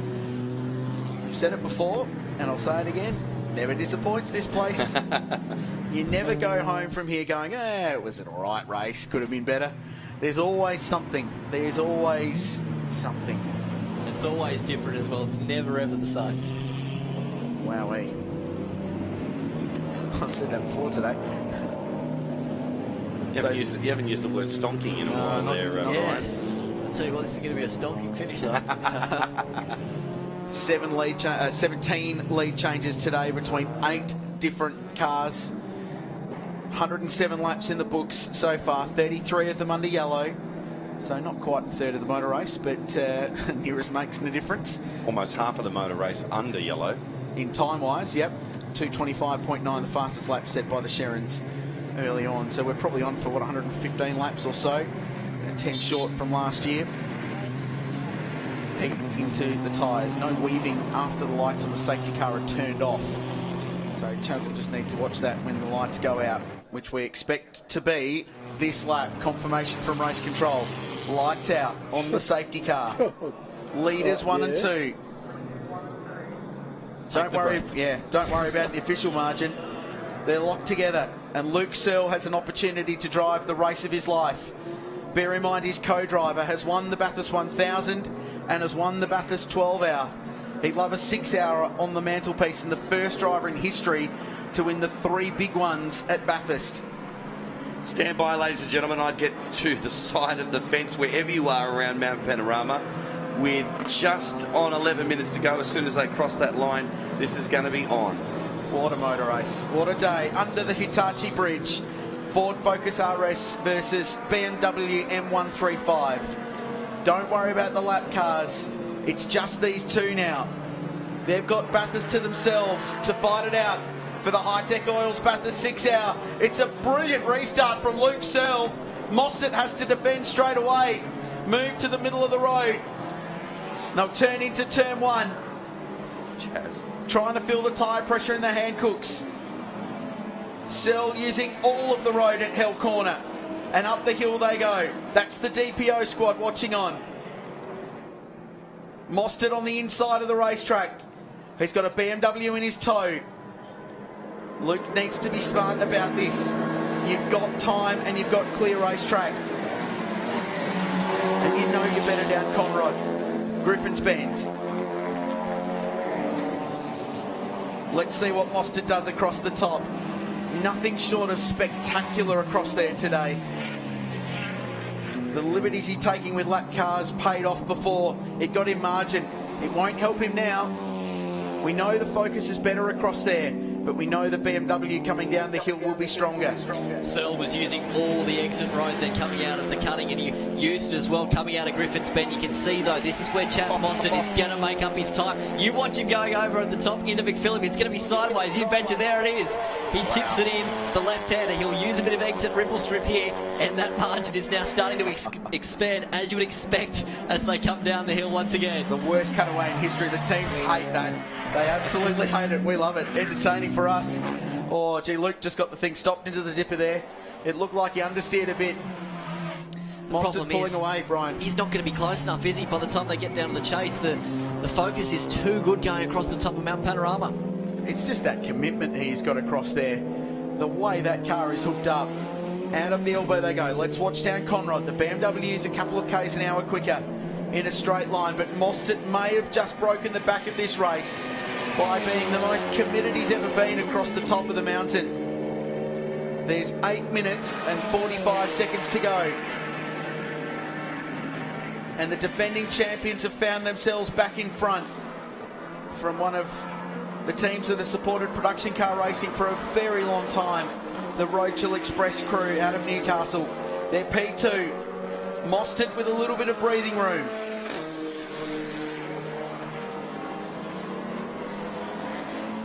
The official margin as they cross the line is 1.2 seconds. And it's a 2:25.9 for Chaz Mostert. It's his fastest lap of the motor race on the restart. That is an extraordinary lap time. To a 2:26.9 for Luke Searle. So Mostert punches out his car's fastest lap, the lap after a restart on cold Hankook tyres. That is amazing. The shot of Nathan Walker was like, get out of here, Chaz. That's nuts. That is absolutely incredible. But that's what he needs to do at the moment to hold this race. And you can see already that margin from what it was a lap ago has certainly extended. And Mostert now is starting to put his ascendancy on this race with only, well, 7.5 minutes to go. I tell you what, Ryan Simpson's catching Devarshan Padiachi as well. So the number 7 Mitsubishi's hauling in the number 29 Merc for the final spot on the podium. So that might yet be up for grabs yet. Not that this leading battle's done with either. And they will get traffic. You can almost bank on it. The leaders just crossed the start-finish line now, and these guys are up at the John Hinksman Vista. So it'll be a lap or two, but they're going to get there before the end of the race. Just to throw another curveball into it. It's going to be intense. And it's going to be ebbing and flowing like you could not believe. If anything, Chaz needs to build that margin now, because by the time they do hit lap traffic, then that might just evaporate, and that's where, again, he'll need to be forceful. I can't believe that lap from Chaz. You don't often see in endurance races the fastest lap set right at the very end, especially in production car endurance racing. But that's what he's done. What a testament to this crew, the DPO squad. We heard from Bob Riley early on. Nigel Bolling, who's built more than his fair share of production cars over the years. And Barry Morecambe and the team have put together a really strong program. This is the longest this car's ever run. It did a shakedown at Wakefield Park before this weekend, and that's about it. It is a brand new race car, and it had dramas yesterday. They qualified 16th, and with turbo boost issues, they had no boost in quali. It did a 30.0 and They were 16th and a long way down the order. Bear in mind, they won this race from 11th last year. So at the moment, we're on for this race being won from outside the top 10 on 2 occasions. No one's won the 12-hour from outside the top 10. It's a cool stat itself, isn't it? Headlights ablaze as we're getting later in the day at Mount Panorama on this Easter Sunday. Well, this should be the fight for third place. The BMW goes through on Ryan Simpson, but Ryan was closing in on Devashin Padiachi here. Chaz Mostert, 2:25.82, fastest lap of the motor race for him, but going with him is Luke Searle, does a 25.85. Luke Searle has just gone faster than he qualified, and he qualified second. This is some kind of drive from Luke. He is driving his heart out, and he's kept the gap at 1.3 seconds. This is still very much anyone's motor race. And they're at lap record pace, literally lap record pace at the front of the field. Mostert sets the fastest lap of the day on lap 110. And Searle goes with him punch for punch. And the little BMW has not given up yet. And there's a feel-good story to either one of these cars to win this motor race. But what a display of motor racing at Mount Panorama. I've just got a feeling here that Luke Searle's just pulled a little bit back on Chaz Mostert over the top there. I feel I'm in agreement with you, absolutely. To the first sector, Chaz Mostert, 1 minute, 0.2 exact, and then just behind him, you had Searle, 59.7. To the first sector alone, Searle was half a second quicker. This is a great motor race. What a car race. Chaz has got that thing as hooked up as I've ever seen a race car at this place. Lap record on lap 110. The fastest laps for both these cars on lap 110. They're punching out qualifying numbers. It's incredible at the end of a 6-hour production car race. Tell you what, if Searle can do this for another lap or two, this sort of pace, he's going to be close enough to have a lunge at Chaz Mostert. Look at it now. This might just be the moment. Mostert, the car seems to be slowing down the inside. Here comes Searle, a change for the lead with 4 minutes left in the great race of the Hi-Tec Oils Bathurst 6-hour. Luke Searle is your new race leader. Mostert's not done with yet. Good run out of the chase. Searle will have to defend into Hancock corner. Chaz will send it left and then right. Right on the edge of braking, the brake disc's glowing. A change of the lead with 4 minutes to go. The BMW is in front, and we're running out of laps. What next? What's Chaz got left? There's got to be something more for car one. Surely that's not it. From everything we've seen from them today, from passing lap cars on the grass at the Metal Grate, he will have another go. If he can get a good run across the top, he will have another go. Forest Elbow might just have to be the moment for him as they turn it back into Griffin's Bend once again.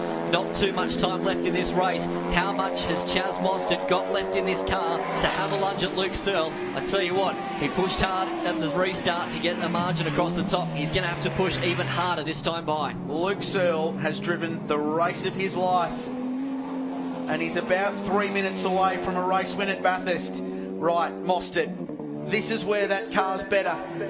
What's he got? On lap record pace at the end of the Hi-Tec Oils Bathurst 6-hour. And an extraordinary day on the mountain. He's reeled him in a little bit. He's reeled him in a little bit more. But will he be close enough to have a go at the elbow? That's the only place I can think of. He's just going to have to send it down the inside and then hope that he can hold on down Conrod Straight. But I don't know if he's got enough. The only benefit now, if anything, is he's going to have a little bit of a slipstream coming down Conrod Straight, so it might just help the top end speed ever so slightly for Chaz Mostert. He's certainly not close enough at the moment, and time is running out. Chaz Mostert has led this race for the second half pretty well much, but with 4 minutes left to go, unfortunately, it's not within the ballpark for them right now. I'm wondering if something's happened to that car. It's just seemed to be losing speed as it goes down Mountain Straight. Obviously, the Beamer is quicker. But don't forget, gentlemen, the race for third place is still on as well. Yeah, it is, and Ryan Simpson's 1.9 behind Devashin Padiachi. The BMW pulls away. The Focus is limping. What's going on? They've got to limp this car home.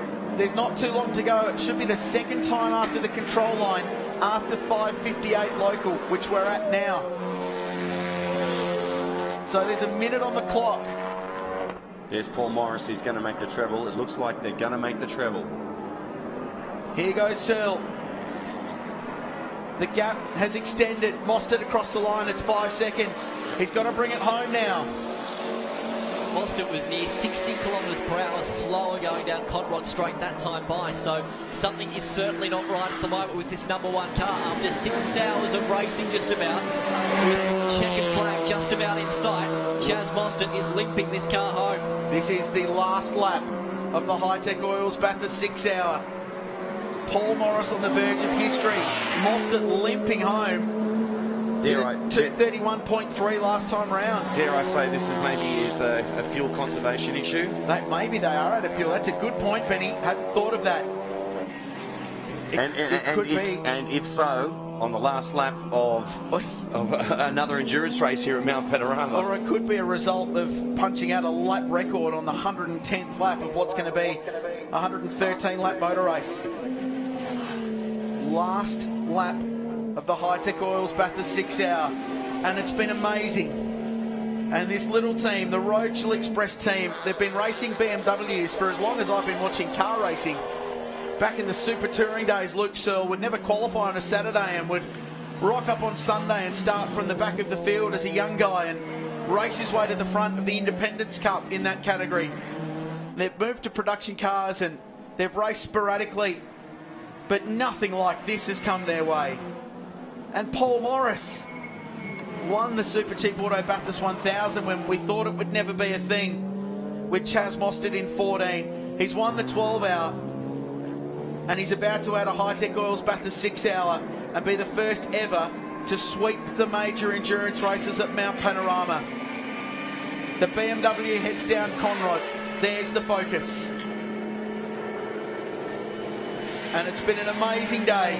And this is third place. That's for the final spot on the podium. Ryan Simpson throwing everything he can at the AMG. But the leader will be soon to the checkered flag for Luke Searle and Paul Morris and the Rochelle Express team.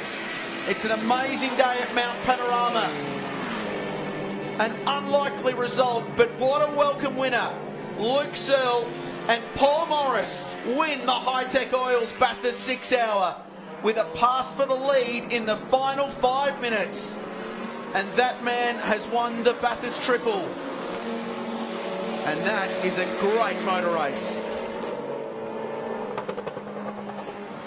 What an effort, what an effort. Paul Morris, there he is on screen.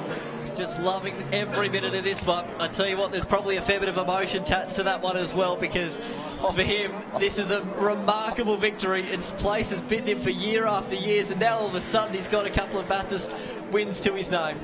Devarshan Padiachi held on. He held out Ryan Simpson by half a second for the final spot on the podium. There are a few post-race investigations, I've just been told, so the podium may be delayed slightly, but which begs to me that it might be for some of the cars in the top 3, but we'll come back to that. Oh, you couldn't write this. It's an amazing story, Benny. You could employ a whole gaggle of writers from Hollywood. You cannot write this stuff. I wonder if he ran out of rubber, Chaz Mostert. I mean, can we just reiterate that he did a 2:25.82 on lap 110, fastest lap of the race. Ryan Simpson, so Ryan Simpson did his fastest lap of the race on lap 111. Devarshan Padiachi did his fastest lap of the race on lap 112. He saved his best till last. So when the stakes are high, holy moly. Let's give you some class winners. Jack Perkins is going to win Class B with Lee Burgess, and they'll finish a very commendable 8th outright in the BMW. Scott Barguana across the line, 12th outright winner of A2, and back-to-back wins for the number 3 Toyota, Chris Sutton, across the line. The O'Donnell BMW finishes another endurance race here at Mount Panorama. So actually it's not back-to-back wins, it was Reeves and Kane last year in Class D that got the win, so it's Chris Sutton who's done the job in Class D in car number 3 this year, so that's a big performance from those guys. So, oh no, it is Reeves and Sutton. Reeves won it back-to-back. I was right the first time, shouldn't correct myself. Back yourself in, Kralsey, come on. Rollsy. I'm with Paul Morris. Paul, you look ecstatic. Congratulations. 6-hour winner with Luke Searle. How are you feeling?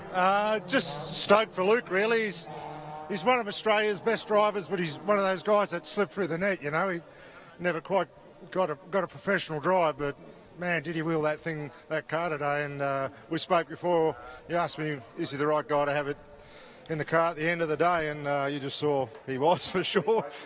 Did you think when he was behind Chaz after that safety car that he could actually win the race? Yeah, for sure. Like, it's never over till it's over here. I know what this place is like, and you only have to lead the last lap. And like, Chaz was just wheeling the thing through traffic, and the car was four-wheel drive, so he was using the grass and bits of curb, and you saw how good Chaz was. But we just had to, keep plucking away, and then. When that safety car came out and the tyres cooled down, we had a bit of a speak over the radio and just where we could make a little bit of time up in the car, and Luke adjusted his drive and dropped the hammer, and it was on. And you just further etched your name in motorsport history, especially Bathurst history. That is the Bathurst Endurance three-peat. Yeah, John Bow just said I've just won the Triple Crown, so that's pretty good. We'll call it the Triple Crown? Yeah, it's awesome. I can't believe it's good. So, and just, great place to come and race, and great bunch of guys. Look, all volunteers here. And to be able to put a bunch of guys together and work together as a team. Everyone's got day jobs, and you come here and win a car race like this. It's pretty cool. And you seem very emotional about the whole win. Oh, always emotional when I come here, so it's a pretty magical place. Well, let's wait for Luke to come in, and congratulations again. Thank you. Ladies and gentlemen, boys and girls, it's time for the podium celebrations for the 2017 Hi-Tec Oils Bathurst 6 Hours. With great pleasure that the Managing Director of Hi-Tec Oils, George Gambino, will present these awards here this evening. Let's get it underway with your third place outright and also in A1. How about it for car number 7, Jim Policina and Ryan Simpson?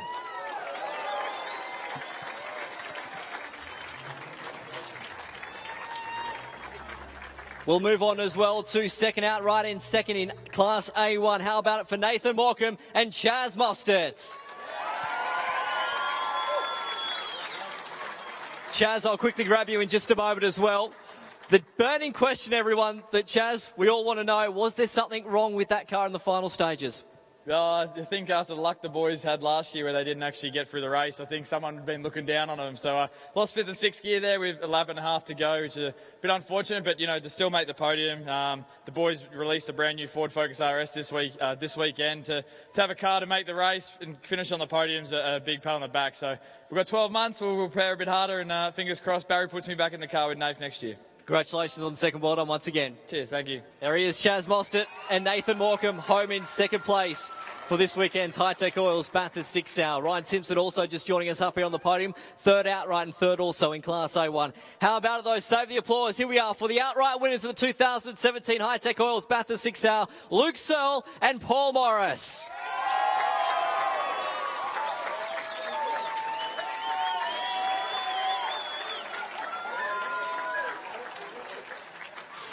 Some incredible moments from the boys. They'll come together and they'll celebrate as one. And even a kiss to go with it. Luke, I'm going to grab you first, mate. What an unbelievable final stint there towards the end. I mean, that was incredible. Talk us through what was going through your mind. I just had to get him. There was nothing going through my mind. He was in front of me and I wanted to pass him, but wow, he drove the wheels off it. And if he didn't have that small problem at the end, he would have won. So I can't thank Paul enough. I can't thank my father enough for buying me a car and paying for me to race. My father-in-law, Barry Graham, for setting up a brilliant car. My wife for letting me race. Thanks everybody for turning up. Awesome. And all my crew, guys, thanks. Awesome. Emotion in Luke Searle, Paul Morris as well. Paul, we'll quickly grab you for a moment as well. This is unbelievable. It never gets old, does it, being able to stand on a podium at Mount Panorama? That's an awesome feeling, and look, what a bunch of good guys we had on the crew, all volunteers, like everyone's got a day job and come together to compete on the mountain. Well done, guys. This is for you. We all hung in there tough, and we all did exactly what we had to do all day, and that's how you get the win. So thanks very much to the team. Great drive by Luke, to be hunting down Chaz at the end of the race there must have been an awesome feeling. He didn't crack under pressure, he just kept piling the pressure on, and I think Chaz pulled the gearbox out of it trying to stay in front, so pretty cool. Well done, there we are, ladies and gentlemen. Please, once again, your top three for the 2017 Hi-Tec Oils Bathurst 6 Hour.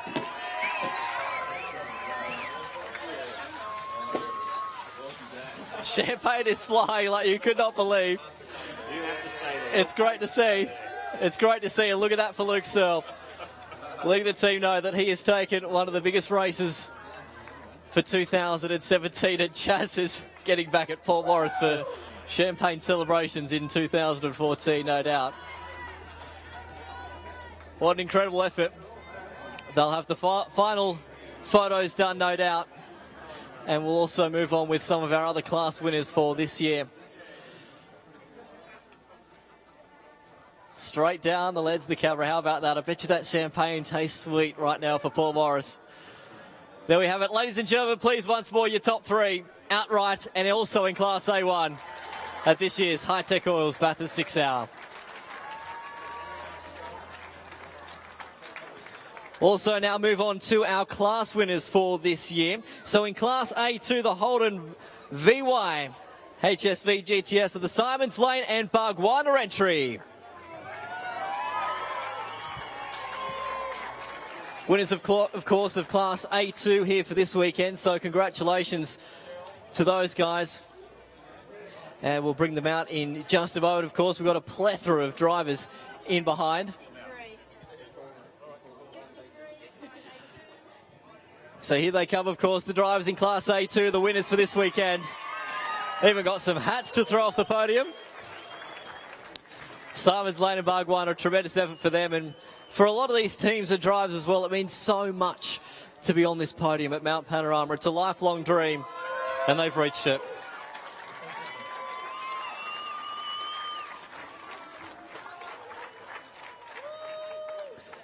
So there we have it, winners for Class A2 of this weekend. Great to see them, but I don't think they want to get off the podium, to be honest. They want to start there as long as they possibly can. And you probably wouldn't blame them either. You probably wouldn't blame them either. Thanks very much, gentlemen, and congratulations once again on your Class A2 victory. Making sure everyone holds the trophy. Great to see. Well done, gentlemen. Congratulations once again. We'll move on then to your Class B1 winners for this weekend. They did a great job, and it's a second DPO car that's up here for this weekend. How about it for Lee Purgis and Jack Perkins?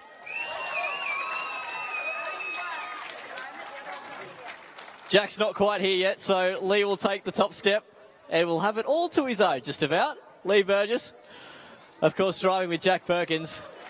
Another podium for the DPO entry here for this weekend. Congratulations there to our Class B1 winners. We'll move on as well to Class B2. And how about it? Brian Walden, Michael Ord and Richard Bloomfield. And rumour has it that for Brian Walden, this is his last endurance event, so it might be bittersweet for Brian to stand on the top step of that podium. I might even try and grab a word from Brian afterwards, and we'll see if we can confirm this stat. Oh, Brian's just thrown the hat off the podium. Brian, I'm going to quickly try and grab you for a moment as you hold the trophy up. Is this going to be the last endurance event that we see you in? Yes, mate, I've retired. There we have it. Official word. Brian Walden's retired, but he's going to take the top step for his final endurance event. Well done. Congratulations. We'll move on as well to Class C honours. How about Todd Hazelwood taking it out in Class C for the BMW 130i, and Rubis alongside him as well.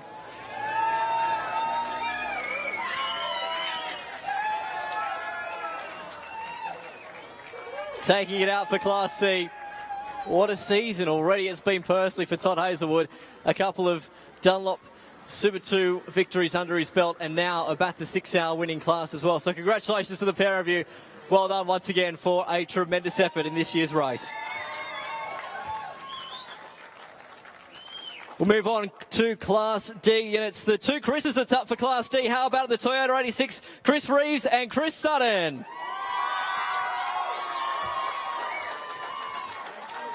Back-to-back wins for Chris Reeves. He told me this morning that it's a lifelong dream to stand on the summit of Mount Panorama. Well, he's done it 2 years in a row. Straight down the lens with number one. Great to see. And congratulations to Chris Reeves. Back-to-back class wins for the 2017 Hi-Tec Oils Bathurst 6 Hour. And we'll finally move on as well to Class I honours. The Zaka boys have taken it out alongside with McCleverty as well for the Battle of the Saloon Cars. Congratulations to them for the Class I honours for this weekend. And there we have it. Congratulations to the pair of them. What an unbelievable weekend it's been up here at Mount Panorama. It's been spectacular from all facets. I mean, you couldn't imagine, you couldn't even script the end of that race. It's been an amazing weekend. To all the officials, to all the volunteers, thank you ever so much for your help and support throughout the course of the weekend. Also as well to our naming rights sponsor, Hi-Tec Oils. They'll be back again for some more years to come, that is for sure. On behalf of Richard Cryle, Benny Hope, myself, Brian Vanderwacker, happy Easter to you all, and we'll see you again in 2018.